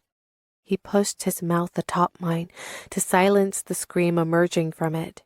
His other hand climbed my back and unfastened my bra. Oh God, he was going to see my breasts. No one had ever seen them. But I was so rapt, I barely had time to think about it. He squeezed the left one and sucked on my nipple, circling it with his tongue. "Jesus, you're perfect. It's like you were made for me, Noah," he said, and took off his boxers. When he pulled out the 2 fingers, I felt suddenly empty and frustrated. I opened my eyes and saw him naked in front of me. My jaw fell open. "Damn it, don't look at me like that," he said in a gruff voice as he opened the nightstand and took out what I assumed was a condom. I couldn't believe what my eyes were seeing, but everything he did, the way he moved, the way his chest rose and fell as he breathed, all of it turned me on. I wanted him inside me. There was nothing I wanted more. When he opened my legs and he got on top of me, my body seemed on the verge of explosion. We were both so tense it hurt. "I love you, Noah," he said, his mouth just inches from mine. His blue eyes looked at me in a way I'd never seen before. His words made me swell up with happiness, and I knew he was only doing what he had to do, that this had to happen, that Nicholas loved me. Despite all we'd been through together, despite the hatred we'd felt for each other, us being with each other was always in the cards. "Keep going," I said. He arranged himself over me carefully and slowly. I felt him enter me. The muscles inside me tensed, and I moaned wildly when he pushed farther in. He was trying not to hurt me. The sweat was dripping down his back, and every inch of him was straining. "Go fast, Nick," I said, pulling him in with my legs. "Are you sure?" he whispered. I nodded, and he kissed me behind the ear. His arms were on either side of my head, and he was panting uncontrollably. He broke through the final barrier that lay between us. I felt a sharp pain, intense and fiery, and at last he was all the way inside me. We were one person, connected in the most powerful way imaginable, and a tear welled in my eye when he tried to get me to look at him. "Noah, Noah," he said, almost frightened, reaching up and caressing my face. I'm sorry, babe." "No," I interrupted him, wrapping my arms around his neck and drawing him in. "I'm fine, don't stop." The pain was there, but just seeing the pleasure on Nick's face helped me forget it. I wanted to give this to him. I wanted him to remember it forever. "Jesus, Noah, you can't imagine how good this is making me feel." Pulling out and pushing back in a little harder than before. When I closed my eyes, he said, "No, Noah, look at me. Oh my God, I'm dying." As he kept thrusting, the pain went away entirely. I wanted him there, and when he grunted from pleasure, I felt like I was losing my mind. He liked it, liked being with me. I was the one who gave him this pleasure now, me and no one else. I pulled his hair. "Faster," I said, and he did it, and I utterly lost control, and a wave of something magnificent rose up inside me and threatened to crash and take absolutely everything with it. "Now you're mine," he said, groaning with pleasure and pain at the same time. You're all mine. Say it, Noah. Say it. I'm yours, I said, scratching his back. Everything seemed to stop then. My senses burst apart. Nothing seemed to matter. Just the person on top of me. Just him. Just Nick. I shouted when we orgasmed at the same time. We were exhausted and sweaty and could hardly catch our breath. He rested his head on my shoulder, and my fingers loosened their grip. I relaxed, enjoying the final flickers of pleasure, caressing him softly. He kissed me on the shoulder, on the face, and then pulled back to look me in my eyes. You're incredible, he said. I love you. I loved you from the very first time you told me you hated me. I laughed, feeling a little regretful. I just hated not having you to myself. From now on, you will. I'm completely yours, body and soul, completely. 40. Nick. Sleeping with Noah had been the most amazing experience of my life. I couldn't believe it had happened. It still seemed like a dream. I'd been thinking about doing it since I saw her in her tight dress for the first time and realized how gorgeous she was. But making love to her? I was in heaven, feeling her under me and caressing her to my heart's content had given me more pleasure than I'd known in years of sex with other women. Now, she was mine. Mine forever. Because there was no way I was letting her go. With all that had happened, and with all she had told me, I didn't know how we'd made it that far. But we'd finally knocked down the wall that had separated us from the beginning. Noah's childhood had been horrible, so traumatic that even years later, it still had consequences for her daily life. And it was all I could do not to hunt down her father and kill him for what he'd done. I was angry at her mother, too. What kind of fool left an 11-year-old girl with an abuser? I didn't want Noah to know it, but I blamed Rafaela as well as her father, and I'd make that clear when the time was right. And yet, even with all she'd told me, I still had the feeling she was hiding something. I wasn't sure what, but I saw a trace of worry in her eyes, and I wanted to know what it was about. She was asleep in my arms. I thought back to what we had done, and I almost woke her up to pick up where we'd left off. There was a little light on, and in the reflection I could admire her beauty. She was stunning. She took my breath away, and her body, touching it and pleasuring it, had been one of the most pleasurable things in my life. I heard my phone vibrating. I didn't want Noah to wake up, so I took it off the nightstand and placed it where she wouldn't hear it.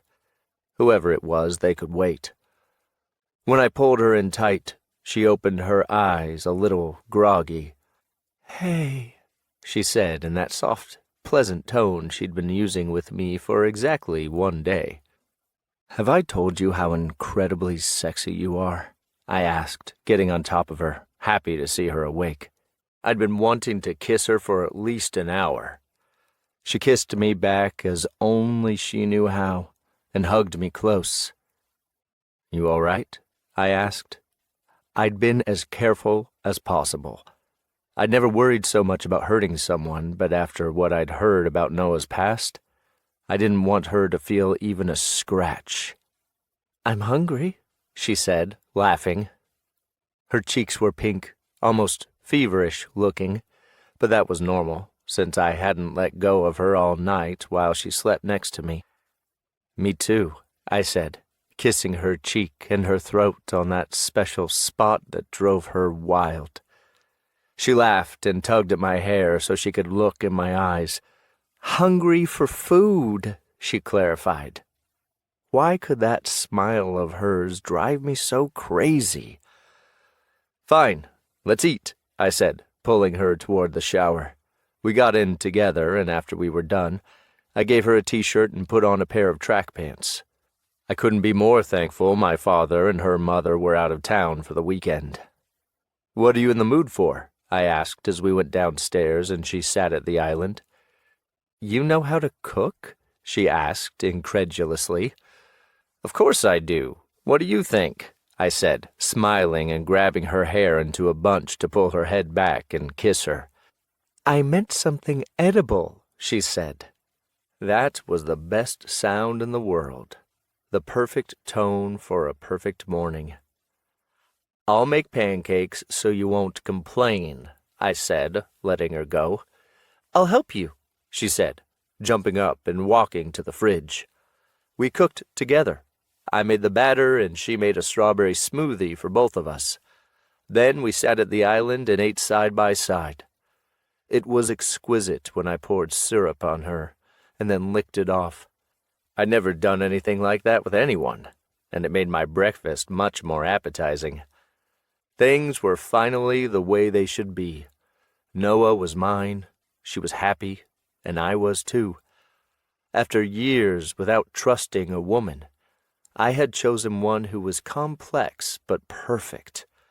One who could give me back all the love and trust that I had lost at such an early age. I started to see that Noah and I had a lot in common. She'd lost her father at 11, and I'd lost my mother at 12. We'd both suffered at an early age, and now we'd met to help each other get over it. "We need to do something," she said, as she ate her last bite of pancakes. "Give me your phone." I didn't know what she wanted, but I didn't hesitate a second in handing it to her. "Since you're my boyfriend now," she said, observing me warily, and I smiled. I liked that term. Yeah, I was her boyfriend, and she was my girlfriend. Mine. "I'm going to erase all the girls in your phone except for me and Jenna." When I started laughing, she said, "I'm serious," unlocking my phone and entering my contacts. "Do what you like. I don't care," I said, "but don't erase Anne or Madison. I've got permission to keep talking to my sister, right?" I asked, getting up and taking the dishes to the sink. "Who's Anne?" she asked, wrinkling her nose. It sounded too much like Anna. I hurried to explain. "Anne is the social worker who brings Madison when I go to visit her. She keeps me informed about what's going on with her, and she calls if anything comes up." "You've got a missed call from her, from an hour ago," she said. And then, as if she knew we were talking about her, the screen lit up, and Anne's name appeared. "Here she is again." I grabbed the phone from her hand, worried. It was too early for Anne to be calling. "Nicholas?" she said when I picked up. "What's going on?" I asked, feeling the terror in my stomach. "It's Madison." Her voice was calm, but I could sense the alarm in her voice. "She's in the hospital.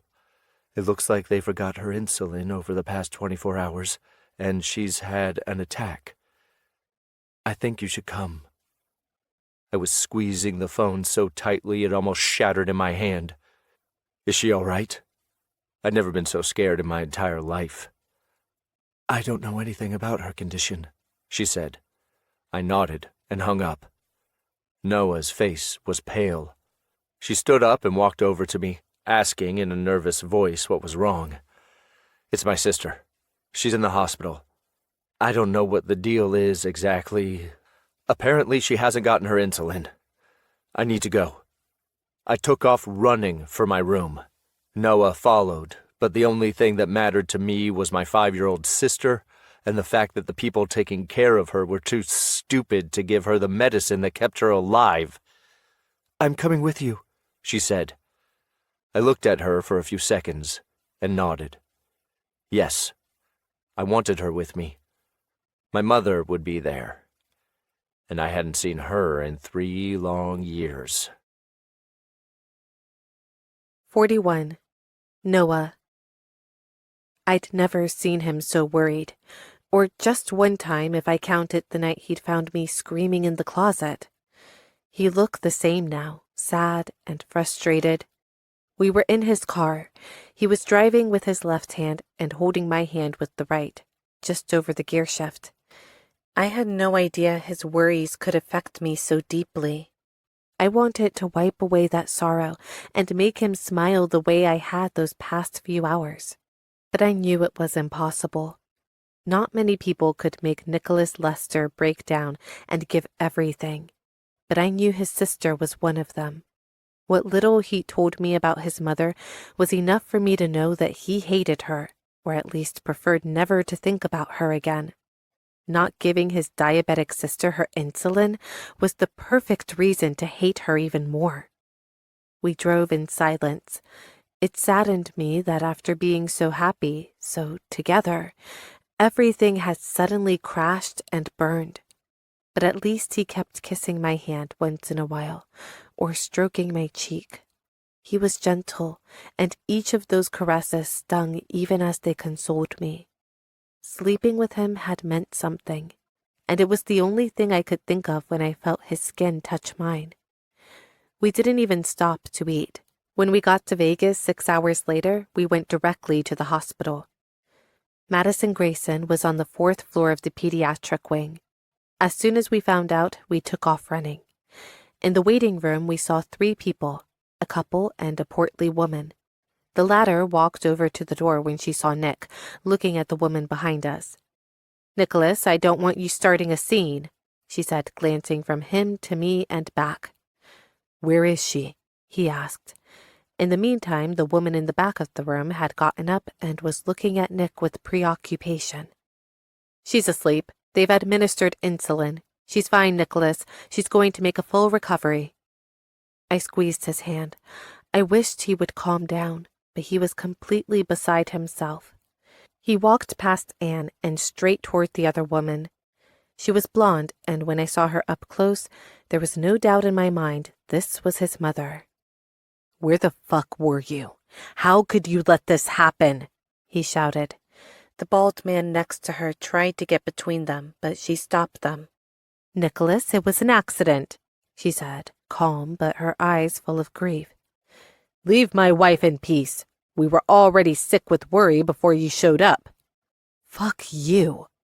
Nick was squeezing my hand so tightly it hurt, but there was no way I would try to break free just then. He needed me. "She's got to have her insulin 3 times a day. It isn't rocket science. But what do you expect when you don't think twice about leaving her in the hands of a bunch of dumb babysitters? Madison knows she's supposed to take her injections, and she didn't say anything. Rose just assumed she'd done it," the bald guy explained before Nick cut him off again. "She's 5 fucking years old. She needs a mother." This wasn't just an argument about Nick's sister. That much was clear. He was shouting at his mother because of Maddie, but also because of himself. I hadn't realized how much she'd hurt him until then. But it must have been hard, losing your mother at such a young age. I had lost my father too, but in a certain sense, I'd saved myself from him, and my mother had always been there for me. Nicholas hadn't had a father who loved him, just one who gave him money. I hated this woman for hurting him, and I hated William for not caring for his son enough. I stepped back when a doctor appeared. "Are you the family of Madison Grayson?" Everyone turned to him. "She's responding to treatment. She'll get better, but she needs to spend the night here. I want to keep an eye on her glucose levels and her condition in general." "What's going on with her exactly?" Nick asked. "You are her brother." The doctor nodded. "Your sister's suffering from diabetic ketoacidosis. That happens when the body doesn't have enough insulin and it starts burning fat as a source of energy. When this happens, the liver produces ketones, which are a type of acid that is toxic when it builds up in the bloodstream." "What do you have to do when that happens?" "Your sister's glucose is up above 300. Her liver is cranking out glucose, but her cells can't absorb it without insulin. With the doses we're giving her, we'll get that under control. We'll run more tests, but there's nothing to worry about. What bothered me when she got here was the dehydration, because she'd been vomiting so much, but that's behind us now. We're through the worst of this. Kids are tough. Can I see her? Nicholas asked. Yes, she woke up, and if you're Nick, she's been asking about you. Even knowing this didn't seem to improve Nick's mood. The thought that things could have been worse for his sister and that it was her parents' fault must have been killing him inside. Come, I want you to meet her, he said, pulling me behind him.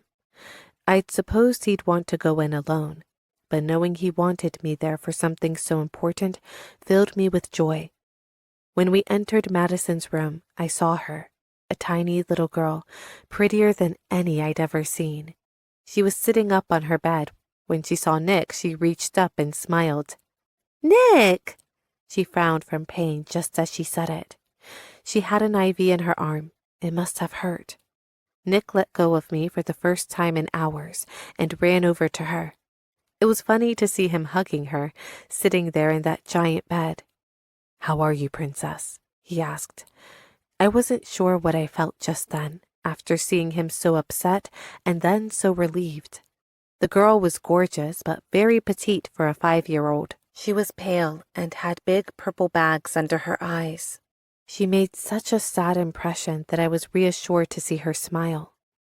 You came! Of course I did. What did you think? He replied, picking her up and putting her carefully on his lap as he leaned against the wall. She reached up and started playing with his hair. The image warmed my heart. I'd never have guessed Nicholas would treat a child the way he was treating Madison. Honestly, I'd never have been able to imagine him with a child, period. Nick was the kind of guy who made you think of hot girls, drugs, and rock and roll. Look, Maddie, I want to introduce you to someone really special. This is Noah. Only then did she seem to notice me. She only had eyes for her big brother. That was normal, right? But now those eyes, blue just like Nick's, settled on me. Who is she? She asked with a frown. Before I could say I was a friend, Nicholas interrupted me. She's my girlfriend. You don't have girlfriends, she said. I walked over to them. That's true, Maddie, but I think I've made him change his mind, I said with a grin. She was funny. I like your name, she said. It's a boy's name. Nicholas burst out laughing, and I couldn't help but join in. Thanks. I'm not sure what to say. Like brother, like sister, I thought, remembering what Nick had said about my name when we'd met. With a name like that, I'll bet the boys let you play soccer, she said. You like soccer? I asked, disbelieving. Nicholas always called her princess, and she looked more like one of those than a soccer fan. I love it. Nick gave me a ball. It's so cool. It's pink, she replied, still tugging and slapping at Nick's hair. I understood. I wanted to touch it too. We spent a good while with her, and there was no denying it. She was adorable. She was bright for her age and very funny, but she looked exhausted, so we decided to let her rest. On the way out, we ran into Nick's mom. You'd think a mother would be worried about her daughter, but she seemed to be on a different planet. She feigned indifference in front of her son, but certain, barely perceptible nervous gestures showed me that his presence did affect her. Nicholas, I wanted to talk to you, she said, looking back and forth between the two of us. I'll leave you alone, I said, but he held me close. I have nothing to say to you, he hissed. Please, Nicholas, I'm your mother. You can't spend your whole life avoiding me. She didn't seem to care that I was there listening. Nicholas was tense as a guitar string. You stopped being my mother the moment you abandoned me for that idiot husband of yours. I was frightened to see him like that, so serious. I made a mistake, she said, as if abandoning your child were something anyone might accidentally do. But you're not a child anymore. It's time for you to forgive me for what I did. That wasn't a mistake. You disappeared for 6 years. You didn't even call to ask how I was. You just left me, he shouted. I wish I never had to see you again, and if I could, I would take that precious little girl from you. You don't deserve her. You don't deserve to have her as a daughter. We walked away. He pulled me down the hallway, then turned again until we reached an area that was empty. He pulled open the door of a small closet, and we stepped inside. The only light came from a window near the ceiling. His face looked lost. His breathing was out of control, and his eyes were gleaming with fury or maybe sorrow. I wasn't sure. I was scared to see him like that, and I didn't realize what was happening when he pushed me against the wall and his lips pressed into mine. "Nicholas," I said in a trembling voice, caressing his face. But he was elsewhere, incapable of controlling his emotions. He kissed me again. I didn't manage to say a word. "Thank you for being here," he whispered, and when I heard the desperation in his voice, I held him steady and tried to look him in the eye. "I don't think I'll ever get over her just leaving me like that. But now you're here. I have you, and I know what it feels like to be in love. I don't care what she did to me anymore, Noah. You've closed a wound that was still raw, and that makes me love you even more." We were so close his tears streamed into my eyes, and I felt a smile cross his lips. "Come here," he murmured and kissed me. That was the second time we made love, and it was tarnished by memories from the past. We went to eat afterward. We wouldn't be able to visit Maddie again for a few hours, so we decided to see the sights in Las Vegas. I had never been, and it was as impressive as it looked in the movies. Wherever I looked, there were huge buildings, luxurious hotels, and spectacles. I couldn't even imagine what it must look like at night. Unfortunately, I wouldn't be able to stay there too late. Tomorrow we'll release her. That's better than we expected. We could probably let her go now, but I'd prefer to keep her under observation a little longer, the doctor said. It was 5 in the evening, and if we wanted to be in LA before midnight, we needed to head back. Nicholas seemed not to want to go, but his mother was there, and I knew how hard that was for him. "I'll be back this week," he told Maddie, who got teary-eyed. "I'll come Wednesday, and I'll bring you a present, and we can play together." He hugged her carefully but lovingly.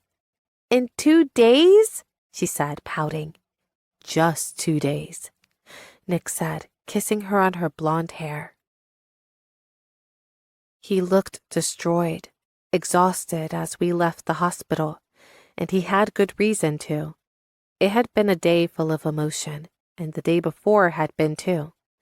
We both needed a few hours to sleep it off. "You want me to drive?" I asked. He grinned as he pinned me against the driver's side door. "I seem to remember I ended up losing the last car you drove." "You'll never let that go, will you?" I asked, rolling my eyes. I turned around and got into the passenger side. We stopped several times on the way for coffee, and when we were on the road, we kept the music blasting to help us stay awake. Once home, we didn't even stop to think that our parents might have arrived. Nicholas had an arm around my shoulder, and I had mine around his waist as we climbed the porch. Seeing my mother was like returning to reality. We were startled and pulled quickly away from each other. "Finally, you're back. We were starting to get worried," Mom said, coming over and hugging me tightly. I hadn't seen her for 2 days, and with all that had happened, the memories of my father, the things with Nick, I squeezed her harder than I should have. "Did you miss me?" She laughed. She greeted Nick as well, and we went inside and were interrogated about the condition of Nick's sister. I guess he had called them so they'd know where we were, and William was worried about Maddie's health. "I'm glad she's all right," he said, getting up from the sofa. Nick was on one side of the room, I on the other. It was strange not to be touching each other, and I felt an odd emptiness in my chest. I'd gotten so used to having him close these past 48 hours that I needed him near me at all times. I looked into his eyes just then. I saw promise. "I'm tired," I said. "If you don't mind, I'm going to go upstairs. I've got class in the morning." My mother was watching a movie with Will, and they still had a good bit of it left before bedtime. "You staying with us, Nick?" my mother asked him. and I had to suppress a scowl. Fortunately, I don't think she noticed. Nicholas grinned. I should go up too. I've got class myself. Good night, he said, walking around the sofa and joining me.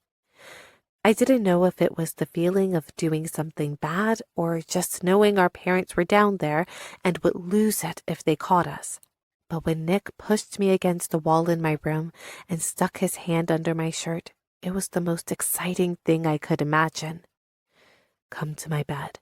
Sleep with me, he whispered in my ear. The whole time he spoke, he was kissing, nibbling, licking my neck. I can't, I moaned. You can't make those noises and then tell me not to take you to bed, he said, pressing his hips into me sexily. I giggled and closed my eyes. My mother could come up at any time, Nicholas, I said as he skillfully squeezed my left thigh. I don't want her to have a heart attack. You're coming with me anyway, he said, dragging me off. No, I shouted, digging my heels into the floor. I had no idea what we were going to do now that we were together and living under the same roof with my mother and his father. But I knew there had to be some kind of rules or self-control in place. He stopped, noticing the noises downstairs, and realized I was right. I love you, he said, giving me a quick peck on the lips. If anything happens, you know where I am. I do. Second door on the left. I closed the door. I needed to analyze everything that had happened. I needed to catch my breath. Everything that had happened those past few days had sunk me in a cloud of contrary thoughts and feelings. I was happy when I was with Nick. I didn't know if it would last a long time since we had a tendency to clash, or at least it had seemed that way over the past few months. Either way, I was crazy about him. I had hidden it, even from myself. But now it was out, and I couldn't stop thinking about it, especially knowing he was just a few feet away. It was hard not to go looking for him when I had trouble sleeping, but I forced myself. I had to learn to keep my distance from him. But when I wasn't with him, my every thought turned to my father and his threatening letters. I still didn't know if I should tell anyone. Why? He was in jail, and I wasn't even sure if he was the one sending them. Maybe Ronnie had just found out about my dad and was using all that against me. So I decided to say nothing, at least until another letter came, and my guess was that was never going to happen. The next morning I got up in a rush, knowing I was at risk of being late for school. I was nervous because I'd have to deal with the fallout from the party. Everyone had heard me shout like a madwoman, and nobody had come to my aid. I put on my uniform and ran downstairs. William was already gone, same as most mornings, and Nick and my mother were having breakfast at the island in the kitchen. When Nick looked up at me, I had to struggle not to run over and kiss him. Mom got up and started making my breakfast, with the excuse of getting help with my tie, which I knew perfectly well how to tie by now. I walked over to Nick and gave him a quick kiss while my mother wasn't looking. He whispered to me, "Right now, I have all these images in my head of you in that uniform in a room upstairs." As he said this, he knotted my tie, kissed me softly, and stroked my neck. I turned to make sure no one was watching, but my mother was busy scrambling eggs and her music was blaring from the speakers. It was a dangerous game we were playing, but a very exciting one too. He reached down and felt under my skirt, stroking my legs and my ass. "You're pushing it," I said. "I know," he agreed, pulling away just as my mother turned and served my dish. For the first time, I had my breakfast sitting next to Nick, and all I could think about was that morning when we'd had pancakes and smoothies together. That was a sweet memory, especially the part that had come just before we ate. My mother didn't say much to us. She seemed immersed in her thoughts, and I reproached myself for not taking more interest in her marriage and whether she was happy we were living there. "Are you okay, Mom?" I asked with a worried look. That lost look, That distraction I noticed in her was becoming all too common. She came back from wherever she had wandered off to in her mind and feigned a smile. "Yeah, sure. I'm great," she said, picking her plate up and dropping it into the sink. "Nick told me that he doesn't mind taking you to school today. I'm sorry, hun, but my head hurts a little. I think I'm going to lie down." She gave me a kiss on the head and squeezed Nick's shoulder affectionately.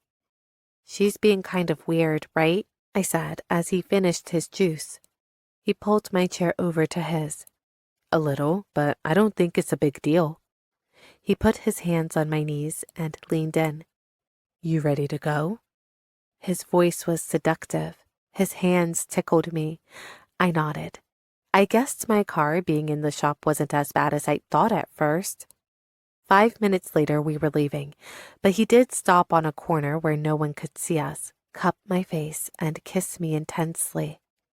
"What's all that about?" I asked as he grinned and put the car back in gear. "It's been 7 hours and 25 minutes since we've kissed," he said calmly. "You're counting?" I said, laughing. That put me in a really good mood. I get bored when I'm not with you. I need to keep my mind busy. 15 minutes later, I was at the door of St. Marie's. I couldn't help but feel nervous. Nick was looking serious too, and clutching the steering wheel tightly. "You're going to pick me up?" I asked. "Of course, I don't have a choice. I'm your boyfriend, right?" he said almost presumptuously. I laughed. "That's not necessarily a boyfriend's duty. You've never had a girlfriend, have you?" It cracked me up to know I was right and that I was his first. "I was waiting for you," he said, planting a hot kiss on my lips. I liked those words so much, I held him close. Kissing him reminded me of the 2 times it had gone further than that. I wanted to do it again. "You'd better go if you don't want me to kidnap you for the rest of the day," he warned me. His hand around my waist told me he wanted to keep me there. "I'll see you at 4, I said with a smile and opened the door. This was addictive. "Love you," I said. "Love you too. See you, precious." He shook his head and drove off. Before I reached the door, many eyes turned to me, but before I could let it get to me, Jenna jumped into my arms and hugged me. "Noah, I'm so sorry." She squeezed me tightly. "I didn't know they were going to do that. I should have been there to help you. They're just a bunch of immature babies. They should be over stupid pranks like that, but you know." "It's fine, Jenna. It's not your fault," I said. "Are you sure?" she continued. "You looked like you were freaking out. I didn't know the darkness affected you like that." "It's a trauma from when I was a kid, but it's over. It doesn't matter anymore." Just then the bell rang and we walked to our lockers. It wasn't over, though. Rumors had spread, and anywhere I turned, people were staring at me. I felt like a Martian, or worse, like people were pitying me. I didn't realize how angry I was until I went to the dining hall and saw Cassie there with the guys who'd stuffed me in the closet.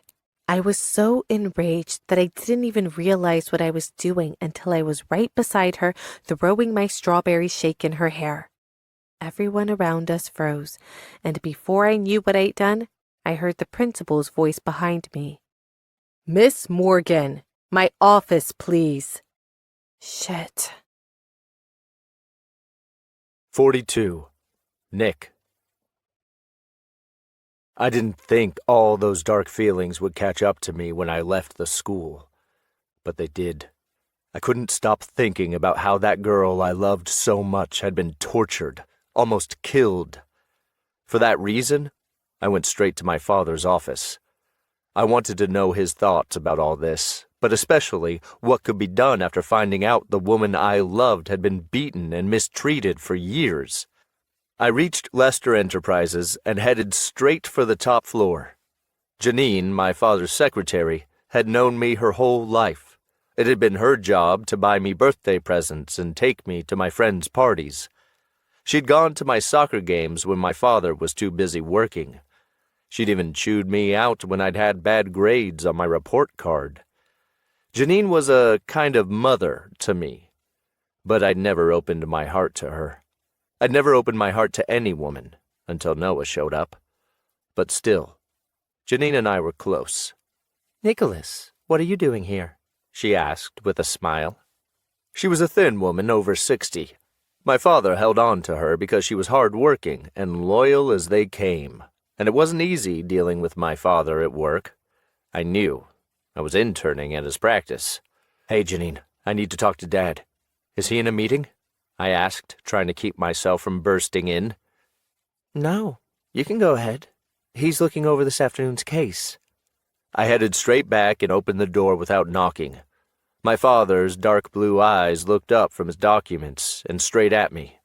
"What are you doing here?" he asked me sternly. He never said hello. That was a habit of his. "I'm here to talk to you about Noah, and Rafaela, to be precise." I stood there in front of his luxurious desk, hoping he'd be sincere with me for once in his life. "Do you know about what her bastard ex-husband did?" After staring at me a moment, my father pushed aside his documents, stood, walked to the bar, and poured himself a glass of cognac. "How did you find out?" he asked. So he knew. That didn't particularly surprise me. That wasn't the kind of thing you could keep hidden for long. Noah freaks out if she's in a room with the lights off. The other day she almost had a panic attack. When she calmed down, she told me. The memory of what those fuckers had done to her enraged me, but I kept calm. "Dad, do you know what that son of a bitch did? Noah almost died. A giant piece of glass stabbed her in the stomach.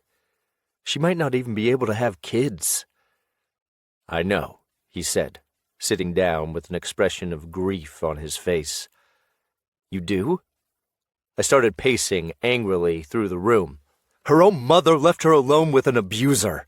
Rafaela's as much to blame as he is," I shouted in impotent rage. "Nicholas, I'm not going to let you talk about my wife that way. You have no idea what she's been through or how much she regrets leaving her daughter there. She didn't have a life like ours.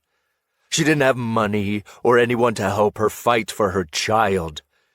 She suffered that man's abuse for years. Her body is a map of scars, so I won't let you—" "Noah was a little girl, Dad," I interrupted him. "For God's sake! She had to jump out a window. He should be dead, that son of a bitch." "Nicholas, sit down. There's something you need to know." He motioned at the chair in front of him. Instead of sitting, I stood behind it. As he brought his drink to his lips, I wished he'd poured one for me. "A month ago, he got paroled," he said. My body tensed as my brain tried to assimilate those words. "It's been 6 years since they sentenced him. If Rafaela had pressed charges for abuse earlier, he might have gotten more time. But he was only sentenced for his crimes against Noah. She was hurt, but the worst of it was when she jumped out the window and a shard of glass injured her. He wasn't blamed for that. It seems he had friends in high places and got his sentence reduced. What I'm trying to tell you is, he's out, and Rafaela's scared he'll try to get in touch with her. I found out not long ago, and I was angry. She should have told me before. We need to keep our eyes open for anything strange. I don't think he'll try anything, but I'm worried still. Rafaela's terrified. She's been having nightmares every night, and she doesn't want Noah to know he's gotten out. You need to keep that secret." "How can he be out? You can't do anything?" I asked, feeling deeply unsettled. That madman could be trying to hunt down his wife and daughter that very moment, and I didn't know how Noah would react if she saw the man from her nightmares again. I tried to get a judge to file a restraining order, but since we don't have any evidence of him trying anything, it's been impossible. Probably we're overthinking it. He's in another country. I doubt he would come all the way to America. Still, we should keep on our toes, especially for Ella's sake. Agreed. You take care of your wife, and I'll take care of Noah, I said, serving myself a drink from the bar. I could feel him staring into me from behind.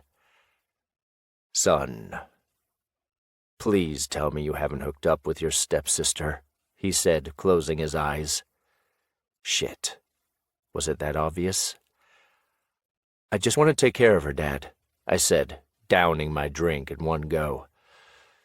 Look, I don't know what you two have got going on, and I don't want to know, but please, I beg you, don't do anything idiotic.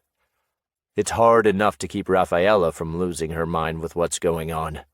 The last thing I need is to learn you're hot for your stepsister. I hated him treating our relationship so blithely. I'm not hot for her, Dad. I love her. And I promise you, I won't let anyone lay a finger on her. He nodded. Be careful, Nicholas. I left the office, and just as I did, my phone rang. Noah. What's up? I asked. She was supposed to be in class. What the hell was she doing calling me? Nick, you've got to come get me, she said in a strange voice. Why? Are you okay? I asked, getting in the elevator and going down. It's just, they suspended me for the rest of the day. I smiled as I picked her up out front of the school. She ran over to my car so adorable I couldn't help but kiss her even before she told me anything about what had happened. You threw a strawberry shake at her head? I asked, cackling. For real? I don't know what happened, she admitted. But I don't care either. She deserved it. Don't judge me. I had something inside me I had to let out. She put on her seatbelt, and I pulled out laughing. You think anyone will be home? I asked a minute later. Probably. Why? Because I want to make love to you so bad right now, I think I'm going to explode. I wanted her with an intensity that frightened me. I put a hand on her thigh and started pushing up her skirt. Her skin was soft. Two can play at that game, right? She said. And it took all the self-control I had not to crash into the car in front of me. Noah undid her seatbelt and came close. Her hand rested on my knee while she planted her lips on my neck.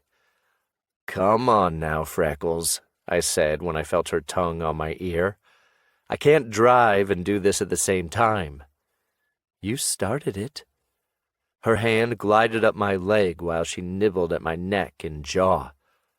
I stopped her hand when it got to what it was looking for. Get out, I ordered, eyes burning with desire. I think I'll pass. The last time you told me that, you left me standing in the middle of the road.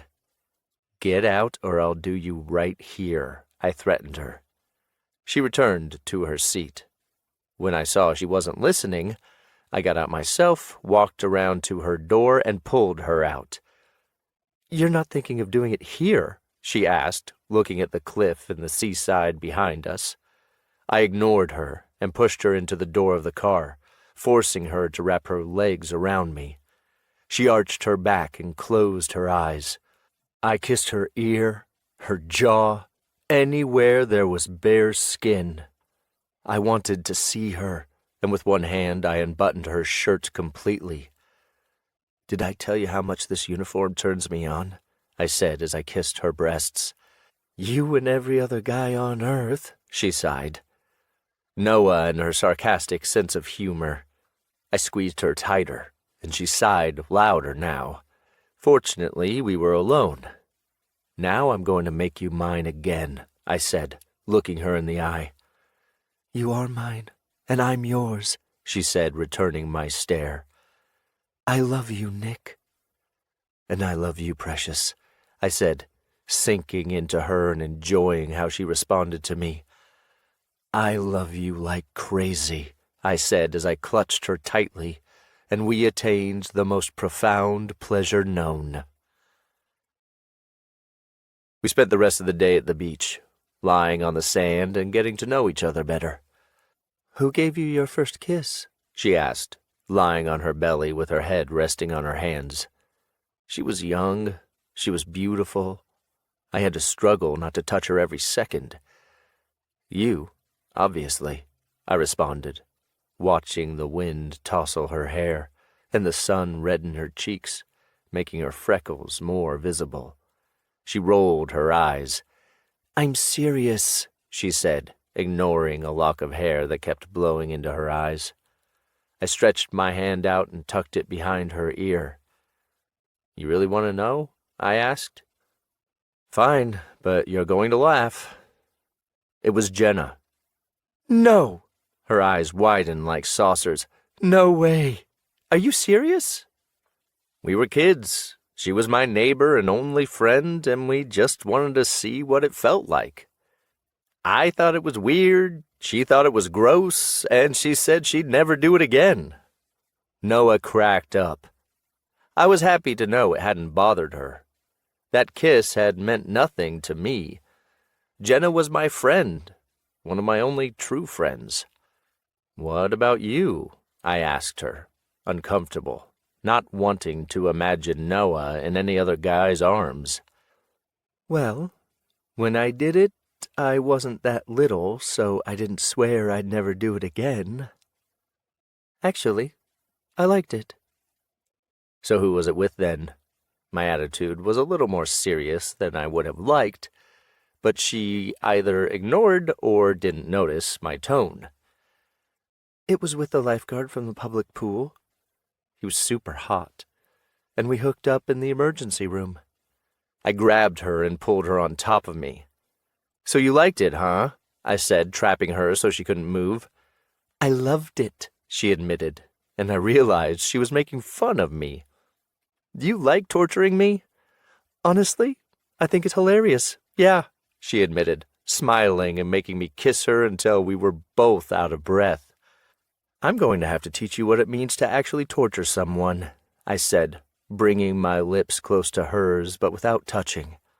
I slipped my hand down her leg, watching the desire grow inside her. When my fingers were in the pit of her knee, I stopped, and then brought them back up her thigh while my other hand unbuttoned her shirt, and I kissed the soft skin of her stomach. Then I stood up, leaving her there with her cheeks flushed, dying from unfulfilled longings. It took her a few seconds to realize what I was doing. She looked at me like an abandoned dog. "What the hell?" she asked, exasperated. "Like this, you'll think twice before you try to make me jealous again." It was almost impossible not to finish what we'd started. But I wouldn't. I was having too much fun. Slack-jawed, she started buttoning her shirt again. "You're the same dickhead you always were," she grumbled, getting up, grabbing the blanket, and walking off to the car. I chuckled as I admired her long legs and her hair flapping in the wind. Before she could make it there, I brought her back and kissed her deeply. I couldn't stay apart from her any longer. A few minutes was my maximum. I rubbed my lips against hers, but she kept her mouth closed, hesitant, not letting me slip my tongue in until I'd licked and venerated her. When she gave in, I responded with the best kiss ever. A kiss worthy of remembering, not like that kiss from that idiot lifeguard. 43. Noah. I was scared of how fast things were moving. After all that had happened with Dan, falling in love again hadn't entered into my plans. But there I was, wild about my stepbrother, the last guy I could ever have imagined having a relationship with. Maybe it would have been easier if I'd fallen in love with someone like Mario. But I knew that wouldn't have worked. Ever since I told him we could just be friends, he'd completely ditched me.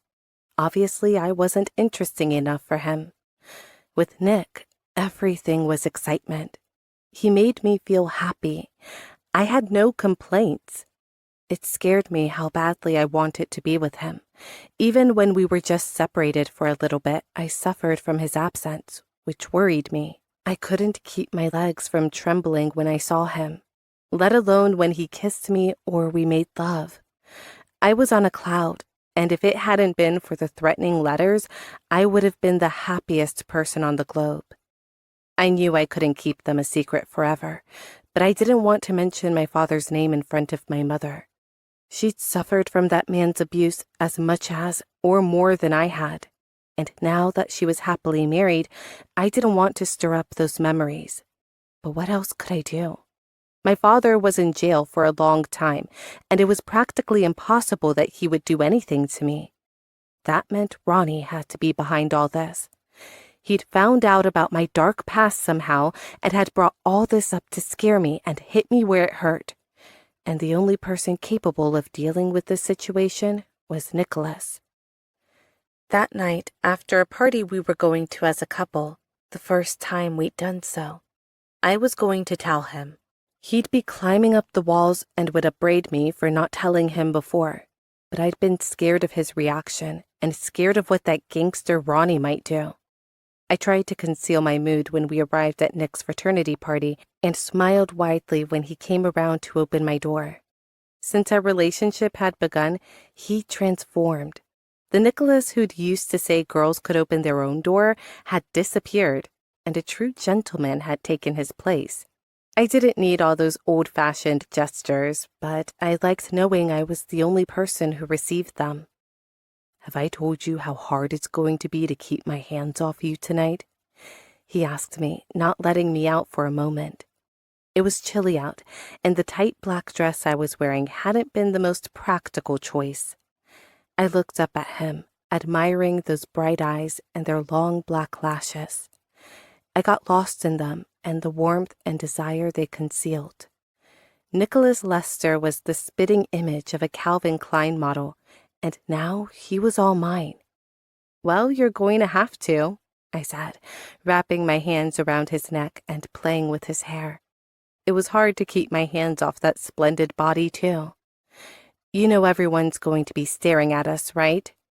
"Then they'll know you're mine," he said, bending over and kissing me.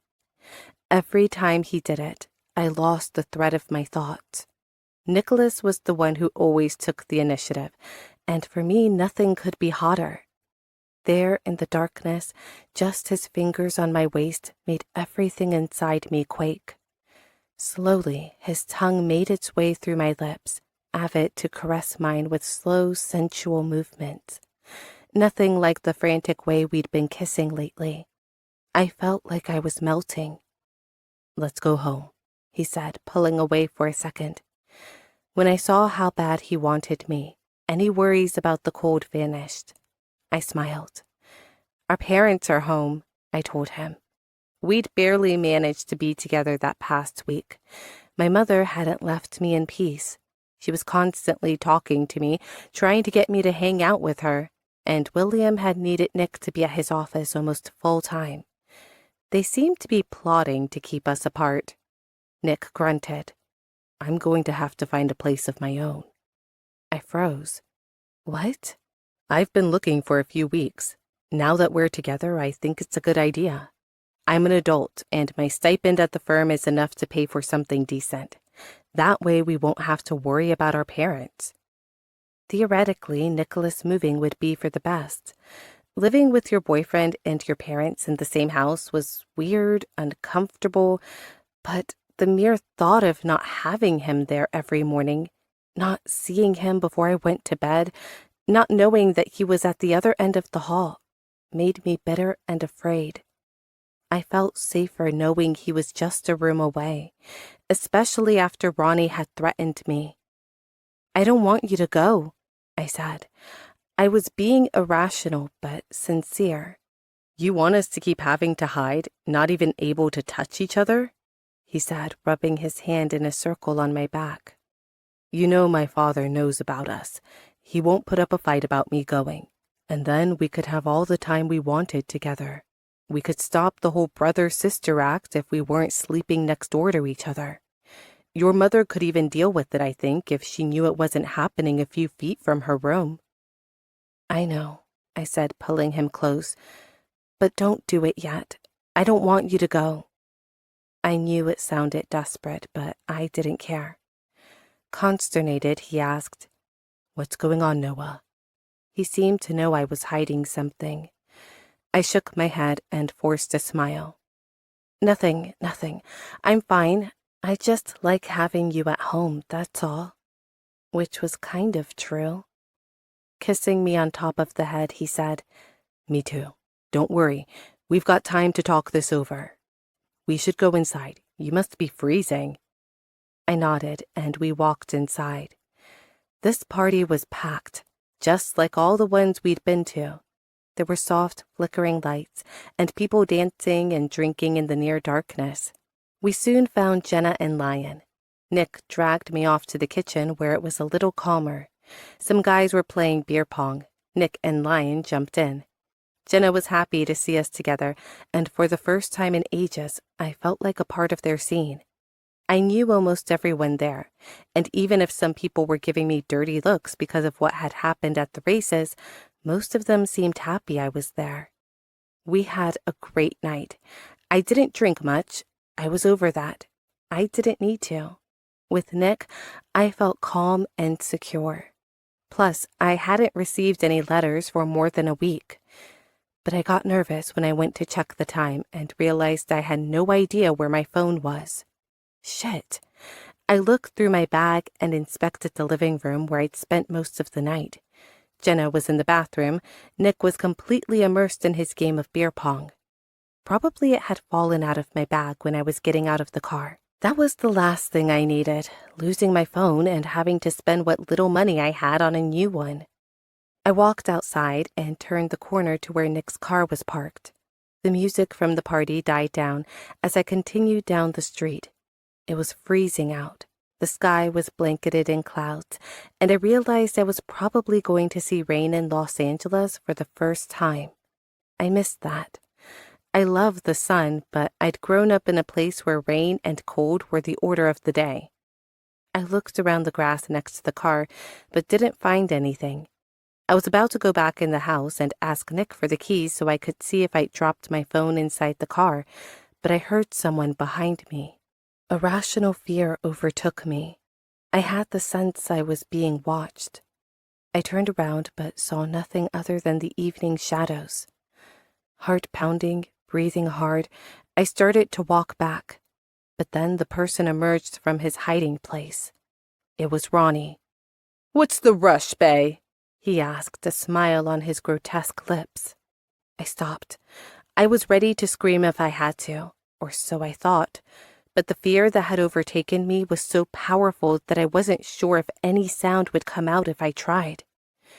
"I don't know what you want, Ronnie, but if you take one step toward me, I'll start shrieking like a banshee," I said, unable to conceal the panic behind my words. "There's someone who wants to see you, Noah. You're not just going to leave him hanging, are you?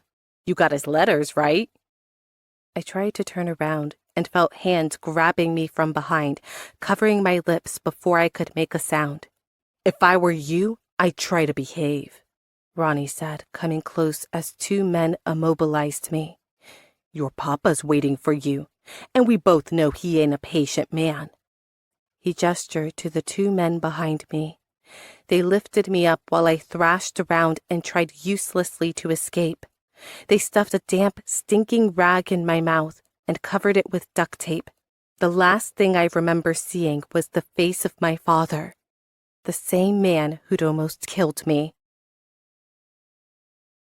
44. Nick. I hadn't seen Noah in 20 minutes, and already I was missing her. I looked around and couldn't find her anywhere. "Jenna, you seen Noah?" I asked, walking to a corner where she was drinking and dancing. She stopped to look at me. "I went to the bathroom, and when I came back, she wasn't here. Sophie said she was asking if anyone had seen her phone." I decided to go outside to look for her. It was freezing, and there was no one around. I looked left and right, even toward the woods behind us, but there wasn't a trace of her. I went back in and checked the bedroom with an uncomfortable pressure in my chest. She was nowhere to be found. Finally, I checked every room one by one, shouting her name and dialing her phone. Nothing. Not a single sign. I ran downstairs and found Jenna and Lion by the front door. "I don't know where she is," Jenna said, now worried. A horrible fear overtook me, and I ran around the corner with Jenna and Lion close behind me. Turning the corner on the way to my car, I saw footprints on the grass. I followed them, my heart in a knot, and when I reached the place where they ended, I found her high heels lying there as if they'd been thrown down. "Noah!" I shouted desperately, looking from side to side. "Noah!" Jenna and Lion shouted too. No response. I remembered Ronnie's threat. Had that son of a bitch taken her somewhere? "Call the cops," I told Lion when I got over my panic. Lion looked surprised, but he took out his phone. As he dialed, we went back inside. I walked into the DJ booth and made him cut the music. Everyone hissed and jeered, but I didn't give a shit. "Has anyone seen Noah?" I shouted. I got up on a chair and stared out at the crowd, wishing I could see her there and hating myself for leaving her alone. Everyone jeered and shook their head. I got down and clutched my head in my hands. Damn it. Damn it. "Nicholas, calm down," Jenna said. "You don't understand," I screamed, not caring if anyone heard. "Ronnie's been threatening her." Just then, Lion grabbed me. "Nick, the cops," he said, handing me the phone. "They want to talk to someone from her family." I grabbed it and put it to my ear. "My girlfriend's disappeared. I need you to come right away," I said, knowing I should control my tone better but unable to. "Sir, calm down and explain to me what happened," the voice on the other line responded. The person was calm, as if we were talking about the weather and not the entire purpose of my life suddenly vanishing. "What happened is my girlfriend disappeared. That's what happened." "Calm down, sir. We've already sent a patrol car, and when they arrive, they'll search the area. But for now, I need you to tell me exactly where you saw her for the last time." I told the operator what happened, but it was as if I were in a bubble, and none of what was happening were real. Soon, a cop car pulled up, and everyone in attendance rushed out. I didn't care. I already knew who had done this. "You are—" the officer asked after taking my statement. I couldn't believe he was dragging his feet like this. Something needed to be done, and now. "I'm Nicholas Lester," I said for the second time that night. All these questions were absurd. What we needed to do was go find Ronnie wherever he was and rescue Noah. "So, you're her boyfriend?" I nodded, impatient, while Jenna and Lion talked with two other cops. "Noah Morgan. Is she a minor?" the officer interviewing me asked. Shit. I hadn't thought of that. "She's 17. Look, she's my stepsister. Our parents got married a few months ago, and I already told you I know who's behind this. Please, we're wasting time and they could be hurting her." The cop frowned at me. "To start with, you're not immediate family, so we don't need to tell you anything. What I'm going to ask of you is that you call her parents or legal guardian and inform them of what happened. The law says we can't file a missing person for 24 hours, so—" "Are you not listening to me?" I shouted, losing my nerve. "She's been kidnapped. Now stop fucking around and do something." I didn't realize how close I'd gotten to him until he grabbed me and slammed me against his car. "Calm down, or I'm going to have to arrest you," he said. I cursed between my teeth until he let me go. "Now call your parents or I'll do it myself," he said, puffing out his chest and trying to intimidate me. I turned around, took out my phone and dialed. Dad picked up on the fourth ring. "Dad, I need you to come. Something's happened." 4 hours later, we were back at home. Nobody knew where Noah was, but there were people milling all around and plugging in machines to trace our calls in case her captors tried to get in touch with us. William Lester wasn't a nobody, and when his stepdaughter disappeared, the first thing people thought was that it was a kidnapping for ransom. I'd already told 10 different cops 200 times about Ronnie's threats, but what I didn't know was that they'd found the threatening letters in Noah's desk drawer. When I realized her father was the one who'd kidnapped her, I nearly lost control. It was a disaster. I couldn't believe what was happening. They'd had to give Rafaela a tranquilizer when she found out, and now she was in one of the bedrooms with a friend trying to calm her down. My father was on the phone the whole time, talking to cops and officials. All I could do was smoke one cigarette after another and try to ignore the hundreds of horrible images flashing through my head. Lion and Jenna had come over, Jenna's parents too, but I had no idea what they were up to. It was past 5 in the morning and no one had heard anything. "If something happens, I'll never forgive myself," I said, almost hyperventilating. "All this is my fault. Damn it! Why didn't she tell me?" "Nick, if Noah decided to cover this up, she had her reasons," Jenna said. "I've been her friend for a month, and I had no idea her father was in jail, let alone that he was an abuser." "If he lays a hand on her," I said, hearing my own voice crack.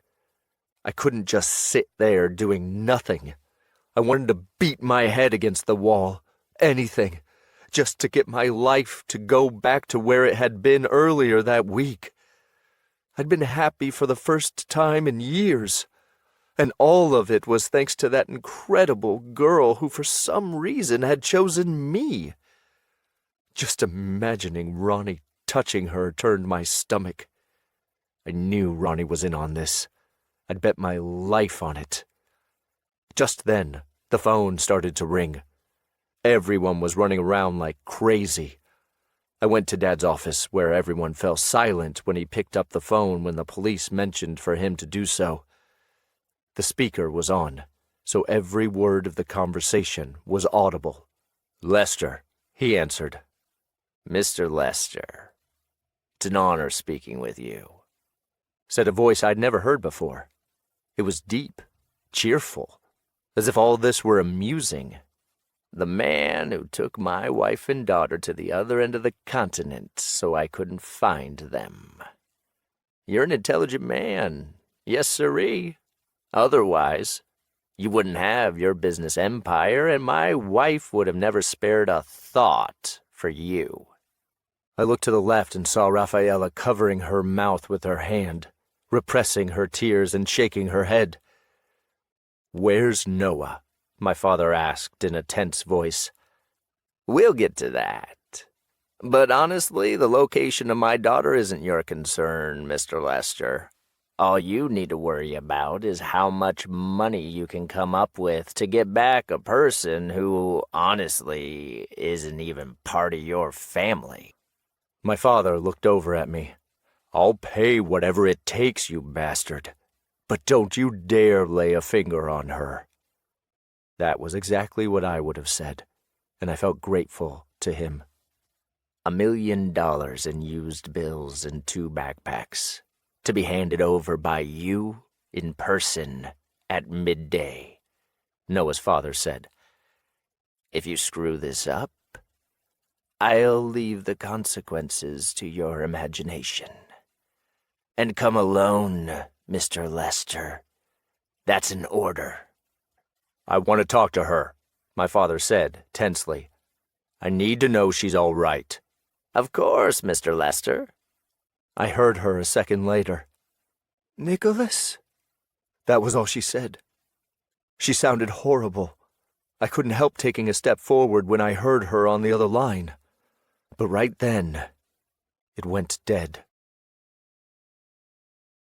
45. Noah. I woke up dizzy and with a terrible headache. All I could see when I looked around was a soft red light. In the room where they were keeping me was nothing but the bed I was lying on and a simple chair in the corner. The smell was awful, like rat piss. Music coming from outside, as in a dance club, made it impossible to hear anything but my accelerated breathing and the rapid pounding of my heart. When I realized what had happened, I started panicking. A familiar whistling sound rang in my ears, and I'd swear I could hear the blood pumping through my body. There was a bitter taste in my mouth, and I was desperate for a glass of cold water. Whatever they drugged me with was still affecting me. I sat up and heard the clinking of chains. One of my hands was cuffed to the wall. I tried to get out, but in vain. Struggling to calm down, I thought of how I might escape. I'd never found my phone, so I couldn't communicate with anyone. What scared me the most was the knowledge that my father was behind all this. This couldn't be happening. My father was in jail, and even if he'd gotten out, it was ridiculous to imagine the first thing he'd do is come looking for my mother and me and kidnap me. But that was what he'd done. I jerked and jerked against the chain, making a racket, hating the tears that clouded my eyes. How had I been so stupid? Why didn't I take those threats seriously? Why hadn't I told Nicholas? Nick. He must be going crazy just then and blaming himself for everything. I'd have given anything to go back in time to stay by his side instead of leaving that house alone. When people were in extreme situations, we always thought about the things we wished we'd said to the people we love, or how stupid we'd been for worrying about idiotic little things now that we knew how dangerous life could actually be. I'd been kidnapped. That was something to really be worried about. I heard someone open the door, and Ronnie appeared, causing me to shiver from head to toe. "Good, you're awake," he said, closing the door behind him. The scant light was still bright enough to see his dark eyes, his lips, his shaved scalp. I could even see the new tattoo under his right eye, a horrifying snake. He walked over slowly and sat beside me on the bed. I pulled away from him as much as I could in the tiny space available to me. "I gotta tell you, it sure turns me on seeing you chained up in this bed and completely at my mercy," he said, eyeing me up lustily. I cursed the hour when I decided to put on that tight dress, but now all I could do was try to control my breathing and my fear. "I don't know if you know this, but you got a bangin' body." He rested a hand on my bare ankle. I tried to push it away, but he pressed me into the mattress. He could do anything he wanted to me. "You know what? When I decided to race against you, it never crossed my mind you might be the daughter of a NASCAR driver. I was pissed when you beat me. If I remember right, you told me I was a dumbass and I should learn how to drive." His hand climbed up my leg. "Don't touch me," I ordered him, unable to get away. I wished this was all a nightmare and I would wake up in Nick's arms. "Well, this dumbass is about to get his revenge for that night, bae," he said. By now his hand was on my thigh. I shifted aside, but he got on top of me and I struggled under his hips. Tears were running down my cheeks. "I'll bet your little boyfriend won't even take one look at you once I'm done. I'm gonna tear that thing up so bad he won't want it back." "Help!" I shouted desperately, trying to get him off me. He laughed, holding me down with one hand while he took off his belt with the other. "Can no one hear you, stupid? No one who cares anyway," he said, leaning down and running his tongue over my breasts. I turned my head away in desperation. "Don't touch me!" I shrieked. He grabbed me around the neck and pushed me down into the mattress with one hand, and with the other he pulled up my dress. "No!" I shrieked, nearly tearing my vocal cords. "Let me go!" The hand around my neck squeezed tighter, and I could hardly breathe. "I'm gonna put it in you every which way, and you're gonna stay nice and quiet," he hissed, bringing his face close to mine. When he did so, his grip softened just enough for me to scream, "Get me out of here!" Then the door opened. The flickering red light from outside filled the room, and what I saw then scared me even more than my would-be rapist. My father was there, looking terrifying. "That's enough. Scram," said that voice that had petrified me as a little girl. The voice that had threatened my mother thousands of times and that still pursued me in my dreams. The only voice I'd heard that night I was beaten nearly to death. The voice that haunted me as I had escaped through the window. Ronnie cursed, and before getting up, he slapped me across the face. It was so quick I didn't see it coming, and it stung. "Nah, now it's enough," he said, getting in my father's face and then walking out. My father didn't say a word, just stood there in the doorway watching. Only after a moment did I dare look up. He changed. His hair used to be blonde like mine. Now it was white and cut very short. His arms were twice as big as before and covered in tattoos. Whatever he'd been doing those past few years had changed his appearance entirely. He was now even scarier than Ronnie. My father shut the door behind him, grabbing the chair in the corner and turning it around, sitting with his arms propped on the backrest. "You sure have grown, Noah. It's incredible how much of your mother I see in you." All the fear and pressure I'd felt when he was near had returned after 6 years. "The night they arrested me," he said, staring me straight in the eye, "I lost absolutely everything, and it was all your fault. What I still can't figure out is how a little girl managed to do that to me. Not even your mother could stop me when I took my frustrations out on her. But with you, it was always different. You were my little girl. I loved you. I promised myself I'd never hurt you. You weren't like your mother. You were a fighter. You'd make sure your voice was heard." "What do you want?" I asked, trying to control the sobs rising in my throat. "What every man in this world wants most, Noah," he responded, with a horrible smile on his lips. "You took everything I had. Your mother, my home, my freedom. I want money. The same money that's supporting my family right now.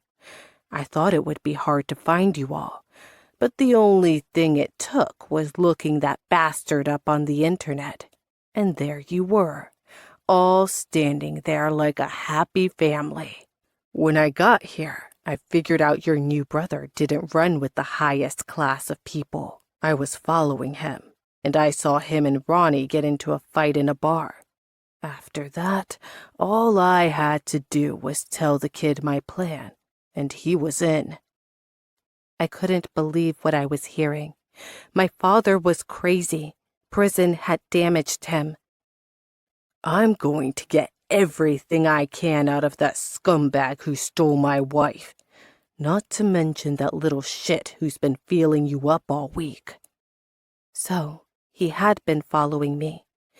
I thought it was my imagination, but now I knew I was right.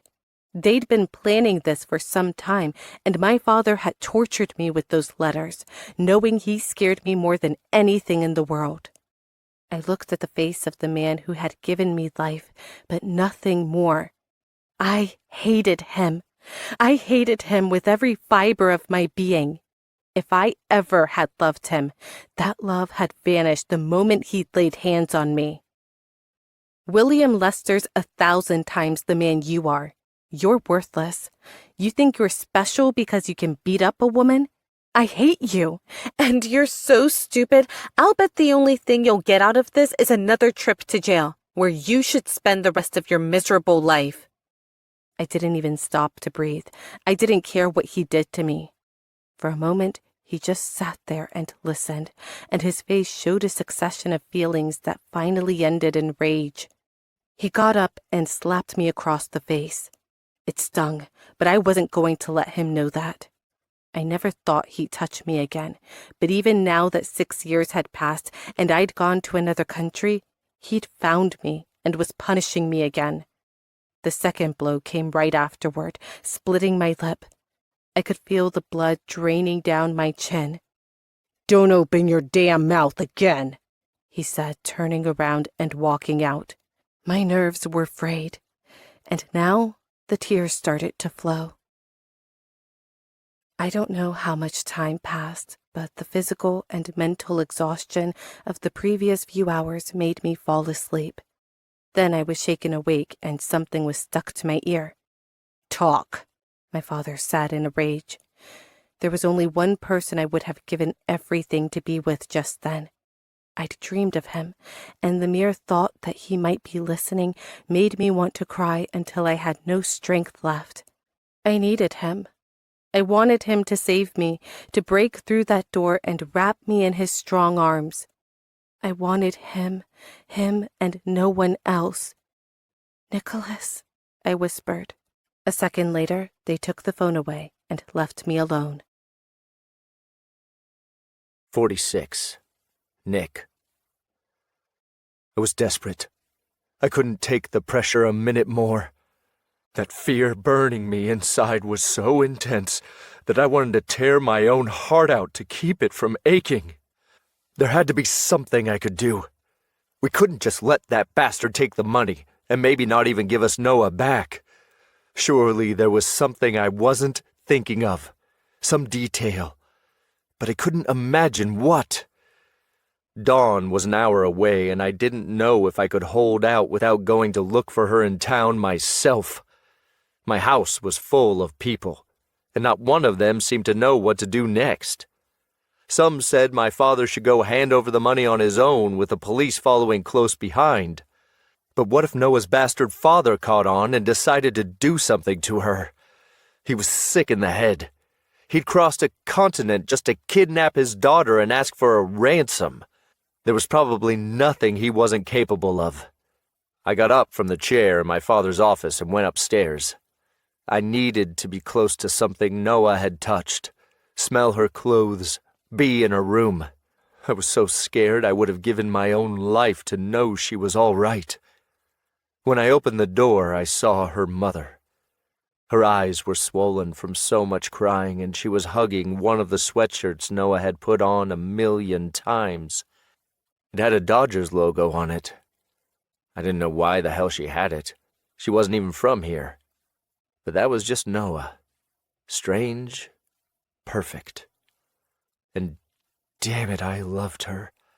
If anything happened to her, I wasn't sure how I could go on living.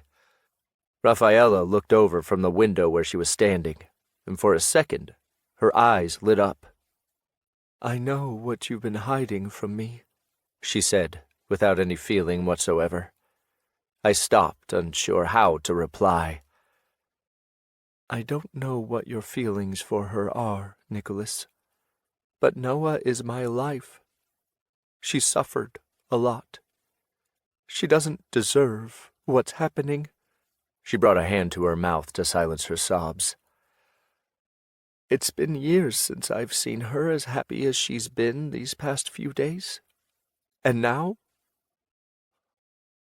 All I know is you had something to do with that, and I want to thank you for it."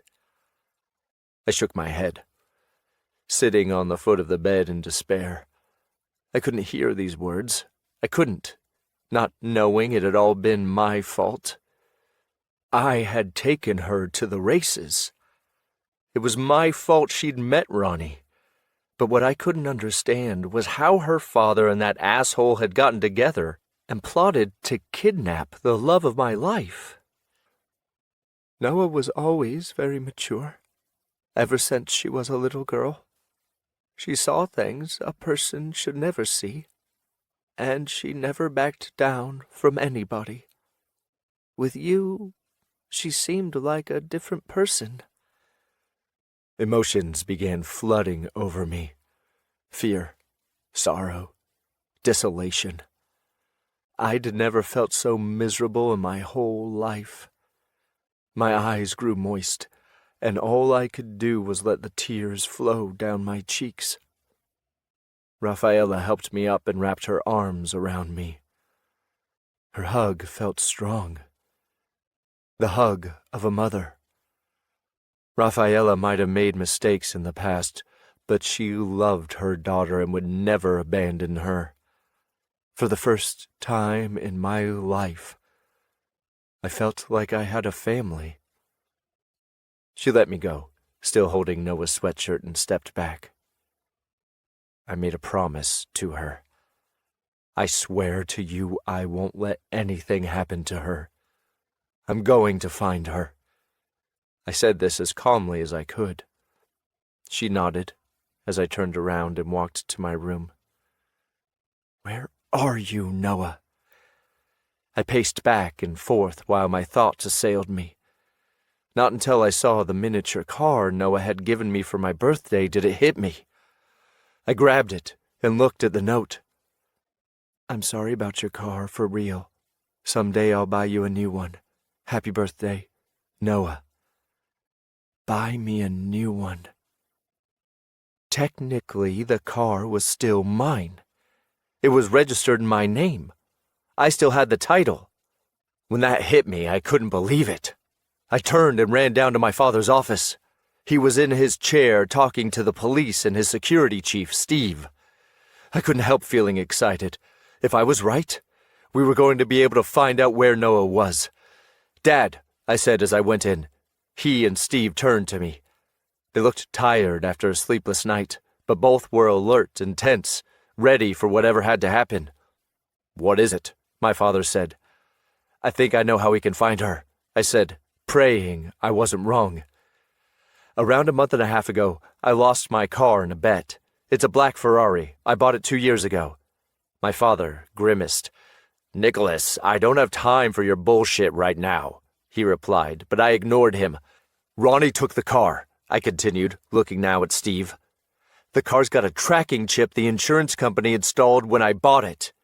If we can find the car... It was silent for a few seconds.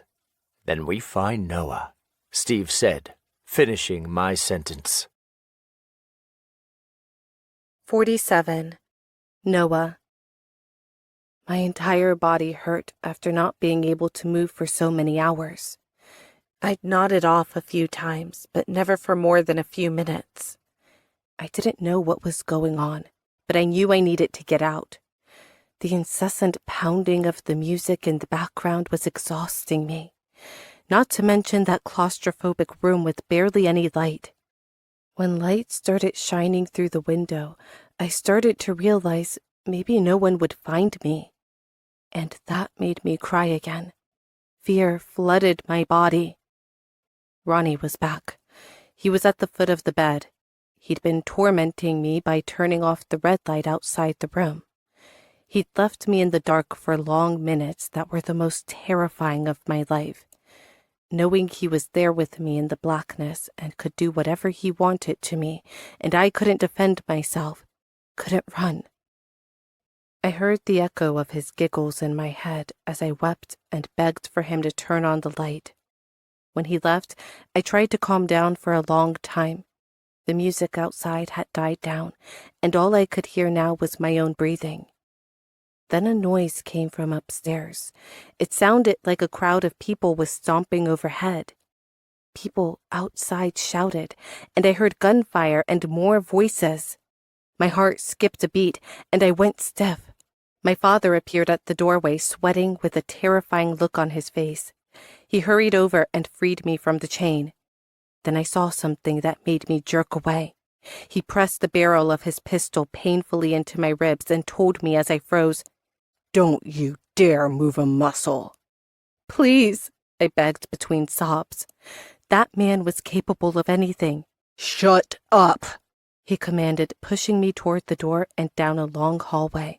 I couldn't see. I was scared, and I struggled just to put one foot in front of the other. I was defenseless and had no idea what to do.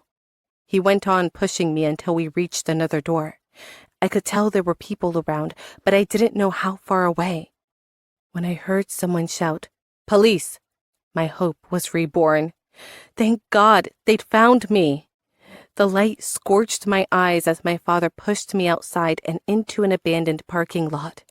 What he didn't expect was that there would be 20 or more cops stationed there with their weapons pointed straight at us.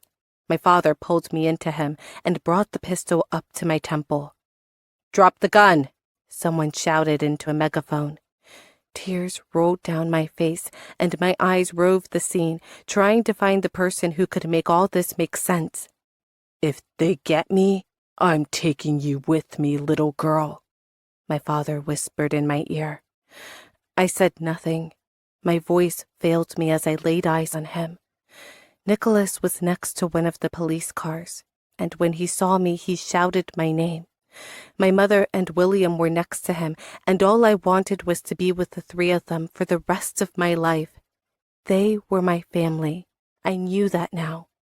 After seeing what my father was capable of, whatever part of me blamed myself for putting him in jail vanished forever. He wasn't my father. He never would be, and I didn't need him. I had a man in my life who loved me above all else, and it was time for me to love him the way he deserved. "Drop your weapon and put your hands on your head," a cop shouted, his voice clear over the commotion. "Please, let me go," I whispered. I didn't want to die. Not this way. I still had a million things to live for. Then something happened.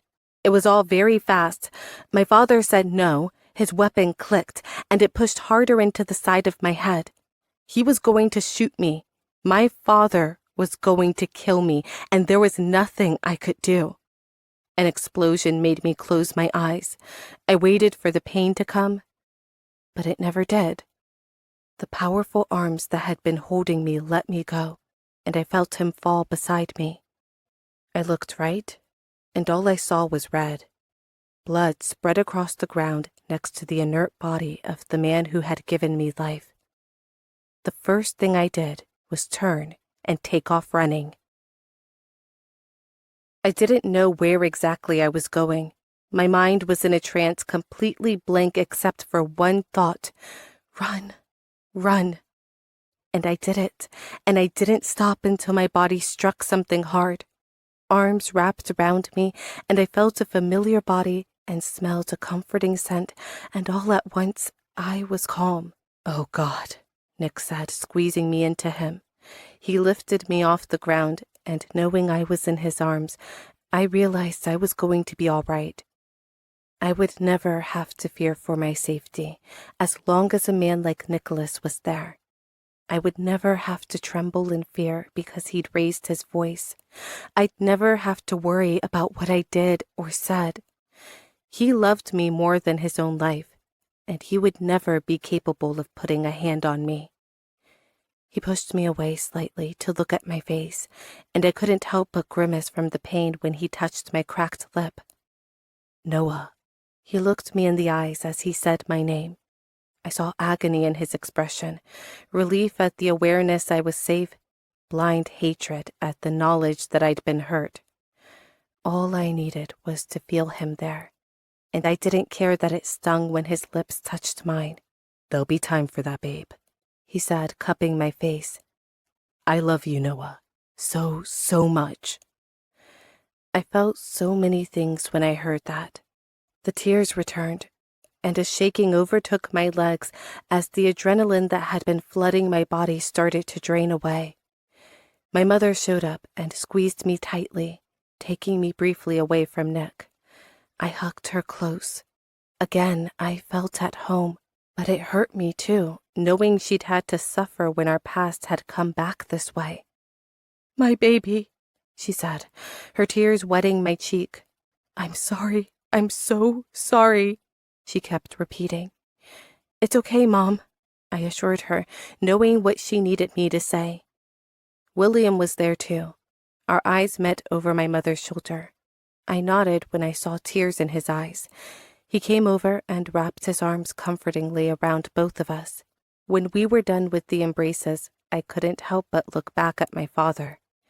They were carrying him off into an ambulance. He'd been hit in the side of the chest. I had no idea if he was alive, but I didn't think about it. Just afterward, I saw the police taking Ronnie out of the house. He was unharmed and in handcuffs. As I tried to absorb all that was happening before my eyes, Nicholas grabbed my chin softly and turned my face toward his. "Look at me," he said in the softest voice I'd ever heard. His eyes were red and swollen. He'd suffered as much as I had. I needed him close to me after that experience, to put myself back together, to reassemble all that my father's actions had shattered. "It's okay," he continued. "You're with me now." His words eased my heart finally. "I love you," I said, as a strange feeling came over me. I don't know if it was exhaustion or just the stress of all that had happened those past few hours, but I couldn't go on anymore. I grabbed onto his t-shirt as my legs gave out, and I closed my eyes, letting the sweet tranquility of unconsciousness bear me away. 48. Nick. When we confirmed that the car still had the GPS chip active, it was just a matter of time until we found Noah, or so I hoped. There was always the chance that Ronnie didn't have the car parked wherever they were keeping Noah, but I couldn't let that stop me. I knew he'd hardly been seen without that car lately, so there was a good chance he'd locked her up somewhere in the dingy club the GPS showed the car was parked at. My father spoke to the cops, who planned what our next step should be. His office was swarming with people. Several agents were looking over the blueprints of the club with Steve. The most likely thing was that they had her in the basement on the west side of the building. If we cornered them, blocking off the main exits, her father could only get out one way, and that was the fire exit in the back. That was where the rest of the unit would wait, and if he came out, there'd be no turning back. That son of a bitch would be back in jail way earlier than he'd anticipated.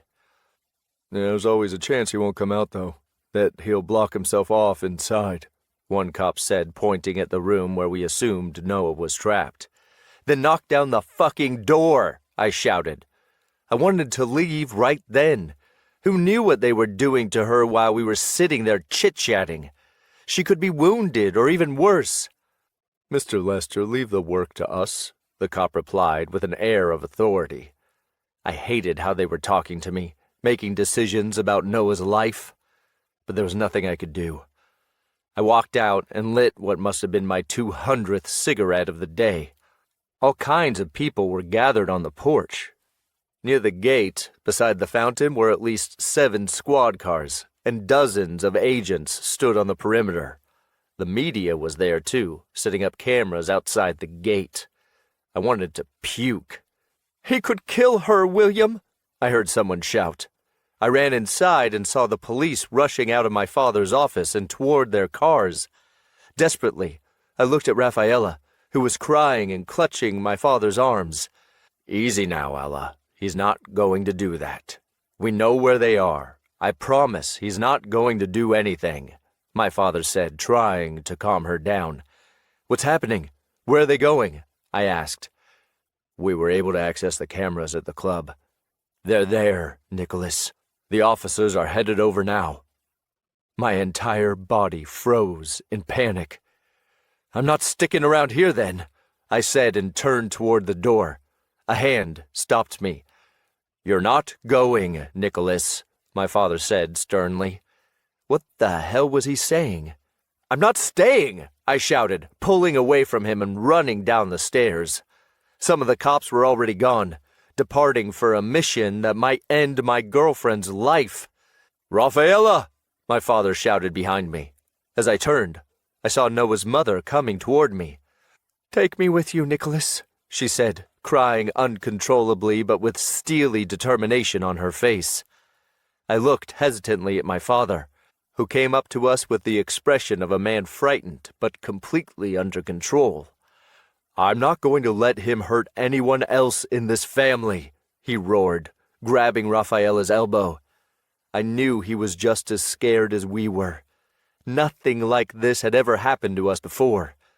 The way he was looking at Rafaela was exactly the way I looked at Noah, and I would have reacted no differently if she had been determined to take off for the scene of a kidnapping. "I'm going, Lester, whether you want me to or not. This is my daughter we're talking about," she shrieked in desperation. Her sobs eventually got the better of him. I looked back at him. "I'm going, Dad. Don't try to stop me." In desperation, he replied, "Fine, but let's go with the cops." 10 minutes later, we were crossing the city followed by 3 police cars. Listening to them exchange information over the radio was fraying my nerves. Some officers were already there, encasing the exits. We arrived quickly, and the patrol cars went straight to where they were expecting Noah's father to come out. The police fanned out around the door. We could hear the noise inside, and when I heard shots, I got out. The cop next to me clutched my arm. "Stay here," he said. I did as he ordered, staring at the door Noah would come out of, wondering if she would be hurt when she did. We didn't have to wait long. After 10 tense minutes, the door flew open, and Noah and her father appeared, blinking with surprise at the detachment there waiting for them. Noah was hurt, bleeding. I felt someone grabbing me from behind. I hadn't even realized I'd tried to take off running. "Noah!" I shouted as loudly as I could. Her teary, terrified eyes turned toward me. Her father was holding her with one hand while with the other, he aimed a revolver directly at her head. "Drop the gun!" one of the cops shouted through a megaphone. I clutched my head in despair. That bastard was saying something, and the terror on Noah's face awakened a killer instinct I never knew I could feel before that moment. I was going to kill him. I was going to kill him with my bare hands. "Drop your weapon and put your hands on your head!" someone shouted. After that, everything happened quickly, though my eyes saw it all in slow motion. Noah's father took off the safety and pressed the barrel hard into Noah's temple. She closed her eyes, and the sound of a police officer's shot filled the entire space. Noah's father turned toward us. I knew he was looking at Rafaela when she started to cry desperately. Red blood stained his shirt, and he fell to the ground, badly wounded. Noah looked at him with surprise, then up at me, stunned. And then she started to run. I pushed aside the cop holding me back and ran to meet her. Only when I felt her in my arms could I breathe easily again. Only when I felt her body against mine was I sure she was alive. "God!" I shouted, lifting her off the ground and squeezing her tightly. Her sobs intensified as I did so, trying to cover her with my body, protect her with my life. I set her down and frantically searched every inch of her body. I looked at her face. They'd beaten her. Damn it! They'd beaten her. I started to shake all over. I'd let someone hurt her. I'd promised her nothing bad would ever happen to her. And now I saw with my own eyes that I'd failed her. "Noah," I said, trying to control my voice. I wanted to ask her to forgive me, to apologize for letting that happen. I didn't think I'd ever felt so guilty for something, or as profoundly wounded as I did when I saw the girl I loved with bruises and cuts on her face. She wrapped her hands around my neck and pulled me close enough to press her lips against mine. I wanted to kiss her more than anything in the world, but I worried I would hurt her if I did it too hard. I pushed her back, softly. "There'll be time for that, babe," I said, cupping her face. "I love you, Noah. So much." 2 more tears fell from her eyes, but she smiled. Then Rafaela came over and took her daughter in her arms. I watched them hug desperately. My father looked at me a moment and then joined them. And I knew nothing like this would ever happen again. I could see in my father's face the promise that no one would ever touch our family again. When Noah's mother let her go, she turned to watch them load her father into the ambulance. I didn't know how to describe what I saw on her face then, but I did see the fear return when the police guided a handcuffed Ronnie out the door. "Look at me," I told her. I didn't want her to be scared again. I wanted to kill that bastard. But more violence was the last thing Noah needed now. "It's okay. You're with me now." Her hands touched my cheeks and slid down to my shoulders, and I saw her eyes lose focus. "Noah," I said, holding her up as she went slack in my arms. "Get a doctor!" I shouted when she didn't come to. I picked her up, and terror invaded me. Had she been shot? Did she have some internal wound no one knew about? "Wake up, Noah," I said, holding her tightly against me until I reached another ambulance. "Let me," a paramedic said. Police sirens began to wail, and Rafaela and my father came up behind me. "What's wrong with her?" I asked. They took her from my arms and laid her on a stretcher, and paramedics gathered around and lifted her into the ambulance. "We're taking her to the hospital. Are you her mother?" they asked Rafaela, and she nodded, climbing into the ambulance. "I'm going too," I said, not leaving room for discussion. "I'll follow in my car," my father said. The ambulance ride lasted an eternity. Noah was still unconscious, but after looking her over quickly, one of the paramedics said there was nothing to be concerned about. I leaned over her and carefully ran a hand through her hair. "I'm sorry, Noah. I'm sorry." 49. Noah. When I opened my eyes, I was in a hospital bed. My head and face hurt, but my mind was relaxed once I saw who was there with me. "At last, you're awake," Nicholas exclaimed, kissing my hand which he was holding. "What happened?" I asked, with no idea how I'd gotten there. "You fainted," he said, his worried eyes staring at me. "The doctor said it was psychological exhaustion. They gave you some pills. You were worn out." I nodded, trying to take everything in.